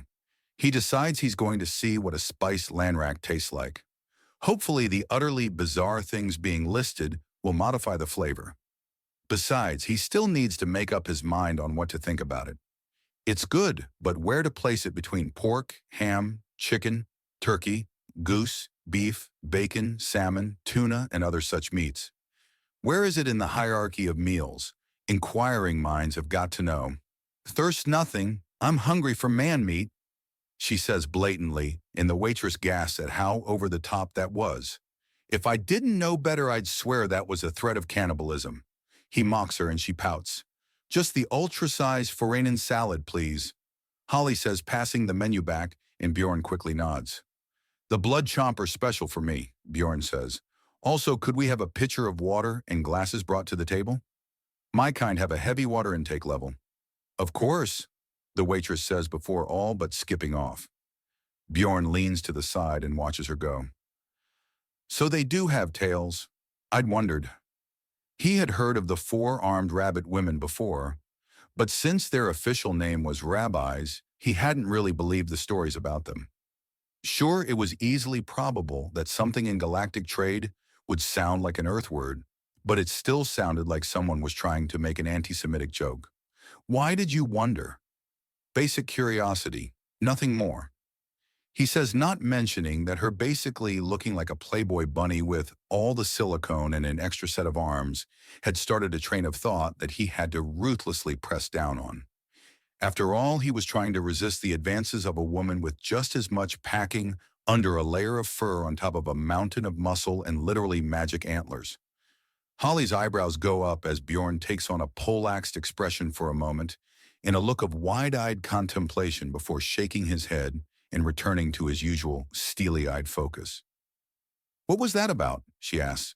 Just how odd life has gotten. I knew heading into space would be strange, but no amount of training could have prepared me for how different the galaxy is.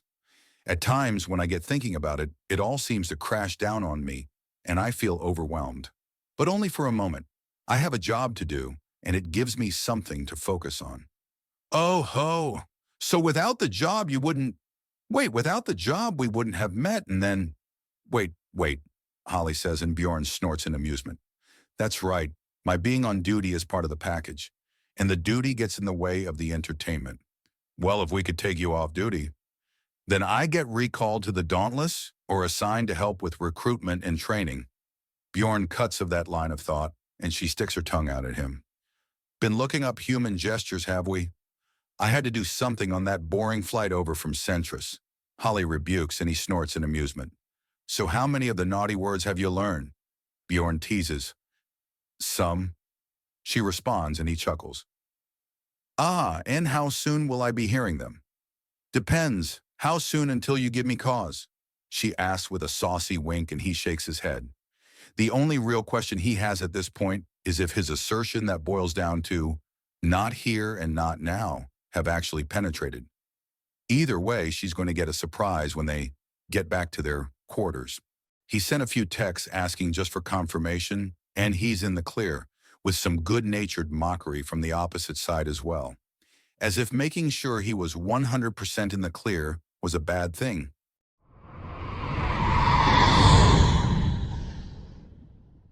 Chapter 190, Antlers, Assumption, and Artillery. This is the edited version because the original one is NSFW.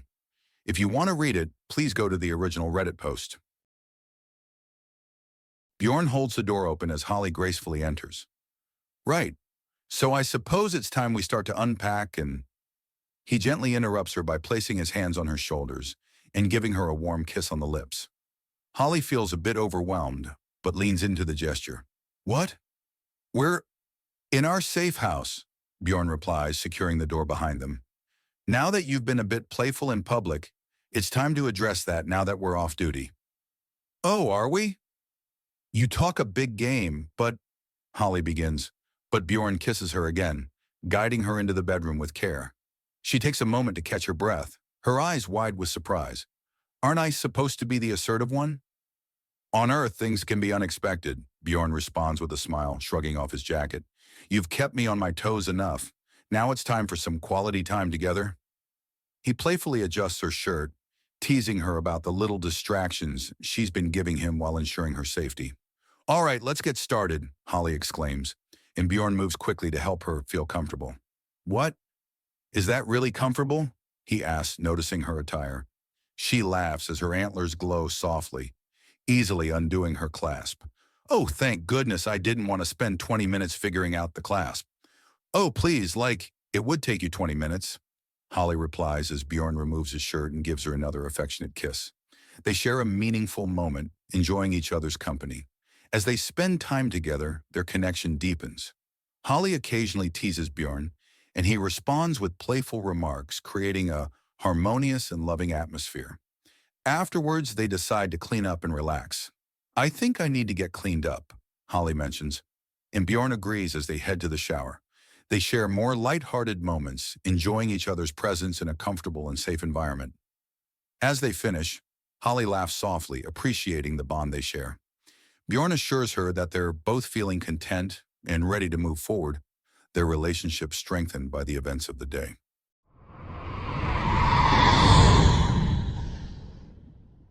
Chapter 191, The Pirates. All right, this portion is finished, Jean-Luc calls out, and massive chunk of machinery he just ran a check on floats away as if gravity just came home from a night at the bar.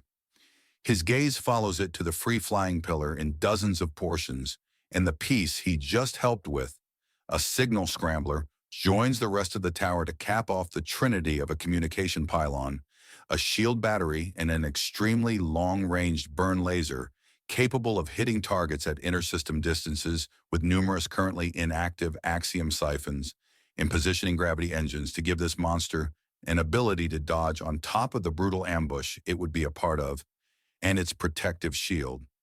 The whole thing flickers as it activates, then deactivates. We're good. Send it into space. 10-4, getting started on the camouflage barrier now. Franklin answers Captain Lilpaw as water and gravel soar up to surround the multi-use pillar and forms a cocoon around it. All right, give me the math. Where are we sending this? A holographic display showing the entire VUSA system illuminates, and a moving target in the orbit of VUSA 6 highlights itself. Numbers run along the bottom to show speed, angle, and distance calculated as Franklin concentrates and starts visualizing the numbers. Then with a bang, the entire satellite and camouflaging shield of stone and water are replaced by sheer vacuum. Sending out a handshake signal, Jean-Luc remarks, and there's a sensation of waiting. Part of him hoping something has gone wrong, as he'll have nothing to do if it hasn't. Then it returns, and their newest hidden toy confirms that it's safely in a stable orbit around VUSA 6 and well hidden in its planetary ring, much like the other 100 they had put in there. All of them just waiting to burst out of their frozen shells of water and granite gravel to open fire on invaders on top of providing an emergency communications relay network. That's a wrap then. Good work. Our home system now has both a fully operational and a hidden defensive grid. Captain Lilpaw cheers out, and there's some smattered applause that's interrupted by the sheer cracking sound as Franklin forgets to turn off his microphone as he stretches and seems to pop every joint in his body simultaneously. I felt that one, ouch. Franklin's mature and reasoned response is to hold his arms out over the microphone and stretch in such a way that his elbows pop with all the subtlety of a gunshot. This brings about the equally mature response from the former? From the pirate captain and Duchess is to grab one of the pieces of granite gravel to throw it right at his head. Ha! Missed! Franklin cheers as he dodges. Pinnacle of maturity, magic man, Jean-Luc remarks as he cracks a yawn. It had been a long day of boring work and hardest on Franklin, who had been transporting the literal hundreds of massive satellites entire planets away.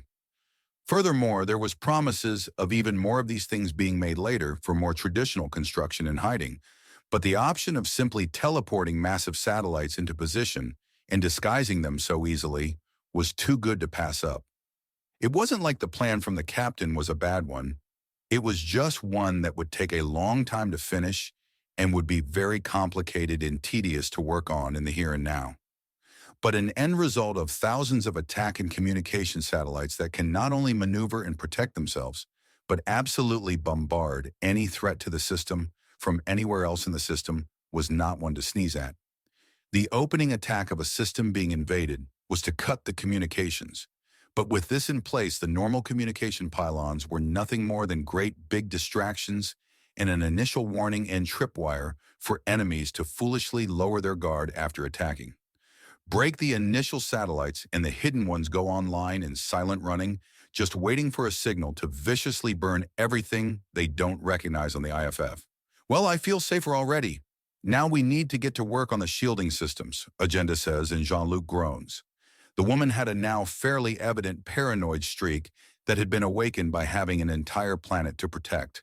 Enormous shield batteries were being made around not only every major city to protect them, but also even larger ones were being made to project a colossal planetary shield that would cause the uppermost portions of the atmosphere to solidify and encase the planet in a protective bubble. The city-scale shields required a skyscraper wholly dedicated to that nonsense, and the larger ones required a monster the general shape of the Eiffel Tower, but 3 times as tall and filled in with components while working in a massive singular web. And then after that, Duchess Lilpaw wanted to make planetary bombardment cannons to cause the entire world to be able to fight back at any moment whatsoever. At least she had stopped the mad planning nonsense before commissioning the designs for planetary-scale engines to take the fight to whoever was stupid enough to attack Vuxa at this rate. "Baron Martin, a word if you please?" Duchess Lilpaw asks him, and his eyebrows quirk up. She had said he'd be getting the title when she found the right land to parcel out to him. Apparently she had. "Coming." He returns as he fully stands up from his seat and heads over to her position. The woman is poring over no less than 3 spaced-out data slates that have wildly differing information. At a glance, it seems she's juggling food supplies, metal production, and basic economic growth all at once. Wasn't this woman good at delegating? Or more likely, this was the stuff that absolutely needed her input even after having an entire army of paper pushers to clear as much of the logistical nightmare a single planet was already. "Ma'am," he asks with a salute, and she still can't hold back a slightly reflexive scoff. "Yes, Jean-Luc, as you can guess by my addressing you by title, I've found a good place for you.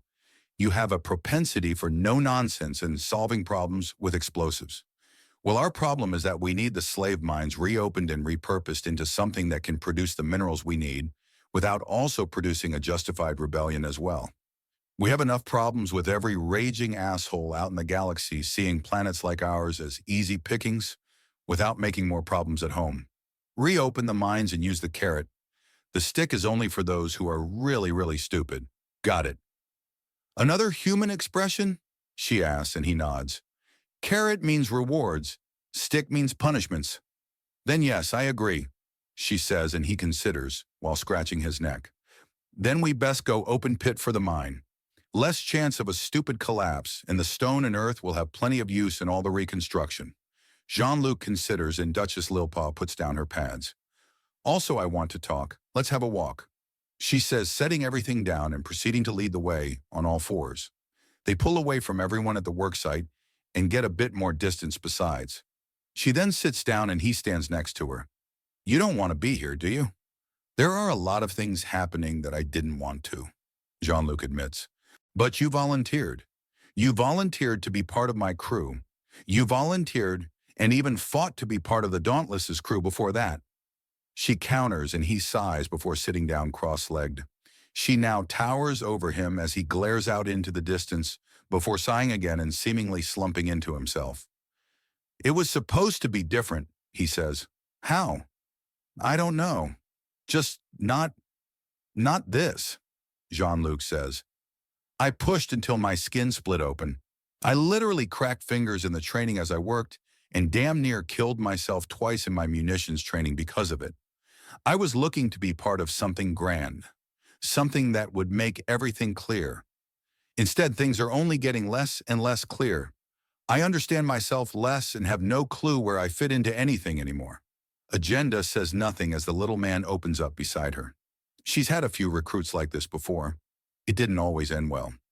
I went into training for the Dauntless because it was one of the biggest things to happen in human history, and I wanted to be part of it more than anything. Then I volunteered to be on this crew because it was the next big thing, and now we're here. Here. 5 years ago, I was pumping gasoline and selling candy bars and cigarettes for a living. Now I'm a Baron on an alien world. I'm not like the rest of the guys. Miles is just refusing flat out to be overwhelmed and has straight up pulled it off. Franklin seems dead set on ascending into a higher plane of existence and is getting pretty good at it. Jake and Victor pump iron when they're confused and walk out chiseled like Greek gods. Sai's religious dilemma is keeping him good and occupied. Beck is an asshole who amuses himself easily. Ryu and Lou have that rivalry thing going on, and Marcus seems unfazed by default. The man seems flat out incapable of being overwhelmed. "And where did you fail?" Agenda asks him, and he pauses and thinks. "What?" His thought process hits a roadblock. "Where did you fail?" "I don't think I did. Where did I fail?" "That's what I'm asking you. Surely if you're overwhelmed and out of your depth, then you must have made a mistake. You must have caused something terrible to someone." I don't think I did. I've done my jobs properly and mastered a lot of new tech and skills." "Then what makes you think this will be any different? You don't seem to be in the habit of screwing up." "Okay, how the hell does a pirate captain get so into psychology? You need to understand how your own crew ticks to stay on top of it. I have to balance the utterly idiotic with the willful and ambitious, and those that are a massive bundle of neurological triggers just waiting to explode into violence. You get good at dealing with people when you find yourself surrounded by the cast-off dregs of society as long as I have. So what? I keep going because I haven't failed yet? Just keep riding the wave until I crash and burn and take out however many people with me as more get caught up in the madness?" Jean-Luc asks. "Pretty much. No one starts out perfect, and mistakes are inevitable. If you screw up being a Baron, then you try at it again and again. My first few years as a pirate captain had me putting down uprisings and mutinies every other week until I figured things out. I'm just some punk kid that got through his training. Then I'm just some punk girl halfway through her basic schooling who was kidnapped by the Dark Cabal. That's different. You're right, you chose to be a better person and become more. I didn't. Any other silly little complaints on why I'm giving you a title to more give the girls bragging rights and a reason to latch not only onto you, but to each other all the harder? Wait, this is to... The titles among my crew are mostly to keep them both unified and content. Captain's getting a planet. If the girls don't get a share of the booty, they'll have mine on a platter. Easiest way to split it up is to give it to you boys who by default spread it to the girls around you. And since my entire ship is effectively tied into you 10 loonies, it means that the big job of division is done for me with a minimum of bullshit. Holy shit, you've delegated the job of preventing infighting to me and the rest of the guys. You only just noticed, she asks, and he snorts in amusement. So step one is to get some kind of survey done of the area and see where's the best place to get new buildings put together.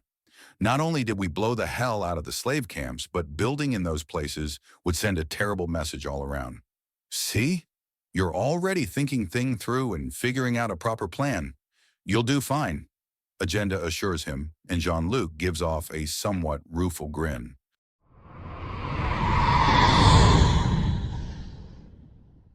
Chapter 192, The Pirates.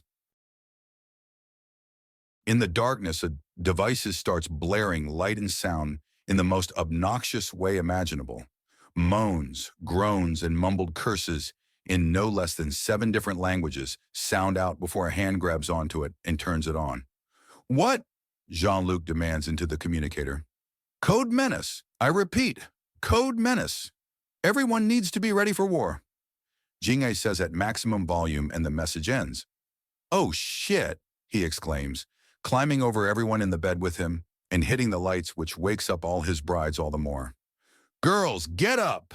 There's a call to action!" His communicator goes off again, and he holds down a button to put it on speaker as he dresses quickly. "Commander Martin here. You're up. Good. We need all hands on deck. 20 minutes ago, our main communication network went completely dark, and our hidden sensors report several large ships in the system. They're running as silently as they can and clearly angling for an attack, Miles says, and Jean-Luc bites down a curse. Got my boots and pants on, and the girls are still standing up. Do you need anything beyond us getting to the rendezvous point 10 minutes ago? Negative. Put a motor on it.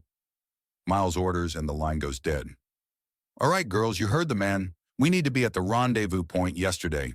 Jean-Luc barks out as he grabs a hoodie and slips it on, followed by his weapons and holsters. It takes him a half hour to get to the rendezvous point with his wives, every second feeling like a personal failure. They rush into the former Sky Raiders fortress. A lot of pressure, washers, bleach, and some repairs later, and it had proven an excellent central location for a main war council. One of the main entertainment areas had been repurposed as a huge seating hall for the entire crew to hear. It doesn't take long for the hall to fill up. Jean-Luc sits with the rest of the men. Tactically, they're a single small unit attached to the rest, with 2 heavy gunners in Jake and Victor, 3 melee experts with Lou, Ryu, and Marcus, a medic in Beck. Sai has apparently been practicing his hacking skills. Franklin is a game changer. Miles is a sharpshooter and quick draw, and Jean-Luc brings in the boom. Between the 10 of them, most everything could be locked down if it wasn't blown completely to shit by the time they were half done. The Yorga slavers have come to Vuxa. Captain Lilpaul begins with cameras on her. This group has been known to attack less defended frontier worlds and drag away the populations in chains. They also have a reputation of slaughtering those that prove to be too rebellious and selling the corpses to Floric ships for food. What are the forces arrayed against us? Do we have any intel beyond an ID of the attackers? Miles asks, and Agenda nods before pressing a button on her podium. Above her, a holographic display of the Vuxa system opens up above them and highlights no less than 5 ships positioning themselves over the world.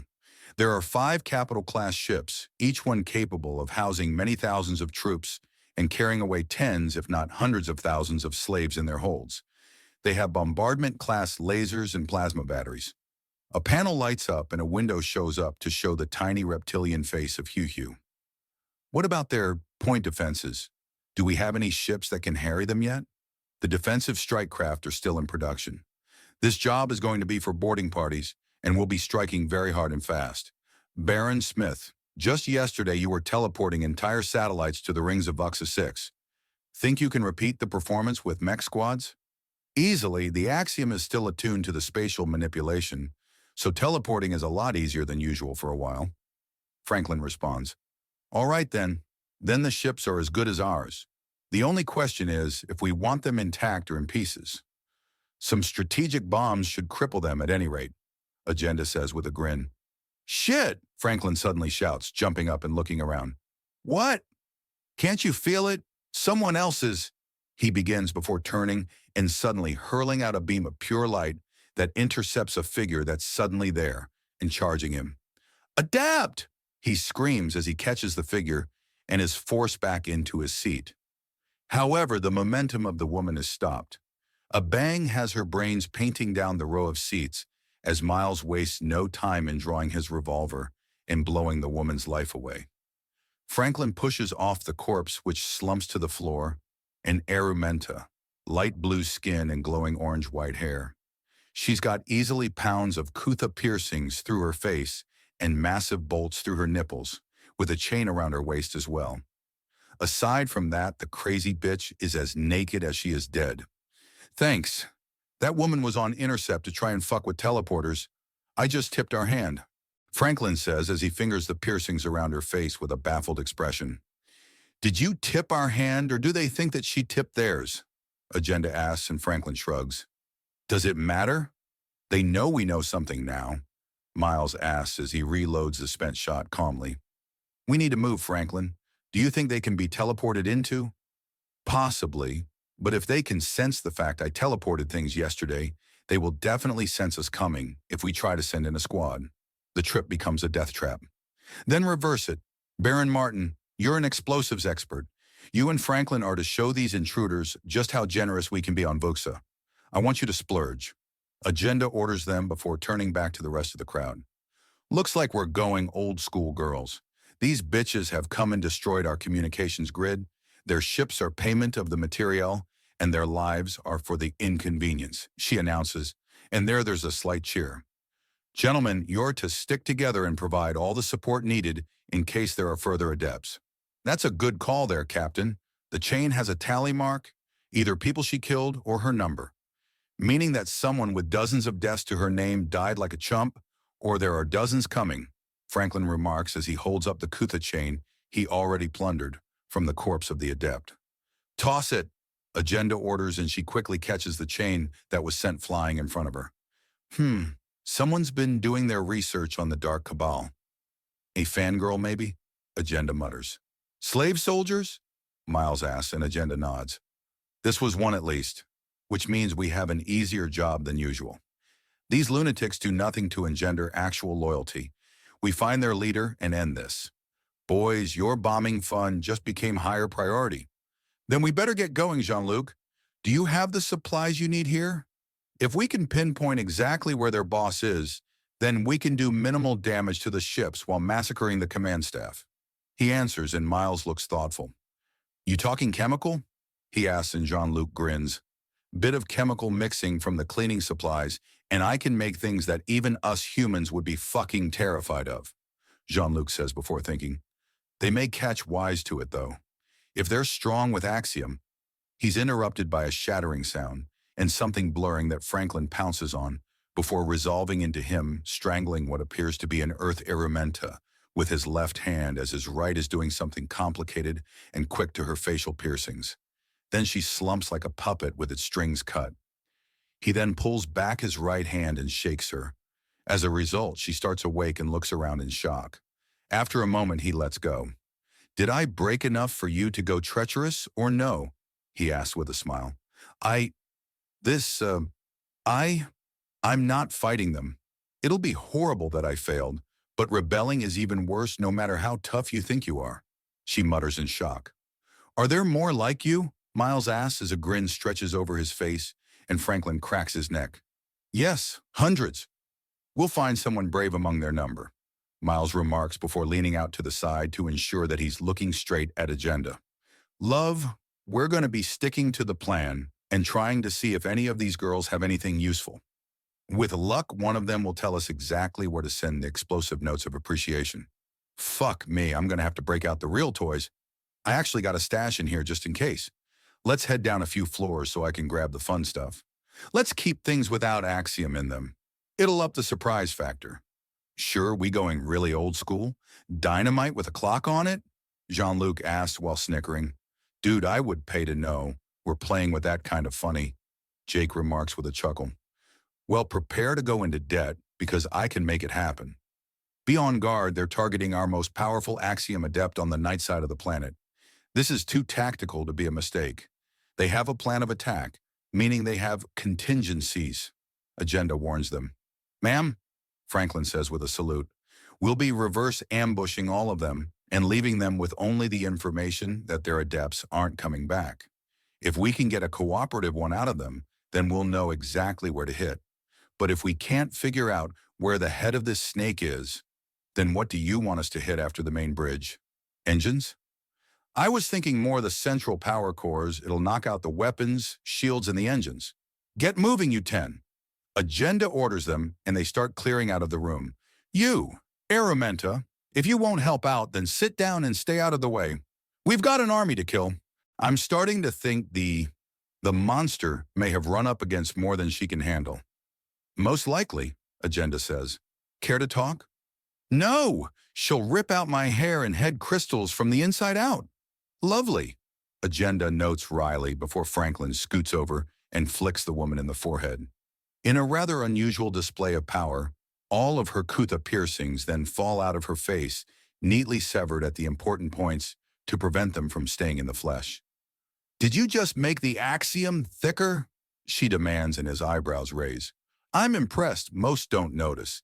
They pay attention to the flow, texture, hue, and alignment, but not the freaking density, which is concerning because when that hits critical mass, it collapses into null, Franklin remarks. What? At what density does Axiom collapse into null? She asks in a terrified tone. Operational security won't let me answer. Hope you're not too disappointed. he says mockingly, patting the side of her face. Franklin, no toying with Null near Allied forces. Agenda chides him, and an enormous smile blooms over Franklin's face. And I just gave you ideas. Yes, thank you, ma'am. If the only Allied forces that will be hit by the Null are immune to its effects, is it allowed then? Yes, she answers, and her expression turns from somewhat concerned to straight up amused as Franklin whoops. As the men start rushing out of the room, clearly infected with their adept's excited nature, Agenda turns back to the audience. Clearly, we need to hurry up, ladies. Otherwise, the men are going to have all the fun in tearing apart this invasion. Agenda pauses in the speech to turn to the captured and confused Axiom adept. What do you... She's cut off by the sound of scuffle near the men, and she turns to regard them. She's clean. Throw, Franklin says, and another Aromenta, pale blue of skin and with limp white hair, goes soaring through the air to land and roll to a stop at the feet of the other captured member who's now staring in shock.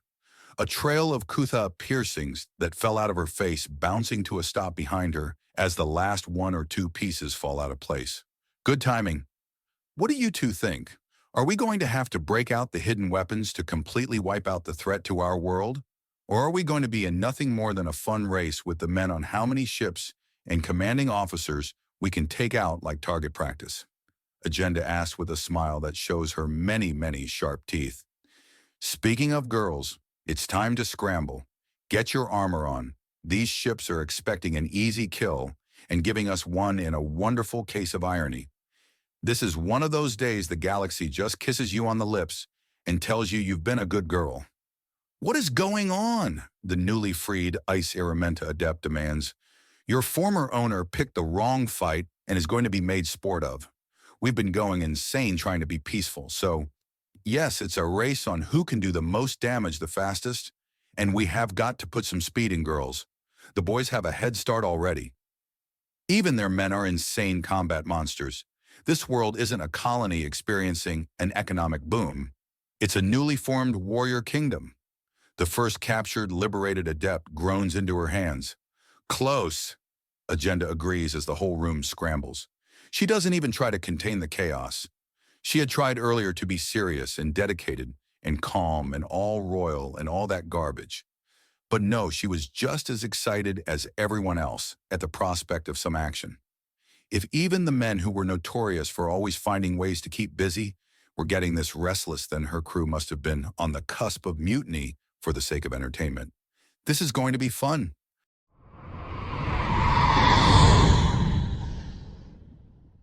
Chapter 193, The Pirates. Jean-Luc, move to the right, Franklin says as he steps forward, and Jean-Luc quickly does.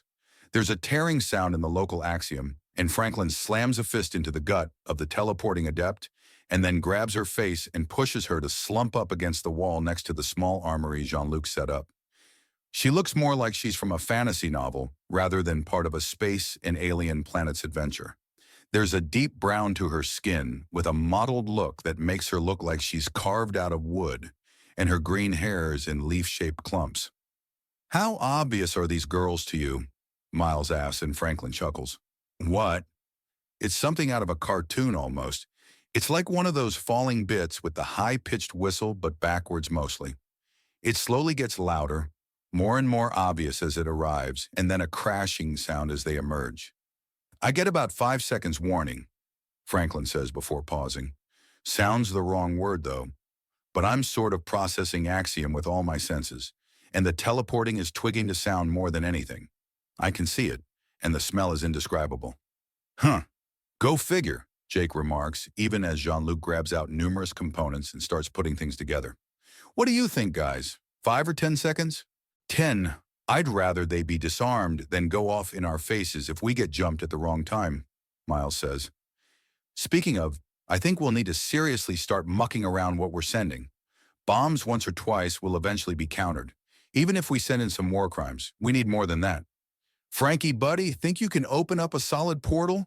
Bombs are fun, impact grenades are even more so, and a hail of bullets are even better. Beck asks, and Franklin considers. He thinks before his arm snaps out and grabs someone, slipping into reality around the face, dissolving the Kutha piercings that control them and throwing them to the other wall and away.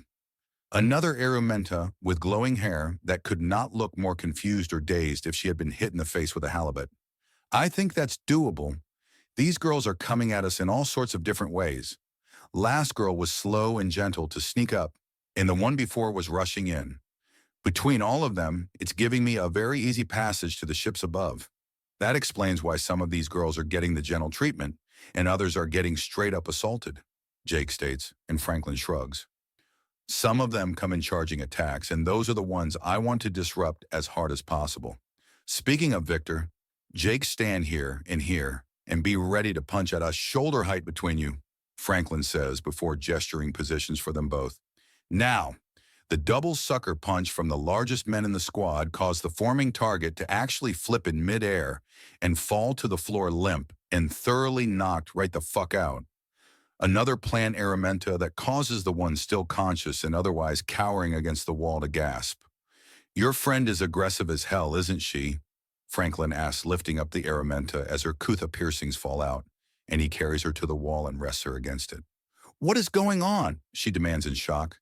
Your Dreadmaster has bitten off so much more than she can chew that we're going to be using her for personal entertainment, Lou remarks with a grin. In fact, there's a competition to who will be causing the most damage to the fleet, and the fact that all of you girls are being drawn to our Axiom Adept, Ryu begins. Hello, Franklin says with a shit-eating grin and a wave. We have a bit of an advantage in enemy takedowns, suffice to say. He finishes with a chuckle. Say Fini, Jean-Luc says, holding up a bundle of red dynamite sticks with a brass clock strapped to it with a bundle of wires over the top. Like something right out of childhood. We just need Yosemite Sam to show up and threaten that dang varmint, Miles says, picking it up with a huge smile. It'll take another teleport to really bring me the last signal and get the proper idea of one of the ships. How does that work? Victor asks, and Franklin exhales as he tries to find words. Basically, in the moment they come through, they're in two places at once and connecting them together. This lets me look through and get a bit of a map as I get a better and better look. Franklin says before thinking, before lashing out with his right hand and grabbing someone around the face and holding them in place as the piercings fall away, even as they emerge from wherever they were before. Here we go. Thank you, miss. Step to the side and we'll be killing the bitches that took you from your home. What the what? Who? What? How? The confused as hell Arumenta asks before being gently pushed away by Sai, who offers a comforting smile. This one looks different, with sea-green skin and hair that seems to be endlessly flowing with water that doesn't actually make anything wet. You'll figure it out. Just relax. Miles remarks even as Franklin starts pulling at something in the air, and it starts to waver and wave around his hands as if he had somehow grabbed thermal distortion and was coiling it into a disc that he then hooks his hands into the middle of and pulls apart into a circle with glowing edges that leads elsewhere. Behold the central power core of one of the ships, Franklin proclaims before leaning over and looking at the large, ominously glowing device with warnings that it needs delicate treatment. I think it's missing some decorations. What do you think, Baron Martin? I have just the thing to make it fabulous. Trust me, I'm French. Jean-Luc jokes as he reaches through the hole in midair and puts the bomb down before turning it on. He pulls back, and Franklin causes the window to collapse and shatter as if it never was. Think they'll appreciate his delicate touch? Victor asks with barely contained laughter. Oh, who can tell with the minds of women? Jean-Luc remarks with a wave of his hand, and there are some chuckles all around.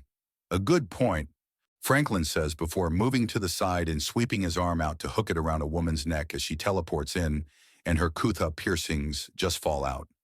What do you think? What? What? She demands in utter shock. Bright blue skin and glowing hair with a look on her face that could not be more confused. Sound like an endorsement to me.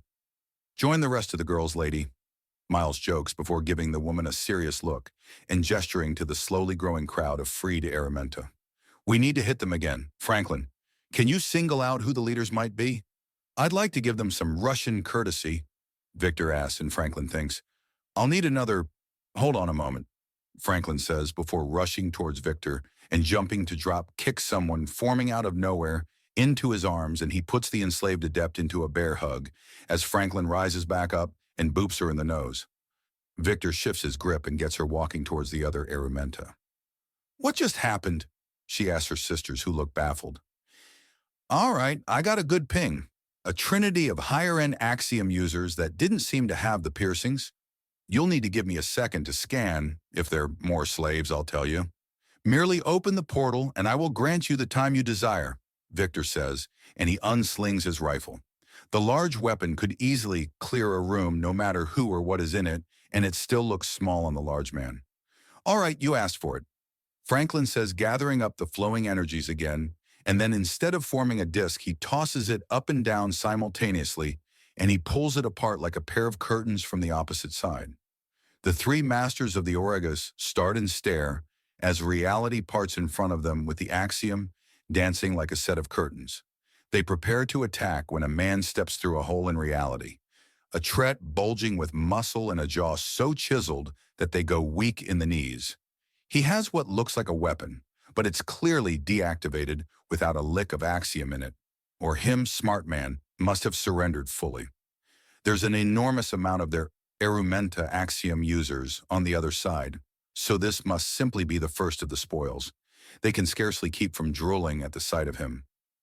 "Privyetstvuyu vas. I am Victor, by name and by nature." He introduces himself in a foreign tongue that drives his voice into a deep rumble that sends a thrill of naughty thoughts through their heads. "Anything else to say?" one of them asks, his voice alone is pleasure. Even after they have their fun with him, he's going to sell ludicrously high. "Prashai," Victor responds, and he opens up on full automatic and sweeps all three of them. "The hell did you even say?" Beck asks as Victor steps backwards through the portal and Franklin lets it close. First was a formal greeting, then was a way of saying both goodbye and forgive me. It is said only if you think you will never see the other again. "Appropriate," Miles remarks. "Franklin, what happened? That worked far too well. They should have done something." They're kind of giving us camouflage." Franklin begins before he steps back and holds his hand out. Another Arumenta runs into it, and her piercings fall out and rain onto the floor. He then guides her to be with the others in their confusion. She's another fire type, bright blue skin and glowing burning hair. Was that an example?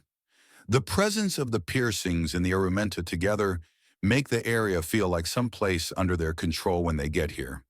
That's why most of them aren't expecting a fight, and why when I open portals, they don't expect one from us.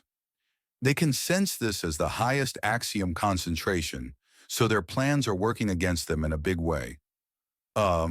Yay, actually. Pile onto the biggest concentration of Axiom and drag it off-world to be pierced or killed, the latest Arumenta says, and Franklin turns to her with a grin. "We finally find a brave one?" "Finally nothing. We've been at this for a half-hour tops," Miles remarks before pulling out his communicator. "Which reminds me, ma'am, if you're willing to give us information on what's where on the ships of the slavers, then we can tear them apart before they even know what's hit them. That, and we get to win our little contest, no question," Marcus says as Miles is somewhat occupied with a quick but whispered conversation. His tone is incredibly smug, though. "Contest?" the freed slave asks in shock. "We're racing our wives on who can do the most damage to the invading fleet," Miles says as he hangs up. "And we're currently ahead, but it might not last. One of the 5 ships is on emergency power and is slowly drifting into an unstable orbit. At this rate, it'll crash into the ocean in a week." "Ha!" Jean-Luc cheers and gets a high five even as Franklin palms the face of another incoming adept, and she just staggers to a stop and stares at the madness she's suddenly in. The sudden loss of her controlling piercings, taking all the momentum out of her sails. "What is going on?" "Progress, ma'am, progress. Stand with the others, please," Miles says, gesturing to the growing crowd nearby. "Jean-Luc, we could use your touch again. This time I want you to splurge." "All right, give me a minute or two and we'll pop another ship's power core," Jean-Luc remarks. "What do you think? Some plastic surgery on the next one?" "Well, the girls around the galaxy look like they've been worked over by a master of the craft. May as well give the ships the treatment too," Miles replies as Franklin reaches out and grabs a forming Arumenta by the back of the head and gets her staggering to the others. They must have hit an entire colony of you women. They did, the brave one remarks, and Miles nods. This'll be over soon enough, Franklin assures them, especially since I got another good look into another ship. Who wants to be our shooter? Hang on a second, Jake says, stripping his shirt off to show off his wife-beater underneath and ties a bandana around his bicep while putting a cap on backwards. I thought you left the hood behind. Miles rebukes him, and he chuckles. You may leave the thug life, but it don't leave you, Jake says with a chuckle as he adjusts his pants to show half a foot of underwear and pulls them out of the boots to complete his transformation from respectable soldier to gangster. I need another pistol. He's handed Miles' sidearm and tucks it into his pants to the man's visible disgust. Oh, relax, you know I'm clean. It's the principle of the thing, Miles responds. You ready? Franklin asks as he catches the face of another Arumenta, who freezes totally as her piercings fall away. At his gesture, she tiptoes away and out of the group. Hit me, bro, Jake says with a huge grin. I need gold foil for my teeth or something. Should have thought of that before now, Franklin says as he causes reality to waver and then parts it like a curtain. Jake swaggers through to see a woman, almost human-looking, turn to regard him. Well, well, well, this is our first major spoil, all dressed up for me, she purrs. Sup, biatch? You're the one running round the hood trying to slap brothers in chains? Jake asks, and there's a repressed groan from the team's side of the portal. What? I asked if y'all be the pimpette trying to slap me and my brothers in chains?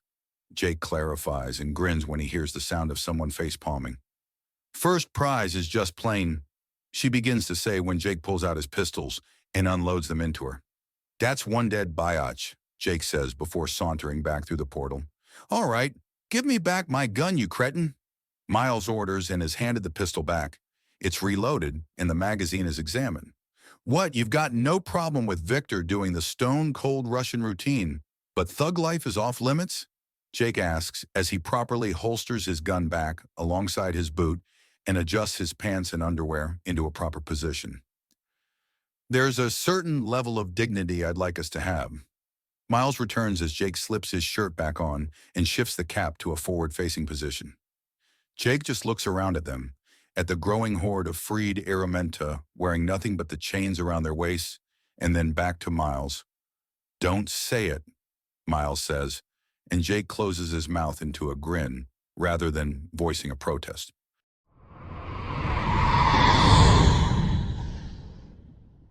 Chapter 194, The Pirates.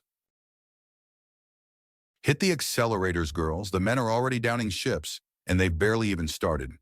If we don't want to look like complete chumps compared to our husbands, we need to make some trail, Agenda orders as she's back in the captain's chair where she belongs.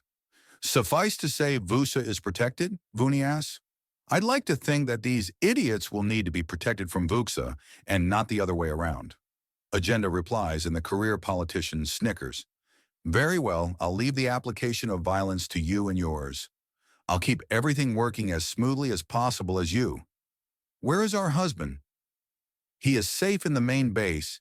It has its own dedicated shield and point defenses and is surrounded by his team. Do remember he's a soldier though, so he's already been striking at the enemy with the help of the adept Franklin, who's already let him and his friends knock out the main power of one of the 5 ships attacking us. Really? Oh yes, much like Vuxa itself, these slaver bitches need to be protected from him, rather than him needing protection from them. I see, so that explains why you're racing forward as hard as you can. After all, it would be a rotting shame if 10 men somehow get ahead of hundreds of hardened pirates. You might never live it down. A girl can live a long, long time if she isn't outright murdered, Agenda says before grinning. Girls, how much longer until we're in boarding range? 20 seconds, Captain. Vuni, I'd love to keep chatting, but I've got a war, or maybe more of a race to win. Excuse me, Agenda says with a sharp-toothed grin as she kills the connection. Mercy, Jin, are you both ready? 2 panels light up, one showing Mercy sealed in her power armor with a huge grin, and Jin with a deadly serious look on her face, and her entire upper body painted to look like a monochrome demon. We're ready, Mercy says with anticipation dripping from her tone. Jin merely nods. Good. We're going to be in range any moment now. First, we'll be deploying the second then first squadrons to capitalize on the surprise we've still got. What of the men? How are they doing? Jin asked plainly, the emotion kept out of her voice. They've already pulled ahead and disabled one of the ships. They're fine. I'll be telling them which ones we're already attacking so we can properly spread out the pain. If all goes well, this whole invasion should be wrapped up before the hour's up. All but the looting, I should hope, Mercy remarks, and Agenda giggles before nodding. Sounds fun. I'll be chasing my little man and pouncing on him when this is done. Party when we've won. Do not assume victory, assure it. Jin answers Mercy's excitement. We're in range. You heard the lady. Jin, you're first out. I want that ship with a bow on it. Agenda orders, and the Nagasha nods. Launch confirmed. Second squadron has made contact with the enemy ship. Then move on. We need to get to our second of 3 targets and it's not coming closer, Agenda orders. Captain, I think they're finally catching wise. They're trying to move away. Adjust then. Match their headings and intercept. She commands and refuses to elaborate more so as not to confuse the helmswoman. The men have dropped one of the ships, and it'll be a wonderful bit of salvage, but she wants at least 2 of them fully intact. She monitors the tactical situation from her command couch and all the data readouts she can easily read over the heads of her crew below her. She processes everything and makes a few adjustments with her controls. The girls are good and never panic, but they don't have an eye for the finer details that can really make or break a space battle. One little burst of energy or a few degrees are all the difference between being dead on target and missing by such a wide margin that if not for the emergency beacons and the boarding torpedoes, there'd be no chance of finding where they misfired their troopers to. Captain, I'm not detecting much in the way of point defense here. Whoever these girls are, they are not expecting a fight. At all, Hani says and Agenda nods. Of course not. They came to Vusa expecting a planet that already shredded most of its communication pylons itself. They were expecting the gangs eager to feed their rivals to them, not us, she remarks calmly. These ships are immensely specialized, much more than her claw. Too much so. She had sacrificed some of her main guns in exchange for a large number of boarding torpedo tubes, but had kept some on in case she couldn't send raiding parties into the enemy vessel. Couple that with its oversized engines and moderate, but not overly powerful shields, and she had a fast and mean ship that could harry much larger foes. These big beasts are designed for abduction and planetary bombardment, huge, powerful, down-facing cannons for laser and plasma blasts from orbit. They have little, if any, ability to be aimed beyond moving the ship into position directly over the target. Captain, we're in position, Hani calls to her. Mercy, did you catch that? Time to play. Agenda sends and receives a cheer of excitement from the fruit sonar warrior. For all her inability to eat meat or even vegetables half the time, the woman is cheerfully bloodthirsty and wonderfully game for chaos. Between the 2 of them, Jin keeps everyone in line with fear, but everyone likes Mercy. The balance really worked. We've got contact. First squadron is inside the enemy ship. All right, girls, we're going to be giving out some precision strikes on the 3rd ship to shut off its main cannons and engines. Jingai, relay the information of what we're hitting to the boys so they can focus on the last one. Racing may be fun, but the important part is winning. Kay, this, that, and that, and send, Jingai says with a little shake of her rattle with each word. She then nods and lets out a kissing sound. Hubby's getting all of it. Good, take us in, girls. Verica, you girls on the plasma and lasers ready? Agenda demands, bringing the gunners online. Ready and waiting. Paint the targets. Focus on their engines above all else. They're not getting away, Agenda orders. Got it. Love that they're attacking and we're not letting them run. Ha, Verica remarks. They definitely know something's going on now. Lot of communication back and forth between the ships, Hani remarks. I was wondering if this would have some challenge to it. No reason to give them a win, though. Activate the jammers. I want them scared, confused, and paralyzed with indecision. Hani begins, and Agenda mentally berates herself. Too much useless information had confused the Drin. Just turn the jammers on and match the frequencies. Hani, that's your main concern. Agenda says simply, and she pokes a few controls to bring up several more data points to keep an eye on, with Hani focused on keeping the jammers on frequency. Targets in range, Verica cheers as they reach the mere hundreds of kilometers in distance. And from the readouts, Agenda can see that there's a lot of enthusiasm in the firing solutions. Thankfully, it starts to go into proper volleys to give each gun enough time to prevent overheating. Sure, the axiom arrays bleed off the heat in a hurry, but what should happen in battle and what does happen in battle are different things entirely. Wow, they're desperate. They keep switching frequencies to try and talk to each other. I guess they don't know what to do if they can't talk, Hani notes. That's just bad coordination, Agenda notes with a sniff. Engineering, how are we doing? Snoring, Captain. We finished a tune-up not 3 days ago. Unless there are severe breaks in our own sensors or a ship-wide communication, then there's nothing to do but stand by and wait for a problem to fix. Mabby sends up. Although, to be frank, when things get exciting down here, it's not a good thing. Great. Philosophical problems. Give me something I can solve with a wrench any day. Head in the game, Mabby. What's our power levels? Input is at maximum without overdrive. Output is a 68%. We've got enough get up and go for a few emergency bursts before we have to really start yanking on the local axiom, Mabby says. Although the plasma levels are going down bit by bit, we've got Vuxa nearby, meaning we can easily refill the plasma levels with just a quick flick of the scoops. Good, tell me if anything starts changing, Agenda says, and Mabby nods before the screen winks out. Hey, Captain, Mercy asks as a screen with her face shows up. We got ourselves their commanders well and truly captured. You want them alive or dead? If they can be easily contained, alive. If not dead, we may want to know where they came from. But bitches like this have egos so dense, they have their own orbit. There will be journals, secret notes, and recordings of them monologuing all over the place. It was one of the things that took down the original Dark Cabal, and if these idiot fangirls are following in the same footsteps, you can bet entire stacks of discs that there's going to be some idiot that makes the same mistakes. All right then, we've been stunning everyone non-stop. They really don't have good internal security. Pain lashes and prodders are the most common things they're packing. They really weren't ready for armored opposition. Mercy remarks, then smiles widely and suppresses a laugh. Although there is some entertainment when we ran into a desert Nagasha who had a whole six-pack of activated pain lashes, wrapped herself up in the damn things when I got her with the stun cannon. Hey, there's a... Oh, hey, guys, one of the girls near Mercy says, and Mercy starts before sighing and shaking her head. You need to see this captain, Mercy remarks, and the view is shifted to the external camera on Mercy's armor.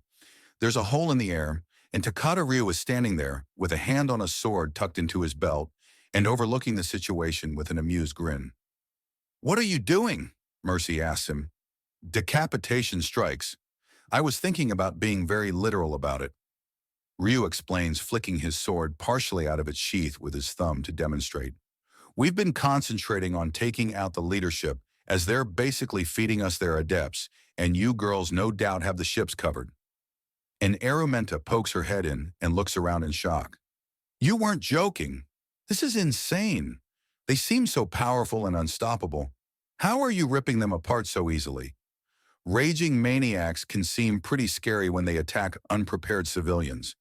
But going after military targets or career criminals, they just get taken apart no matter what kind of toy they have, Miles says, stepping through to stand beside Ryu. I must admit, I'm a little disappointed. Everyone else is getting their little moments of fun and gun. Is there a problem with swords? Not enough range? Miles asks. Why did I ask a sniper about melee combat? Ryu moans in a joking tone. Ryu, you know I'd love nothing more than to peel out of this suit and take you on the twitching bodies of our enemies. But now is not that kind of playtime. Mercy purrs and Agenda groans into a paw. Focus, girl. You're raiding an enemy ship, not role-playing with your husband. Remember? Agenda reminds Mercy, who openly scoffs. Oh, so Agenda's watching? Miles asks. I am. Go for the fourth ship. We've got these three. Okay, but one thing you should know is that there's not going to be a lot of immigration. A lot of these girls were recently taken from their homes and want to go back, according to all the adepts that keep trying to jump on Franklin. And how is he handling being attacked so often? Agenda asks, just as there's a cheer from the other side of the open portal, coupled with some mocking words in the human language of English. Considering that he apparently just suplexed one of the more aggressive ones, I'd say he's having himself some fun.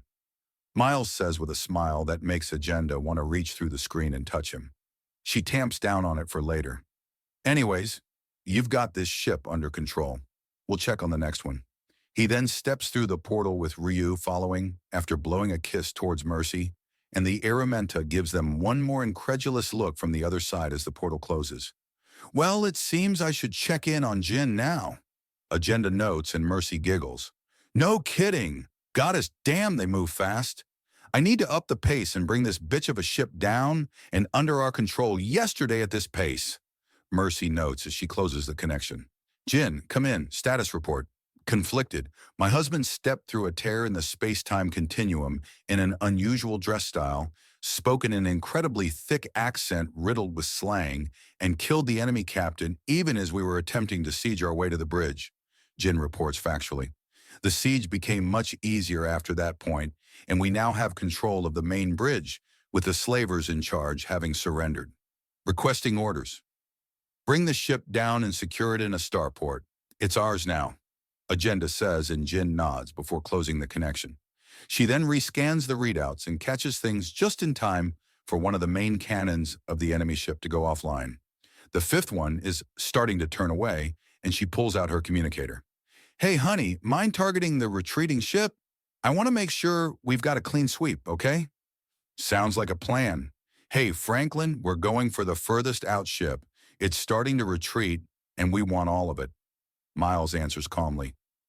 On it, Franklin says, and there's the sound of something slapping something. Ow! Caught a piercing in the webbing. Oh, boo-hoo! Suck it, soldier, and hook us up with the portal already. Give me a second. This ship hasn't sent as many Aramenta, so the signal's a little less clear. Franklin responds.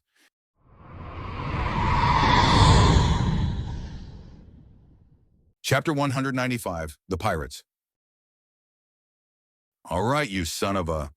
Miles begins as Franklin opens the portal and dives to the side to dodge a fastball pitch of an unholy screaming cacophony of energy that resembles plasma bundled into 100 skulls and thrown.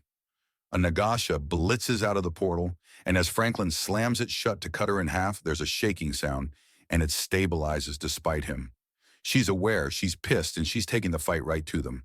The Aramenta scream in undiluted terror and run as fast as they can. Clearly, this woman is one of the heads of the slavers, if not the head. What? Who dares? She begins before catching both Ryu and Lu's swords on either side with her Khutha metal cybernetic arms. Men? Men have been intercepting my adepts? I need to give them an extra. They don't let her finish her rant as Marcus drives his knife into her tail. She screams in a fury and thrashes out of the portal before her distraction causes it to collapse. The woman is a deep crag Nagasha with enough cybernetic arms to pose as a desert Nagasha. She's also diving into Greater Plains Nagasha tradition with enormous Khutha piercings.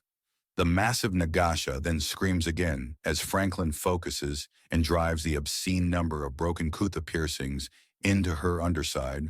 With a gesture, then rips them out just as quickly. He's forced to dip to the side to avoid a nearly invisible blade of sheer wind that cuts into the floor beyond him. This world will burn. I will put its people into... She begins to scream, and Miles hip fires with his revolver, and her head rocks back as he gets her right between the eyes. Then she leans forward with a glare as the shards of the bullets and drops of blood fall out of her wound. Did you think I would be so... A quintet of follow-up shots hammer into her forehead, and she starts slapping at herself in reaction. Her tail shakes, and a concussive wave knocks everyone back into the surrounding walls and Jean-Luc into his munitions room. Thankfully, he stores his toys with the blast caps off and in secure containers when they are the touchier formulas. Take the bitch down, Miles commands as Jake and Victor grab onto the Nagasha's tail and slam her against a wall, with their prodigious strength followed up by Marcus, Lu, and Ryu, rushing in to try and slice into the bitch, but her cybernetic arms grab the blades and hold them steady. Make a path, Sai bellows, and all 5 men, pinning the Nagasha, back away fast and hard. allowing the Indian man to open up with an automatic shotgun. The solid slugs slow and stop in midair as the utterly furious Nagasha glares him down before turning to stop the approach of utterly silent machine gun fire courtesy of Beck. Two hands raise up and the sniper fire from Miles slows and stops in midair. "Fuck me," Miles remarks with his eyebrows up. "I'll be peeling your face off first, you." The Nagasha starts to threaten before visibly panicking and writhing around the warping Franklin, who tries to grab her with a glowing hand. "What are you doing to the Axiom?" "No," Franklin answers as his feet hit the wall first, and he launches off it after her, and she vanishes to reappear nearby as her attempt to warp is thwarted by Franklin crushing the Axiom in his grip and compressing it to critical mass. The null crashes from his fist and slams into the Nagasha with the force of a runaway train. The lights go out above as the local technology takes a heavy hit from the scrambling Axiom, even as the nearly microscopic amount of null is quickly worn away. "Is that it?" Jean-Luc asks, emerging from his munitions room holding a chunk of shaped C4 with an impact blast cap on a stick. Clearly the man has ideas. "It could be. Knocked her the fuck out at least." Franklin notes calmly. "Hey, Jean-Luc, how fast can you put a remote-triggered bomb together?" Miles asks after digesting the fact that the lights are actually starting to flicker back on. "Why?" "It may be safer to just shoot the bitch, but she may have important information. But I'm not letting a high-end Axiom adept slither around to cause hell. Can you get a bomb collar up and running? Give me a bit, but I'll need Frankie boy to work up a way to keep it on her, despite Axiom bullshit." Jean-Luc answers, ducking back into the room.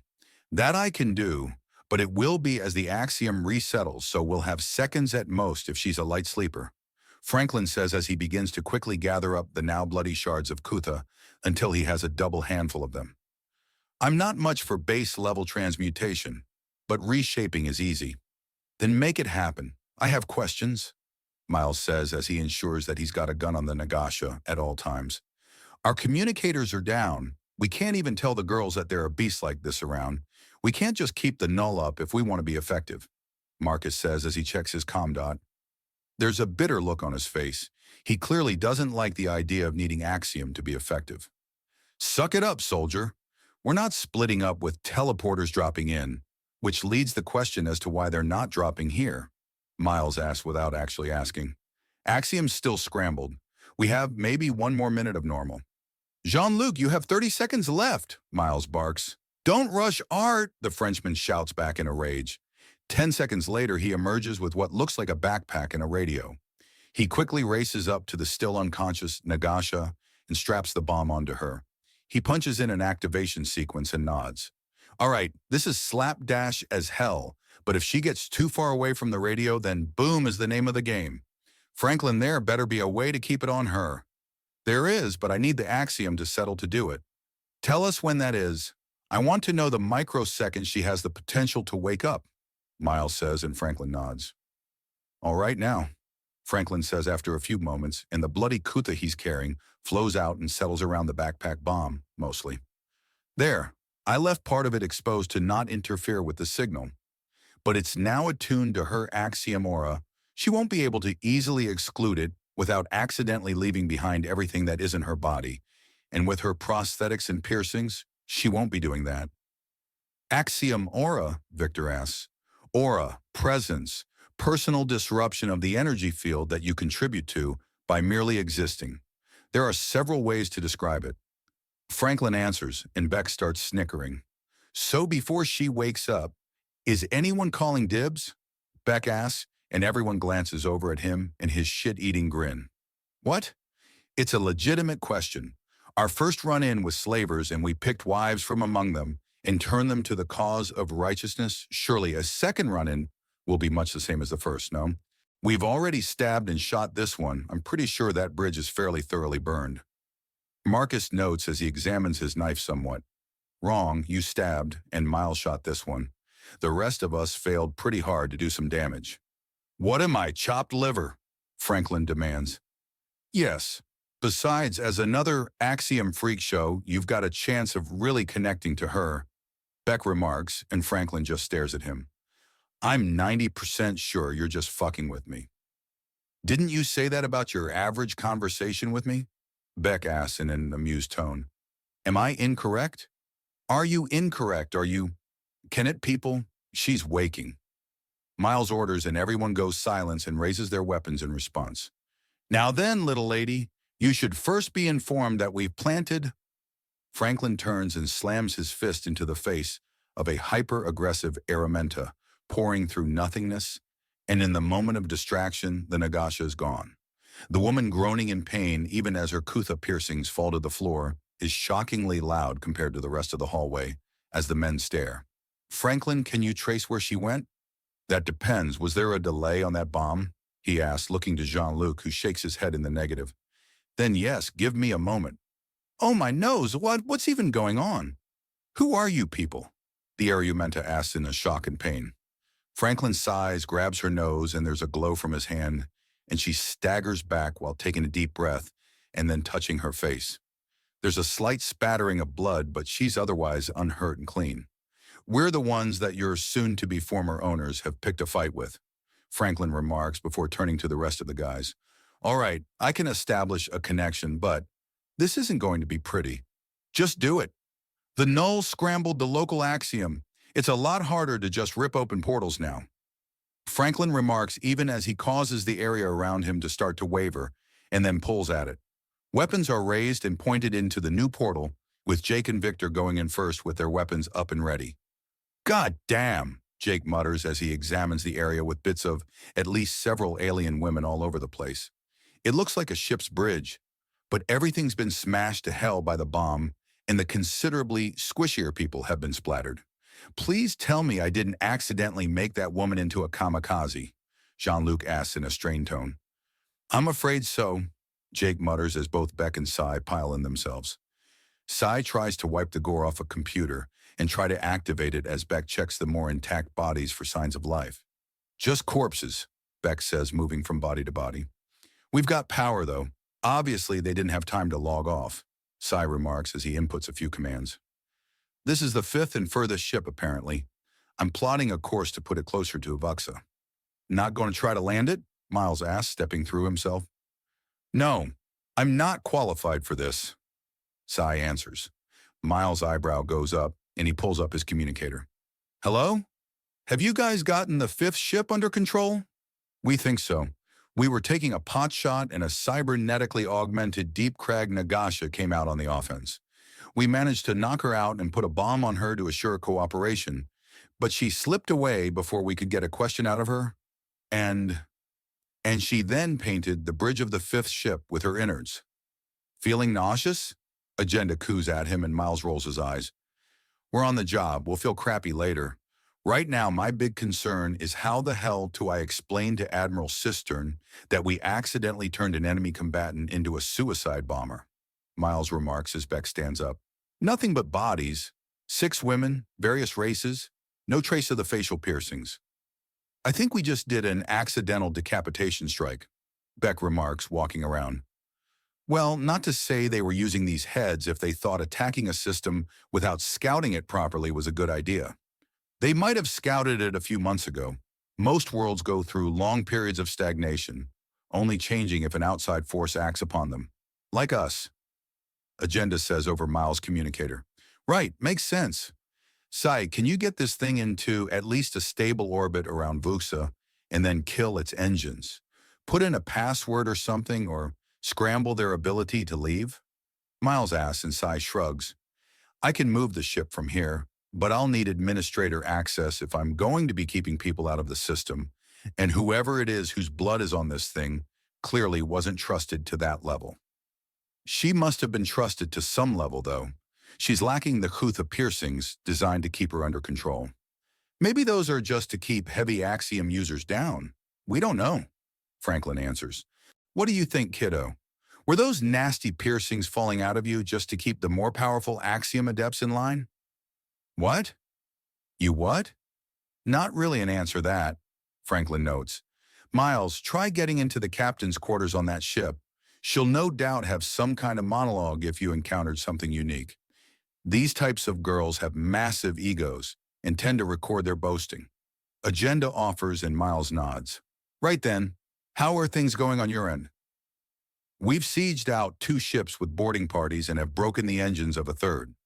Ah, so us boys only got 2 of the 5 ships? Pity. Miles jokes as he gestures for everyone to form up on him. Yes, we'll have to look into exactly what the winner's entitled to. Later, after we secure the win, we can talk about prizes, but for now, make sure the win's a win. Okay, love? You got it. Have your fun, dear. We've got a cabin to raid, Miles says, turning off the communicator. Jake, you, Marcus, and Cy will be here keeping the bridge secure and steering the ship as best you can. Everyone else but Franklin and Victor with me, those 2 are keeping the portal open. Understand? Sir, yes, sir. The men bark out as Beck, Lou, Ryu, and Jean-Luc form up around Miles with their weapons ready. Mostly shotguns, but at the close-in range of a starship's corridors, there isn't much call for longer range. Wrong door, Cy says all of a sudden. What? It's connected to the main bridge. You need to go that way. The quarters of the captain, first mate, and other high rankers are through that door. Cy says, pointing to the door opposite of the one they were forming up on. Oh, all right then. From the top, boys, form up. Miles jokes, and there are some good-natured snorts of amusement.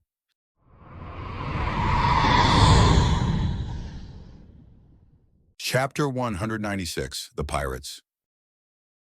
Comes on, sir. Doorway is being attacked routinely by the slave adepts, but Franklin's having a very easy time of it, Victor says as a communications test shortly after the door closes behind Miles and his team. Confirmed. Maintain communications silence except in emergencies. Yes, sir, Victor answers. That done, all 5 of them start patting down. First door is on the left and is open quickly. They enter guns first and scan the room. Jean-Luc rushes up to the nearby computer terminal and quickly taps out a few commands. Got a recording here. Idiot didn't log off, Jean-Luc remarks, and he taps a few commands. Here we go.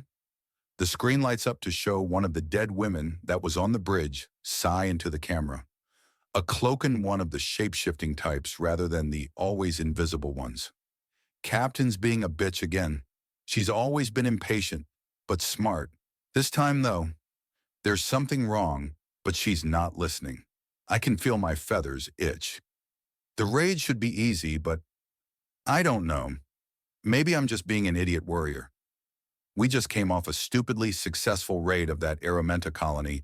By the time the girls knew what we were after, we already had more than half of them fighting for us, which is probably why I feel so freaked out.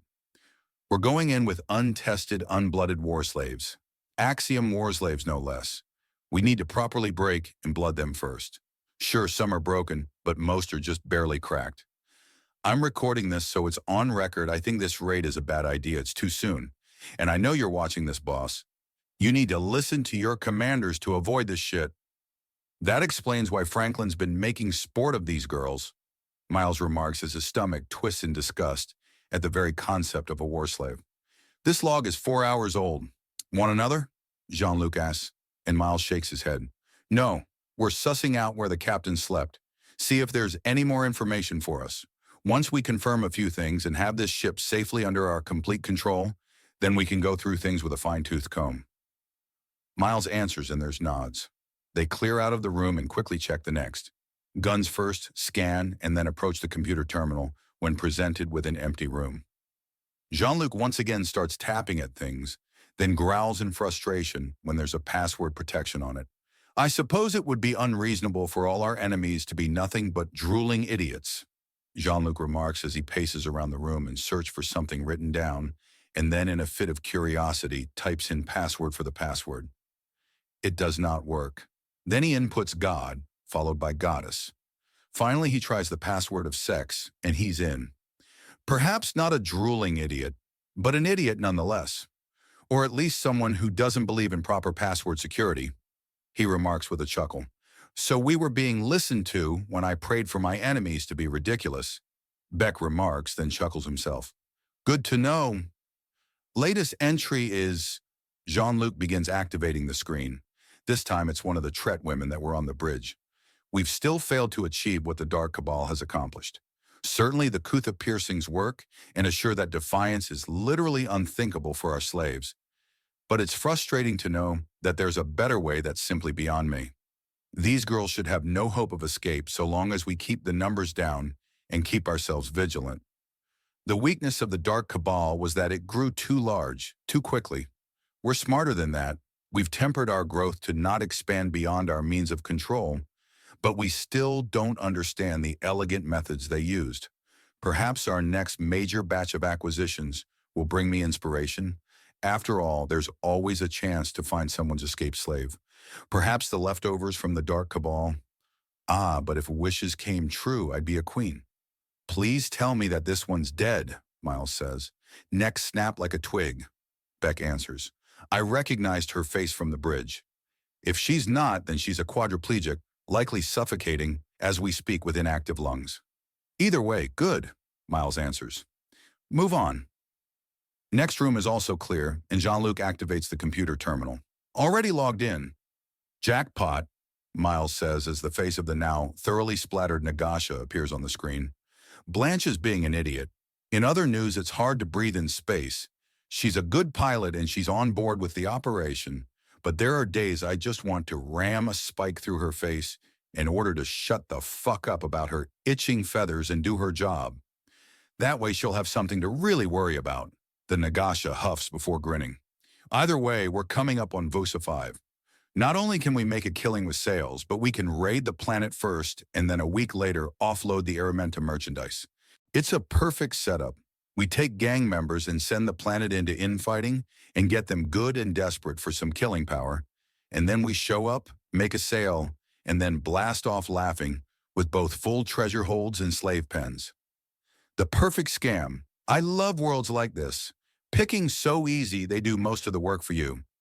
Well, this is certainly the place. Jean-Luc, scan through and check if she left anything juicy in there. Miles orders and the man nods as he starts checking everything.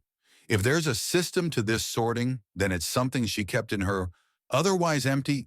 Jean-Luc begins before his instincts scream at him, and he dives right the hell away from the computer. The wall implodes as if hit by an invisible wrecking ball. Negative on visual, Beck barks out. Even Miles' eyes narrow, and he takes a shot with his pistol. The shot shatters the veil of invisibility, and the young, deep-cragged Nagasha slams into the wall with a groan of agony. Damn it! Damn it! Damn it! She moans as Jean-Luc forces her to look up at them with a nudge of his foot. How? Miles asks, as he looks the formerly cybernetic Nagasha moaning in front of him. Fuck you, she hisses. Wrong answer. Miles says, shooting her in the rattle, and she screams in agony. Last chance. I will break you. She hisses at him, and he shoots her in the left eye. There is no resisting this bullet, and she dies. She's cheated death once. We can assume that she's going to do so again, Miles says as he glares around the room. Franklin, we've encountered the Nagasha again. She has some method of self-resurrection. I need to know you're at least going to try to understand things, Ryu says into his communicator. Victor, bring me the head of the Nagasha that attacked us. Hopefully it's still intact enough for me to figure it out somewhat, Franklin says. Stand by for anything I might be able to tell you, although examining the head of the one you just dealt with might be useful. It's been shot through the eye. It's badly damaged. Just tell me if there's a strange tattoo or kutha somehow integrated into her skin or skull. Perhaps an odd burn scar. Franklin answers and Beck shoves his way in to examine the body. Here, it's hidden in her hair, a sort of circle with an X-like shape inside it. But all of the X is in 4 broken little bars that don't touch each other. That may be it, Franklin says. Thank you, Victor. Yes, here it is. This tiny mark is imbuing itself with axiom by itself. It's linked, or it was linked. I think she's got some way to upload her consciousness. The null must have interrupted it. I think she's likely got more clones ready to wake up. Be on your guard. This girl likes self-augmentation. She may set things up so her next body's an even worse battle monster than the first one. We'll keep ourselves on the lookout. She blew the information we were here for, though. We're heading back to the bridge, Miles says, and everyone starts moving out. A self-resurrecting snake witch slaver. This got interesting, Beck notes with a chuckle. Oh, so now it's interesting? Heh. Lou says as they move back down the hallway in a defensive formation. They slip in and are faced with numerous guns pointed their way before being lowered. "Good, you're all on guard," Miles says. "Franklin's been very open about what's going on," Cy remarks. "Did you get any good information? We've confirmed that these girls are inspired by but never were members of the Dark Cabal. We further confirmed that the facial piercings are their main method of control. Likely there are those that are blackmailed or bribed into serving. More traditional slavery may still be on the field. So far, there's only been the pierce, though," Franklin says through the still-open portal. "The number of teleporters has petered off, though. We've had an unusually long gap, and—" Franklin then snaps out his hand and grabs the face of a forming Aramenta. I stand corrected. "What is going on? Who are you?" "I'm Baron Franklin Smith, a skilled Axiom adept, and I just freed you. Are there other types of slaves? Or is everyone loaded up with piercings?" I don't know. I only ever saw those with piercings," the ice Aramenta says, and Franklin nods before nodding to the side. "Head that way. The other girls I freed got a bad spook and went over there. I'm sure you'll feel safer with them than me," he tells her, and she nods before wandering off. The dropped piercings float into Franklin's hand and reshapes itself into a long needle. "Hopefully we won't have to encounter that hag again. However, I'm already getting ready for round 2, or would it be 3? 2 for you, 3 for me," Miles remarks as he moves up to look over Cy's shoulder at the basic overlook of the ship that the man is using to steer. "We should be in a stable orbit in about a half hour at this rate. I won't be messing too much with the thrust of this ship," Cy explains, flicking his hand in disgust at the blood still on him. "Hey, I've been fiddling with the controls over here. It seems to be the weapons, and I powered down both the shields and the weapon systems. This thing is just a flying bus now," Jake says from his position nearby. "Good. Has anyone spotted a communication terminal?" "We think it's the shattered one there. So no, we're down to our basic communicators," Marcus replies. "A lot of the still active terminals are effectively numerous more advanced sensors of all types, but it seems communications and general control is from the central part of the bridge. Over there, and there are numerous different bits that use Axiom to scan for minerals or heat or give a readout of the ship in detail. Opposite is a general map, a constant scan for signals, and a dedicated readout of the engines. Do you have plans? We switch out the weapons on this, maybe keep one of these bombardment lasers and fill the rest with anti-ship weaponry, and we have a pretty nasty monster we can use to defend Vuxa. Point defense satellites, strike fighters, and artillery are good, but having a defensive fleet as well is useful. Good thinking, although this place is going to be a bitch and a half to clean," Miles remarks, and Marcus chuckles. "Yay it!" "Incoming!" Franklin shouts, and everyone brings up their guns even as a massive figure emerges from thin air. Bullets bounce off to no effect before she gives off a scream, and twitching even as she emerges and is suddenly cut in half and falls to the ground. "You shy!" She begins to scream before a shotgun blast from side detonates her head. "All right, what the hell did you do?" Miles asks, even as the body slumps to the floor.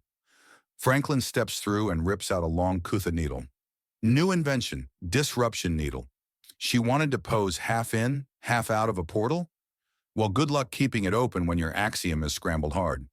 Nowhere near as badly as Noel can, but badly enough to screw up any effects if you're not ready for it." "Right, well, keep them ready for her next attack," Miles says. "Holy hell, look at this," Beck says, looking over the augmentic Nagasha's body. And it is her body, her latest one at any rate. This thing would have been a war machine if she hadn't been taken out like a punk. If she shows up with worse, I'm breaking out the null. Consequences be damned, I'm not letting her play with all her toys," Franklin says, looking over the massively armored frame with blades and spikes protruding from it. "If nothing else, the sheer amount of Kutha shall pay for much of what we desire," Victor notes calmly.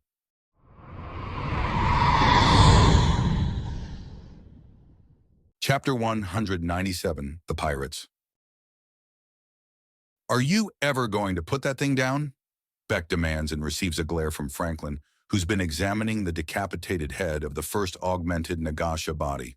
"I'm trying to trace it back to where it's connected. The problem is that the null scrambled at something awful, and the freshest example was scrambled by my needle before being flat out broken by Cy. I do not like evil snake women. I don't think that's an objectionable point of view.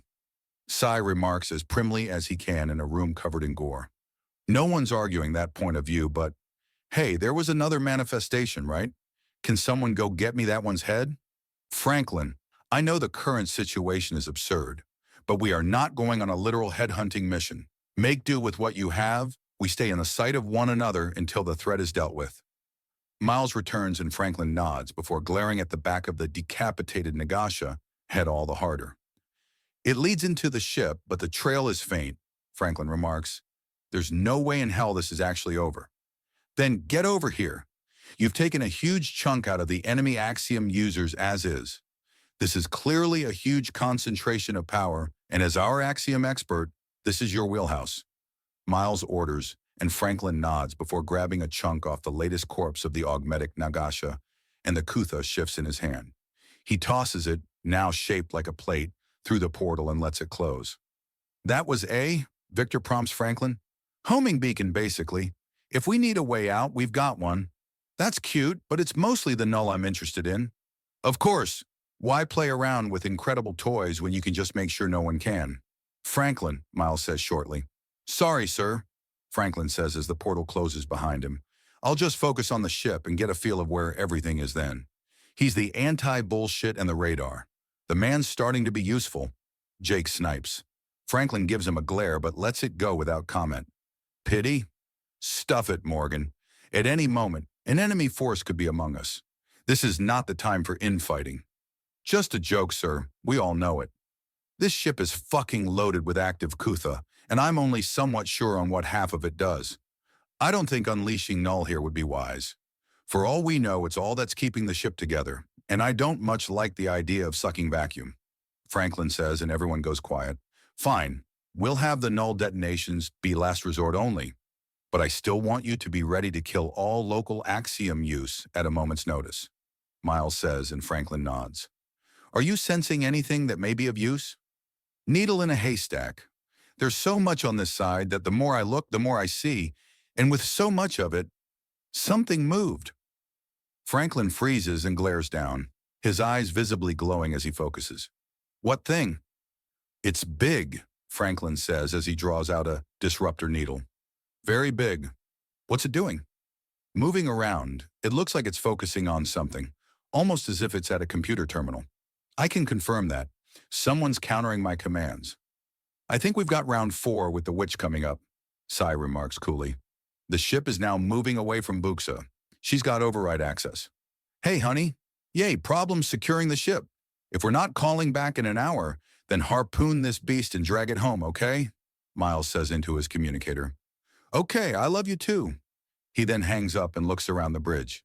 Well, gents, time to steal back what we rightfully stole. We've got a witch to hunt. All right, it's either 5 floors below us or one of the floors is mega-sized. It's clearly serpentine, but there's something up, like there's a bunch of her together. Franklin immediately begins explaining everything he's figured out the moment they start moving. Think one of her clone bodies is a modified Lydris? Beck asks, and Franklin shrugs. Could be. There's enough Kutha and active Axiom down there that it could be a Lydris. It could also be a dozen Nagasha working in concert, Franklin says, and there's a groan. So we'll be dealing with one person in a dozen places? Fuck. Wait, why the hell does someone who can clone themselves like that need slave labor? Jake demands, and everyone turns to Franklin, who shrugs. I don't know. The bitch is literally gold-plating the interior of the ship. This whole place makes zero sense. They have the means and know how to make a fortune without hurting anyone, but they've chosen to be psychotic monsters instead. This is not a sane or rational situation, Franklin protests. The Kutha value in this ship alone, not to mention the amount rammed into the faces of all the slaves, is so stupidly high that we're making 3,000 every time I slap a slave in the face. Then why? The logs we found said it was about money, but if they've got enough Kutha to line entire parts of the ship, then they're not hurting for money in any way. Why do this? Beck asks, and Franklin shrugs. If I can get my hands on her head without killing her, I might be able to figure that out, Franklin says, and there's some nodding.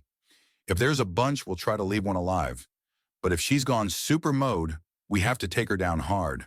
I'm not letting an enemy hold on to a powerful weapon. The whole ship is a powerful weapon. I advise we get control again as swiftly as possible. Victor remarks, guys, the thing is moving up for us. It might be smart to move into hiding. Franklin remarks, and everyone looks to each other, and Jean-Luc grins. How long do we have? He asks. A minute? 2 at most? Franklin asks, and Jean-Luc grins before reaching into his back pocket. Jake, Victor, I need a boost, he says as he pulls out a pair of claymores and a lot of fishing wire. Holy fuck, dude, what would have happened if I hit the null? Franklin asks, and Jean-Luc shrugs. Hopefully my pockets would have suddenly been too full. If our luck was bad, then we would have all gone up in smoke. You need to tell me when you're carrying heavy munitions, Jean-Luc, Miles says and gets a scoff as Jake and Victor easily pick Jean-Luc up by the ankles and hold him up to the ceiling. I'm demolitions. Just assume that at all times I have everything I need to tear down whatever building I happen to be closest to, he remarks as he quickly hides the claymores just behind the more fragile ceiling tiles. You'd have to look straight up to see them, and with the fact that he's sticking the detonation triggers into the floor and walls to either side, that's not a place anyone sane would want to be. All right, everyone into the maintenance hallways, Miles says and has a mild moment of déjà vu. Fighting a criminal vessel through the maintenance hallways, some things just come back to you. This time, however, he's not running, he's laying in ambush. Speaking of an ambush, he quickly moves away so he can get into a proper shooting position. Less than a minute later, there's the soft sound of scales moving over steel as a small army of identical Nagasha with 6 prosthetic Kutha arms each slither past his position. He waits for the first firework to go off. The bangs of the claymores followed by the screams of shock and pain from the Nagasha tells him it's time, and he leans out and then ducks back in to dodge a lance of something that smells of purple with how twisted the axiom is. They've clearly hit #1 on the shit list, and she's throwing around enough space magic that even those without any real talent for it can outright taste it. His every hair stands on end, and Miles races away in a hurry, dodging grasping hands made of purple lightning that rip open the panels to the maintenance hallway and start charging after him. Shit, shit, shit, he shouts as he baseball slides into an open hatch to the next level down and then catches a ladder rung so he doesn't faceplant into solid steel from 10 feet up. Reality spins for a second as he plays with his own momentum and then dashes to get himself underneath the craziness. The sounds are concave, which doesn't make a lick of sense, but it's the only way he can describe it as reality seems to be going runny at the edges. Then, like an old television being smacked out of static, the sensation of null slams into him, and the sensations of the axiom fade away to nothingness, followed by a series of brutal bangs as the lights go out. Thankfully, Franklin seems to be getting better at judging the bursts, and it's less than a minute later that the lights flicker back on. Sound off. Do we have any injuries? Miles asks into his communicator. Busted nose here, seeing stars and that's all, Jake remarks. Maybe a cracked arm? I got lucky, Jean-Luc reports. I am unhurt, Sai says. No injuries. Ryu contributes. Just fine, Lou adds. Minor cuts around the hands and a bit of a burn on the left arm. Nothing to be excited about, Franklin adds. Fit as a fiddle, Marcus states. Oh, my ego. My poor, poor ego, Beck melodramatically adds, and Miles rolls his eyes. If I am injured, I cannot feel it, Victor says calmly. It's not over, gentlemen. There's something weird going on. I've never seen this kind of axiom use before. We need to be very, Franklin begins. You think you're funny, you little shits? The voice of the Nagasha witch asks from all around them. You think that an axiom battle is physical? Oh no, this was just the warm-up. We're fighting in a proper battlefield. The whole ship is attuned now, your little null trick, which I will be ripping from your bleeding skull before I'm finished. Reset every bit of Kutha, and since it was all unattuned, I was able to take it and remake it. So we're going for a little slither down imagination lane to a more entertaining venue. Reality goes soft at the edges, and the ship shakes hard before something rips into it. They're exposed to the vacuum of space, but there's still air. She must have missed Miles due to his separation from the rest, as The part of the ship he's in is tossed away and bounces off a star that seems to be more glowing plush ball than massive sphere of hyper-compressed and ignited plasma. The Nagasha is both larger than a solar system, but also small enough to see into the chunks of the ship. All the proportions are off. She clearly has no idea just how big space really is. She grasps onto the part of the ship his men are in and starts to squeeze. All the rebellion, all the resistance, all the frustration will be crushed out of you little bastards, and when I'm done, you'll be begging to by my little breeding slaves. It might even make up for all the trouble you've caused. She snarls with her tongue hissing out. Her mental projection is an organic version of her first body. 6 arms and clear rattle, but there's also a hood that likely signifies something, but Miles pushes aside any psychoanalyzing to line up a shot with his rifle. This realm is all about axiom, so he starts pouring the stuff into his bullet. "How are you resisting me?" the witch demands in a fury as Miles pours in more and more. Reality is out to lunch. This won't be a kill shot, but somehow she's keeping Franklin from playing this game, so he needs a moment to get his own say in, something Miles is fairly certain he can provide. "Smile," Miles whispers to himself as he bares his teeth and pours in more axiom. This time it twists with the sheer desire to hurt the woman threatening his team. She wants a fight? She wants to fuck with Vuxa and the men of Vuxa? She can die. The squeeze is a gentle thing, and the recoil is a brutal one. The juxtaposition of the sniper's rifle, it is both delicate and destructive. The axiom in the bullet causes this illusionary galaxy to shatter in its wake like spun glass, even as the sheer recoil launches Miles back so far that in this perverse unreality, he leaves the galaxy itself. Yet he is no further away and sees the sheer panic in the Nagasha's face as she moves to deflect the attack and finds herself face to chest with a Titan made of stars wearing a long coat of burning red plasma. Franklin has decided to meet her on her chosen field of battle as an equal.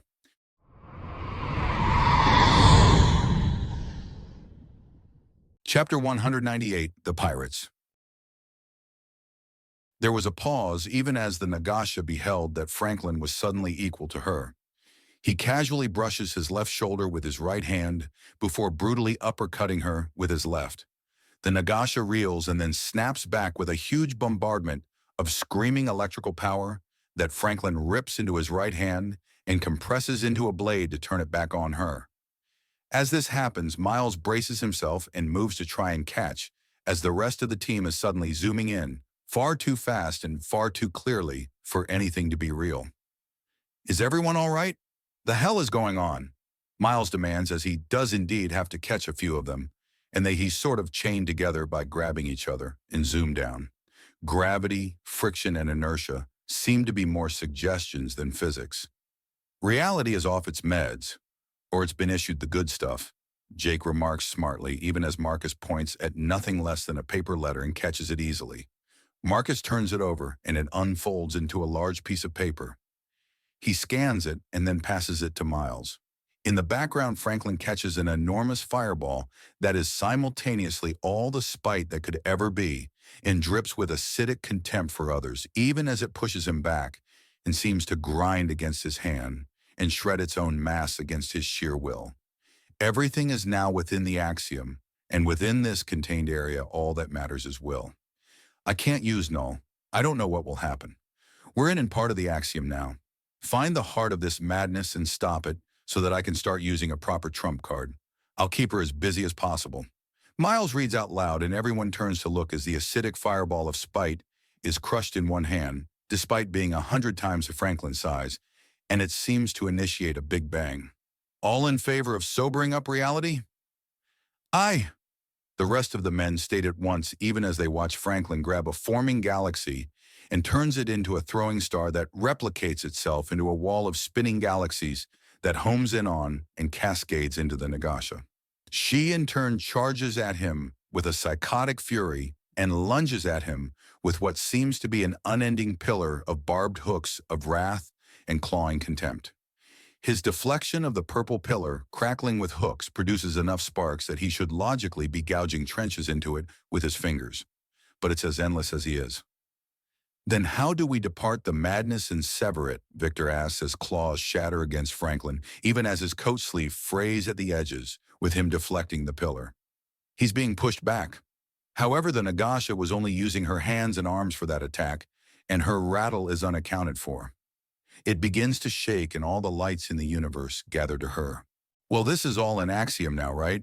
It's all will and imagination. Those two just have more practice. We can do the same things. The playing field only looks uneven. I scared the fuck out of her with my gunshot, and that gave Franklin the opening to do this. Miles says as all light is concentrated into a sword that is caught just barely by the blade, with Franklin's left hand as his right deals with the pillar. Then the Nagasha spits poison at his face, only for it to be countered by a roar that erupts into a wave of raw force. More practiced is right.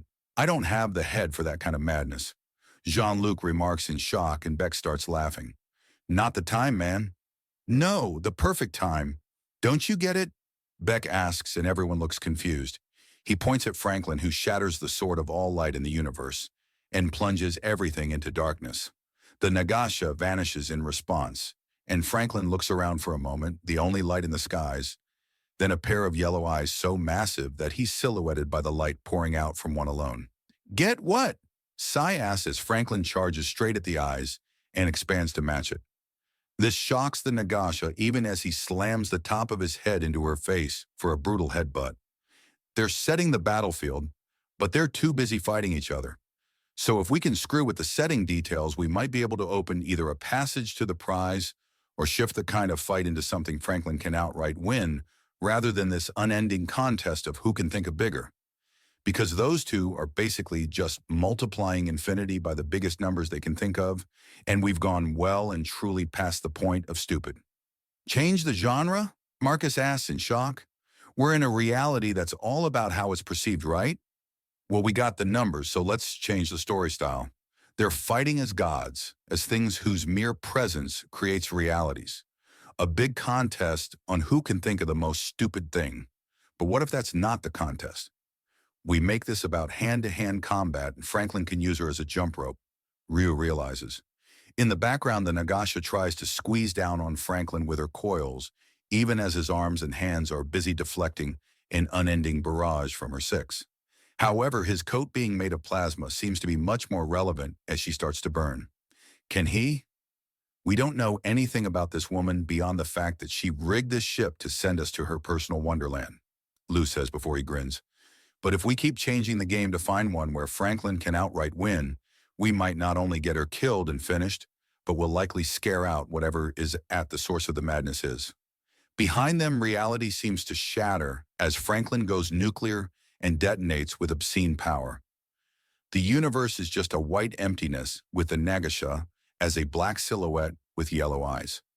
Yet Franklin is still there, as a brighter point, as the center of the white light that glares down at the being of darkness. He's gone from star titan to light embodied. He just got control, Cy remarks, as suddenly Franklin seems infinitely large and stomps onto the Nagasha like one would a slug. She catches his foot and holds it steady. Her rattle methodically shakes as reality starts to crack. Everything is the inside of a white egg with unending darkness pressing down to crush them all. Bullshit, he did. We're changing the subject, Miles says before thinking. Now how do we do this? It's axiom. Will is the way. Beck says as the egg collapses and the light embodied catches the stabbing claws of darkness with his hands and feet to prevent himself from being crushed. Just back me up. I've got an idea. Oh, this ought to be good, Miles says, turning to look right at Beck, even as the rest of the group does. Oh? They're making progress. Franklin notes as everything shifts. No longer is he some kind of titan. The rules are strict and clear. The room for nonsense, however, is still exceptional. His linen-wrapped fingers dig into the desert sands and withdraws a massive bow with arrows the size of spears. The harsh burning winds pull at his linen cloak. It's stained red from the blood of his foes. He is now a hunter along the side of the Nile, and his prey is close. He crests a dune before climbing a small hill that shows the river in the distance. There is the Nagasha, cursing and screaming as she fends off a crocodile.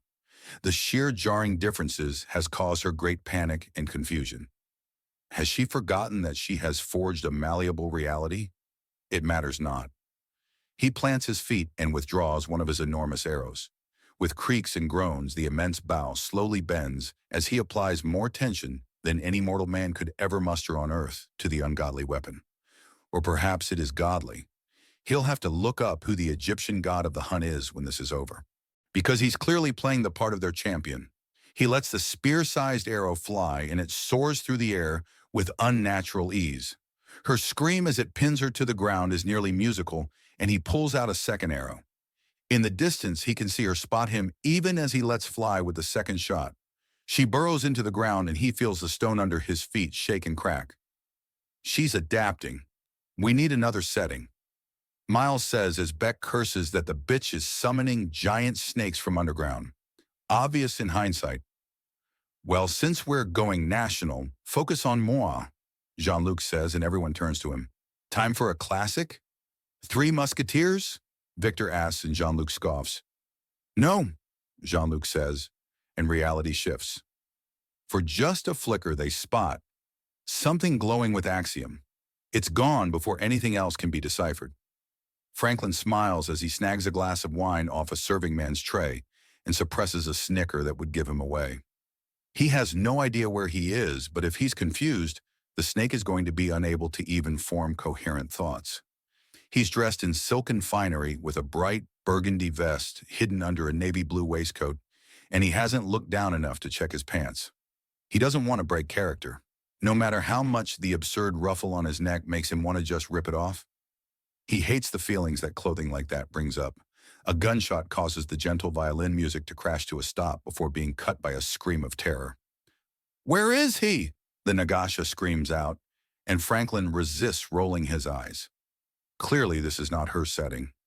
Now, if he could figure out what the setting is besides something to do with ballrooms, then he'd be a bit more comfortable himself. Franklin checks his own reflection in his wine glass and represses a smirk as he adopts a look of shock and horror. He looks like fop. Perfect. "So, sir, a letter has arrived for you, Baron Smith," a server says, and Franklin accepts the letter as he glances between the wine glass and the letter, and he quickly drinks down the wine and then hands the glass to the server, who nods to him and quickly bustles away. He carefully unfolds the letter and blinks. Like the setting? It's a classic written by Baroness Orsi. This should give you a clean shot on the girl, possibly a kill shot. When you take it, we'll change again. We think we spotted the heart, so we'll need a few more shifts and you'll need to keep her distracted. Godspeed, Baron Martin. I must confess, I've never seen such a language before. A man says from behind Franklin, he's absurdly well dressed and has very delicate hands that he offers to Franklin with a smile. Franklin shakes his hand and smiles in return. It's a rather foreign trade language, spoken by a large number of rather savage matriarchal tribes. Matriarchal? They espouse women ruling over men. Franklin returns and the man blinks. Well, I suppose my wife does. I what, Percy? A rather annoyed woman asks, and the man visibly flinches. There's something overdramatic about it. The man's acting. Oh dear, I believe that I've started something. I do apologize. Pardon me. Franklin says, bustling off. He quickly feels around the inside of his coat to find a pistol and smiles. He quickly slips up behind the Nagasha to find that she's a woman in a serpent-themed dress, struggling to keep balanced and lashing out with knives, even as her 4 excess arms are attempting to burst forth from the sides. She's clearly trying to get her form familiar again and is very distracted. In a single moment, Franklin draws his pistol and fires it right between the eyes. She shifts and hops with unnatural speeds and catches the bullet in her teeth. Well, shit. Reality reshuffles once more, and he's looking out from under a helmet with a mask on it to a monochrome world. A quick glance at those around him confirms that he's surrounded by samurai. A scream of fury fills the air before he can gather his thoughts. What was that? He asks, and his words come out in Japanese with tiny white subtitles at the bottom of his vision. Someone's clearly having fun with this one. The Nagasha bursts out of the woods with an unholy scream, looking like a cross between a mad scientist's unholy experiment and a demon. Those around him scream yokai in terror and several break and run. Franklin draws his sword and charges. "Slay the beast!" he screams as he dodges a spit of burning blood, the only color in the otherwise black and white world, and slices into one of her hands. Then he's suddenly sitting at a bar. The shifts are getting faster. If they have spotted something, then they're clearly homing in on it, and he needs to keep her attention all the more. What am I in now? He asks himself and sees the subtitles again. He's fairly certain he just spoke Chinese. A wire fu movie? It would fit all the Asian-looking faces. Of course he stands out like a flare as he looks into the drink in his hand. He's wearing a red cape over top armor with a sword to his side. "Naga! There is a Naga seeking blood!" A man screams, running into the bar in terror. Franklin rises up and hurries out. Sure enough, she's out there attacking people at random now. Clearly, she's distracted and losing patience. Franklin draws his Jian and tosses it into the air before jumping up, spinning and delivering a kick to the pummel of the weapon that sends it flying into her back like a spear. Reality shifts once more. "Just a few more," Miles whispers, and Franklin nods even as things reform. He spurs his horse onwards to try and keep pace with the train. Whatever's going on, the train's important. Maybe he has to hijack it. He stands up in the saddle as the horse starts to lag, and then jumps the last few feet to grab onto the railing of the caboose. The sheer twisting winds blow his hat off, and he mentally curses even as his kerchief, bright red, slaps him in his face. "All right, you varmint, let's see how well you do a six-shooter jig," Franklin says out loud and grins at how stupid it sounds. He finds the door locked and then shoulders it open with a growl. The Nagasha turns to him in shock, still half woman and half snake, but her extra arms are gone. "Reach for the sky." "What are you even doing?" she demands before he shoots and reality shifts again. Franklin is now in a three-piece suit and clearly feels the pieces of a Tommy gun broken down in his jacket. Hey, Frankie, my man. A lot going on tonight," Jake says as the bartender as he passes Franklin a drink. "You guys are doing a banger of a job. Where is she this time?" Franklin asks, staying in character. The whiskey is a harsh burn on his throat, but a welcome one that focuses him, if it's even real. "We need you to stretch this one out. We managed to get path to the prize open, and we need her looking for you. So that was the last change. Think you can do things as Frankie Fibs?" "Frankie Fibs? Probably not. Flirty Frankie?" "Maybe," Franklin says, and Jake snorts in amusement. "If all else fails, we're switching to a sports movie. So be ready to tackle someone." "I've not played much football," Franklin admits, and Jake shrugs before leaning in. "We were able to make the core a prize and in play in this unreality. So we got the boys doing a bank heist as you keep her busy. If that fails, then the next shift will make it the trophy for the finals game. Real easy." "And where will she be in that game? Or for that matter, where is she now?" "She's in the club now," Jake says, pointing down to the next room where the music is coming from. "She'll be a cheerleader trying to figure out which way is up in the next one. Just keep her eyes on you, and we should be able to pull this off." "All right, I'll get to it, and don't let Jean-Luc have too much fun with the dynamite." "Too late, my brother, too late," Jake says, and Franklin chuckles. "Right, well, I'll get to it. Although, thank you for not doing this with magical girls. I really don't think I could have pulled of a miniskirt." Franklin jokes, and Jake snorts so hard he nearly doubles over. There were some genres off limits. Any with high technology or blatant magic was a no-go. So magical girls, mecha, fantasy, and sci-fi were off the list. "Never been happier to be denied my favorite entertainment," Franklin says, and Jake grins. "Magical girls? Hey, some are pretty darn good." Franklin volleys back and gets a chuckle. "Anyways, I'll keep her busy. You just bust open that vault all right?" "We're on in it, Frankie, man. We're on it," Jake assures him, and Franklin nods before throwing back the whiskey. "Good luck scoring it." "I'm gonna need it. The woman's a snake," he says, and gets a heh of amusement as he turns and leaves for the dance room. He spots her easily enough and catches her as she stumbles. "May I have this dance?" he asks, and she gasps at the sight of his face. "What is going on? How are you doing this?" she asks as he takes in the fact that while she looks human, possibly Arabic, she still has her yellow eyes and her true form is in a tattoo coiled around her arm.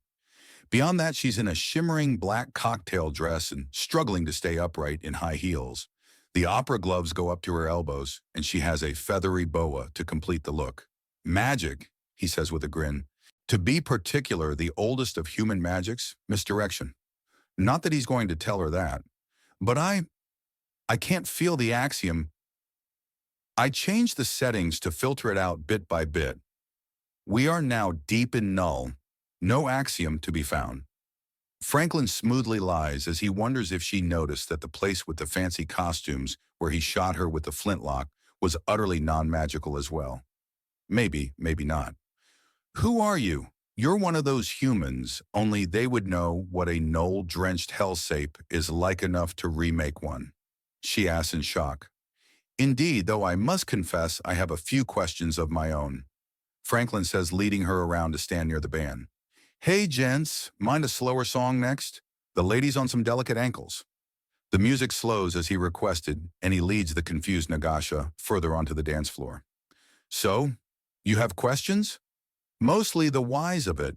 You're clearly a smart woman, a woman of means and skills. Why do something as base and cruel as slave trading to make money?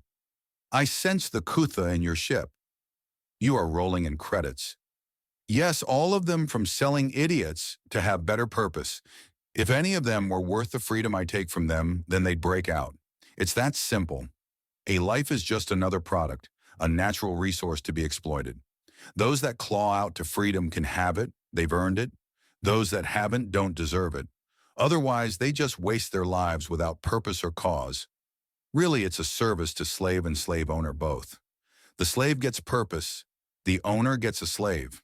Nice and simple. You say it like it's simple, but there are many matters to consider. Franklin remarks as he slowly guides her into a slow dance. Oh? Like what?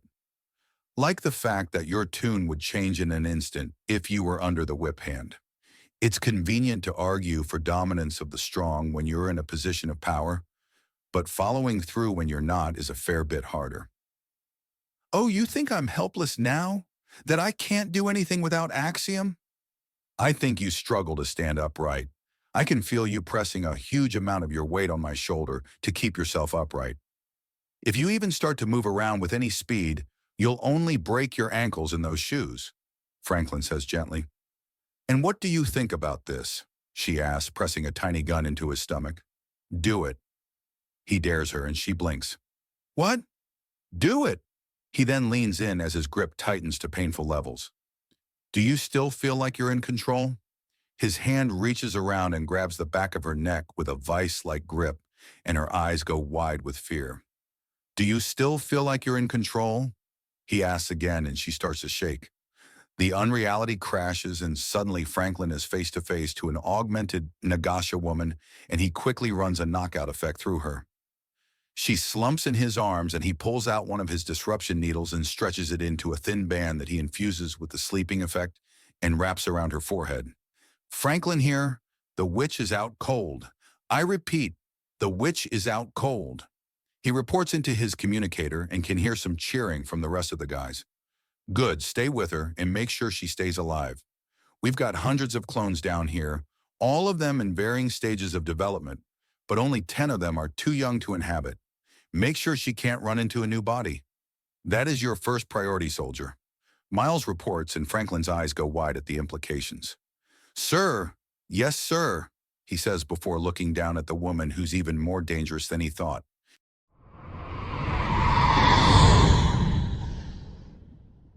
Chapter 199, The Pirates.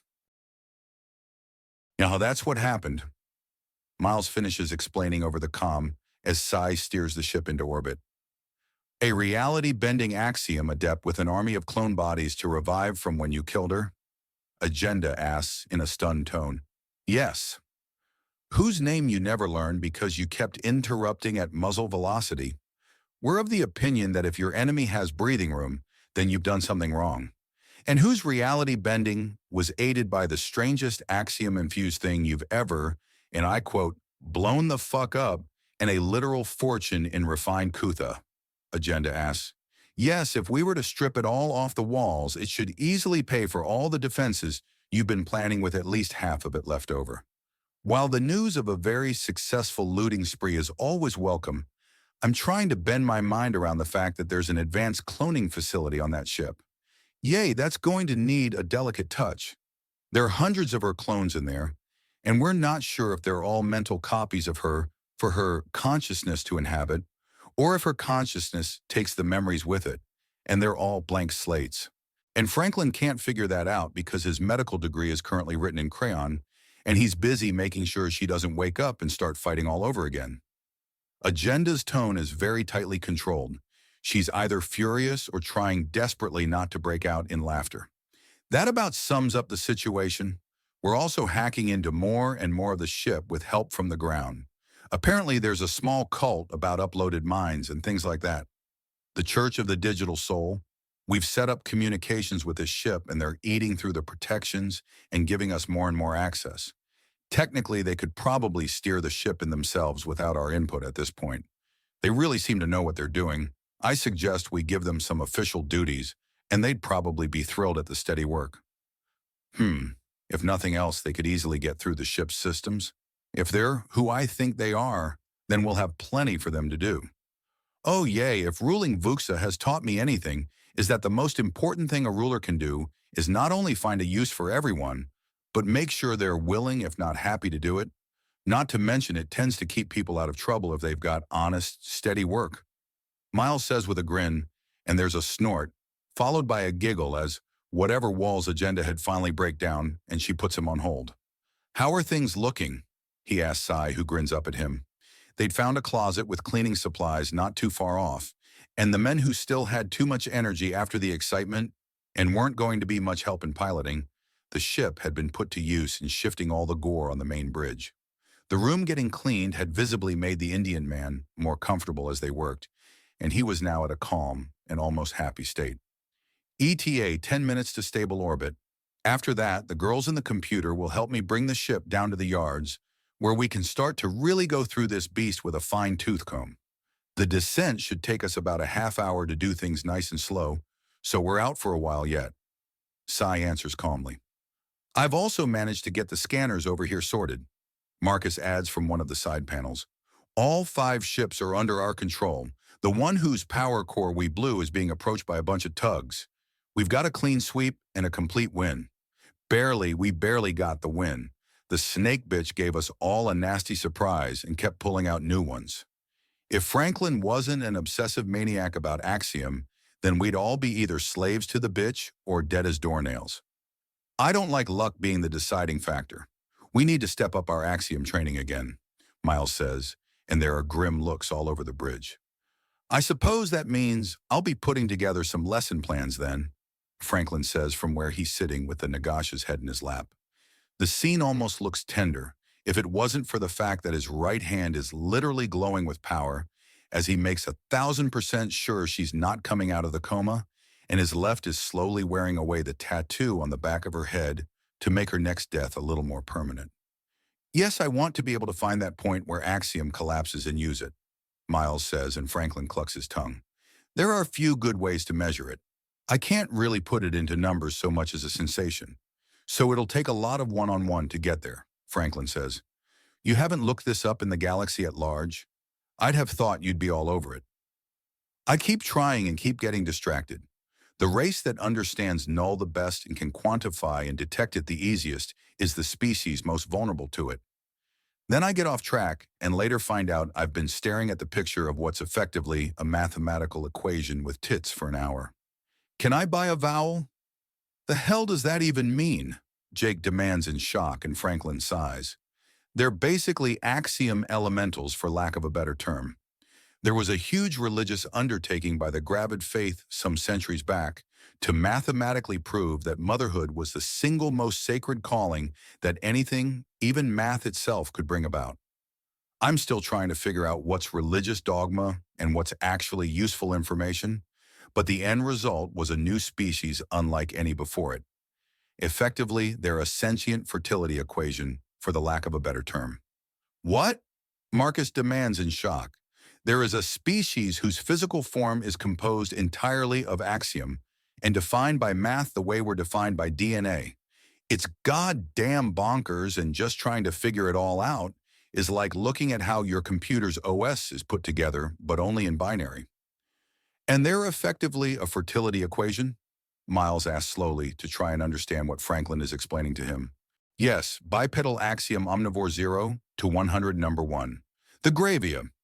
The race is made of axioms, so null is so obscenely dangerous to them that they've categorized it down to a point where they can detect where it will form naturally and counter it to try and prevent null from forming entirely. To them, cruel space is literal hell, and it's their race that had it officially categorized as cruel space. How often do you get lost trying to figure these things out when you research null? Miles asks. Almost every time. The static images of these women are odd enough, but they're in more dimensions than I can truly understand. These women are straight up just... Franklin drifts off. They're what? It looks like they're moving and growing and shrinking all at once, even when they're perfectly still. It's bonkers, Franklin says. Okay, so there's a race that's very weak to null and are rightfully scared of it, but have studied it. Got it, Miles says. Now answer the question. Can you teach us to manifest null at will? Yes, but I want you all to know that you need to be really careful with it. Most women it knocks out. Agravia? Instant death in even tiny quantities. If they're a distance away, then it's a slow and gruesome death. If they're far away, then it's very, very painful, Franklin says, and Miles nods. Right, keep the collateral down. Reasonable.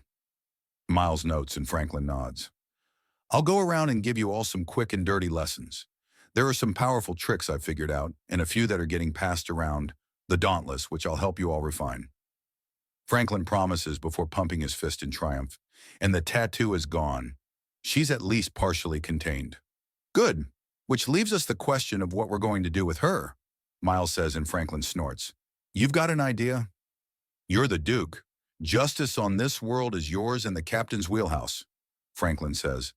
He's right, you know. This is both a chance to set an example and to send a message, Marcus says. Of course, that can go in all sorts of different ways. It might scare off some types, but others might take it like a challenge. Something to think about then, Miles says as he stands at ease and overlooks the entire bridge. Is this how the Admiral feels? Knowing that his every action could bring about peace or doom, and lives could end or be preserved on the advisedness of his actions? You're thinking out loud, Marcus says simply, and Miles coughs into his fist and squares his shoulders. There's a snort of amusement that goes through the men as they start to descend down. Then Miles' communicator goes off. Yes? All right, we've got a bunch of the ships already down under our control. Yours is going to be on the absolute end due to that cloning lab. Our plans for that is to break it down and spread out its equipment over the planet for the hospitals in the major cities, and we need a tally at just how much Kutha is in that ship. Not to mention we need to see if there are any recordings of that reality shifting. I want to see for myself what it was like, Agenda says, and Miles nods with a grin. And the fact that replays of Franklin's fights with Butcher Bitch and Thunder Thought are still being circulated, and you want to see if you can make lightning strike twice? Darling, if you can make money off of something, you should make money off of something. Not to mention, I want to see what happens when there are no rules. Pretty bullshit, to be honest. They got caught in a loop of, I'm bigger than you, and then the other would go, no, I'm this much bigger than you. It was very silly, so we changed the rules around. Then we kept changing it until there was no more axiom silliness, and he was able to do his job of distracting her without something blowing up or getting shot. Really? In order to get them to stop being silly, you had to take away all the axiom? Yes, they're very silly people, Miles says with a teasing grin towards Franklin. Oi, he protests, and there's a laugh from Agenda. Well, now I'm even more eager to see it. Your re-entry vector is good. How much is due to your men, and how much is due to the digital soul girls? We're doing our fair share, Miles asks. So 1/100th? Agenda asks in a teasing tone, and Miles considers the level of skill his team has for piloting capital-class ships. Yes, he says, and she breaks off into undignified guffaws of amusement. Hey, we're a small team of soldiers, not a crew of pilots. A team of soldiers.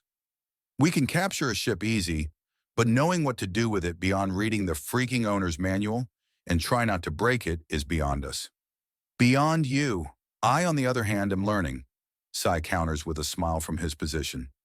And if you take your hands off those controls, I'm willing to wager the ship won't even shudder as the digitals guide it in.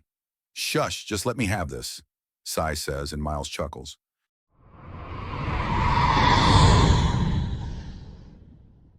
Chapter 200, Reports from Beyond the Stars. Captain Johanna Lake reporting in.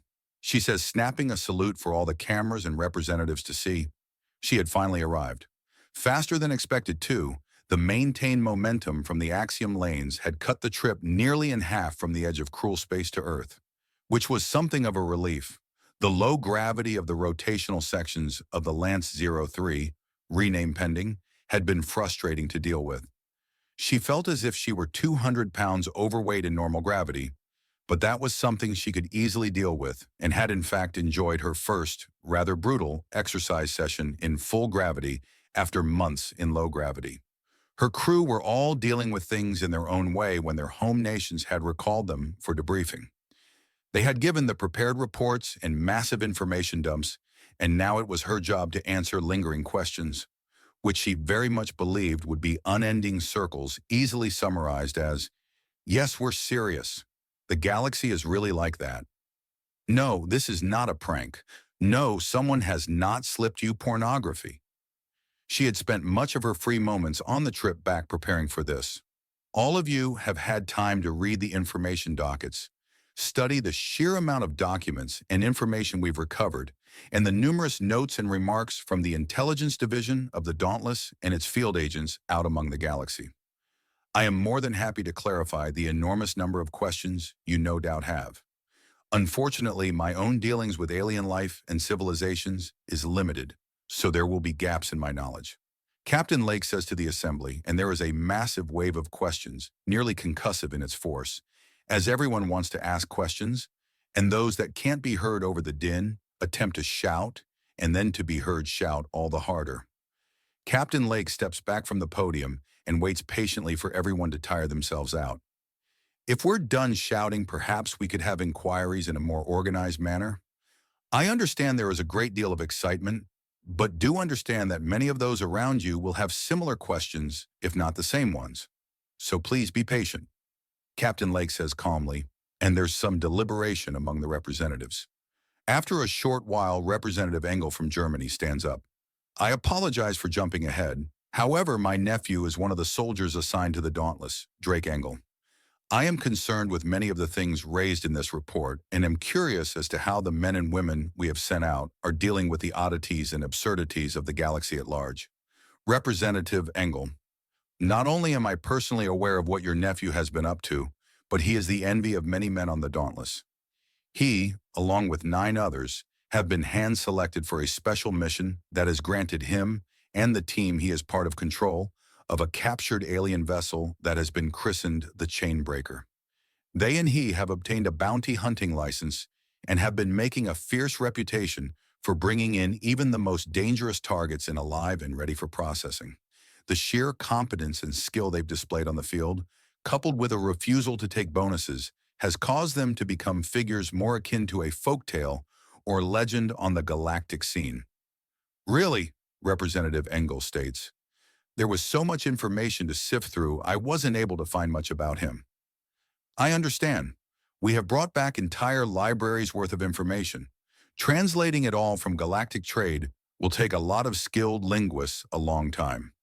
I don't blame you for struggling to find your nephew in the mess, Captain Lake says genially, although the subject of the bounty hunters does bring us rather close to the interesting topic of another expansion of human influence throughout the galaxy, namely the EFL, or Earth Foreign Legion. Numerous times when the Dauntless was set upon by pirates, many of the ships in question were quickly captured, and their crews and captain subverted to our cause. As a result, we have begun building a fleet that has numerous hardened criminals, all but eating out of the hands of our soldiers, and no less than 2 major space stations openly declaring themselves as allies of humanity. I think that's quite enough. The representative for China, Wu Xin, protests, standing up. The amount of information is not in question, nor is its consistency. What is in question is the blatant and childish vandalism to the information dockets. The pornographic images laced in among the documents speaks of outright vandalism and is a direct insult. I'm afraid the images were quite realistic and accurate, Captain Lake says. Do you think me an idiot? Pages after pages of women of absurd sizes wearing disgusting fetish outfits?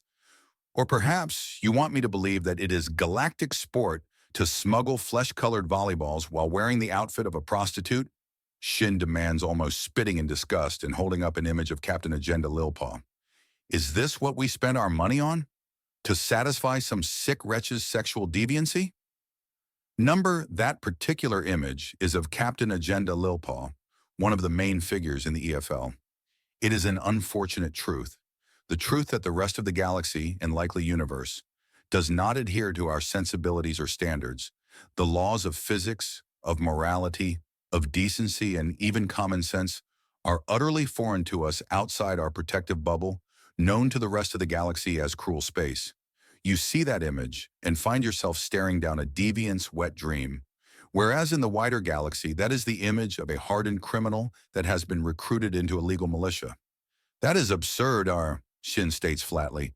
It becomes much less so when you remember that the rest of the galaxy operates under different laws of physics.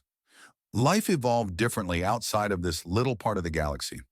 This has resulted in a synchronization of all races, so pervasive that it has effectively reached us here in cruel space as well. These peoples do not resemble us. We resemble them. These races casually trace their history further back than any nation on Earth, with steady nations as old as 5,000 years of age being considered young on the galactic stage. Walk us through it, Captain Lake. Explain how this absurdity happens. The representative of Russia states calmly to try and keep everything on track. You want me to crack open the field of xenobiology in a pithy summation? You want an entire scientific discipline and field of study in a few simple words? As best as you are able. Fine. Simply put, it's all about the axiom, the field of physics we don't have access to here. This omnipresent energy field allows absurd leaps in evolution and technological advancement. It also has far-reaching ripple-like effects that connect all things together in some way or another. The aliens are primarily female because males take more energy biologically to produce, and with axiom enhancing any being that cares to try it, means that there is no specialized role for hunters or warriors. A woman alien can be just as strong as a larger male alien, and so with the biological requirements laxed in such a way, less men are born. This effect grows as the most successful huntresses and warrior women are the ones who breed the most readily, and the need for men becomes relegated to breeding alone. And a single male is all that is needed to keep a substantial population constantly pregnant. That explains nothing as to why they look so obscene, Jin protests. I was getting to that. I only have so much air in my lungs, Representative Wu. The reason for their obscene appearance evolves from this state where there are so few men needed. The numbers go down and the demand perversely goes up. With the practicalities of physical shape being a non-issue with the aid of the energy field, females who are better at birthing and wielding axiom become the preferable mates. And so displays of such traits get bred in more and more and selected more and more. Continue it for thousands of generations and you have a society of obscene space harlots. Really? Shin asked with a disgusted look on his face. Yes, however, there are upsides to this crazy galaxy. First is the fact that humans are very much welcome due to the scarcity of men. We are constantly underestimated and due to the axiom, allowing jumps in technology and biology, uniquely capable in many fields. One of which is poison use and resistance.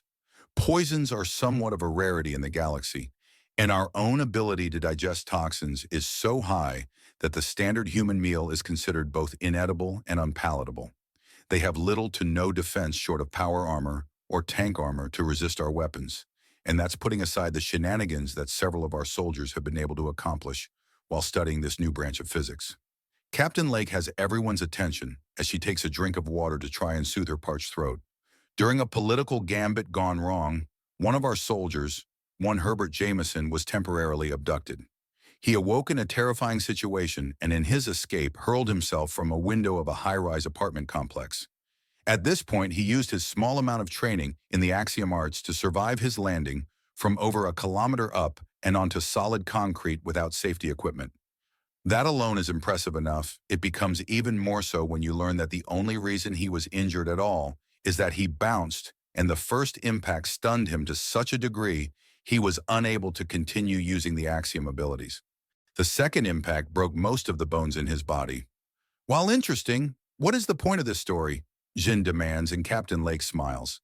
She then fiddles with the podium she's standing at, and the image of a fully trained soldier and a young teenager that could be either his son or younger brother appear side by side. The medical technology in the galaxy is so advanced that it took him less than a week to not only fully recover, but grow younger until he resembles his 14-year-old self. This is the same soldier. These people, despite their oddities, have casually cracked eternal life. They harvest and use so much wealth that an entire planet was gifted to Admiral Cistern for human use, and it was ultimately a tax loophole. Anriac 4 may not have a proper atmosphere or biosphere, but it's still an entire planet, one which many of the scientists on the Dauntless are working to correct. We've also been openly invited to colonize an otherwise uninhabited continent on the world of Brule, a hot jungle planet not too far from the edge of cruel space. Colonization rights are being secured? Shin asks in shock, and Captain Lake nods. Yes. Unfortunately, the sheer size and population of the galaxy works both for and against us. There are a huge number of worlds just waiting to be claimed, but so many people looking to make those claims that it's effectively impossible to find someplace outside cruel space that humans can have all to ourselves. However, we effectively have the run of the galaxy inside cruel space. A mere half percentile of the galaxy, Shin remarks, and Captain Lake outright laughs. What do you find so amusing about that? The Lance series starships are literally the fastest vehicles humans have ever produced. It still took 2 months to cross half the distance, and that was with an obscenely fast-running start, as it were. If we were to colonize a new world every 10 years in our part of the galaxy, it would take millennia to go through it all. The galaxy is enormous on a truly mind-boggling scale. Having 0.5% of it? That's a display of wealth and power that literally no other race can match. What about defensively? Are we in danger from these aliens? Will there be an organized attack? The Russian representative asks. Defense-wise, we're in a perfect position. The aliens are fatally addicted to axiom energy, something they cannot get in cruel space, hence its name. Their technology fails, their biology fails, the vast majority of their plans fail. The beacon that reached us only managed that due to being a very special project that took decades to accomplish. As for organized, number. The alien races are not truly organized. Oh, they have a face of one, but it's completely non-functional.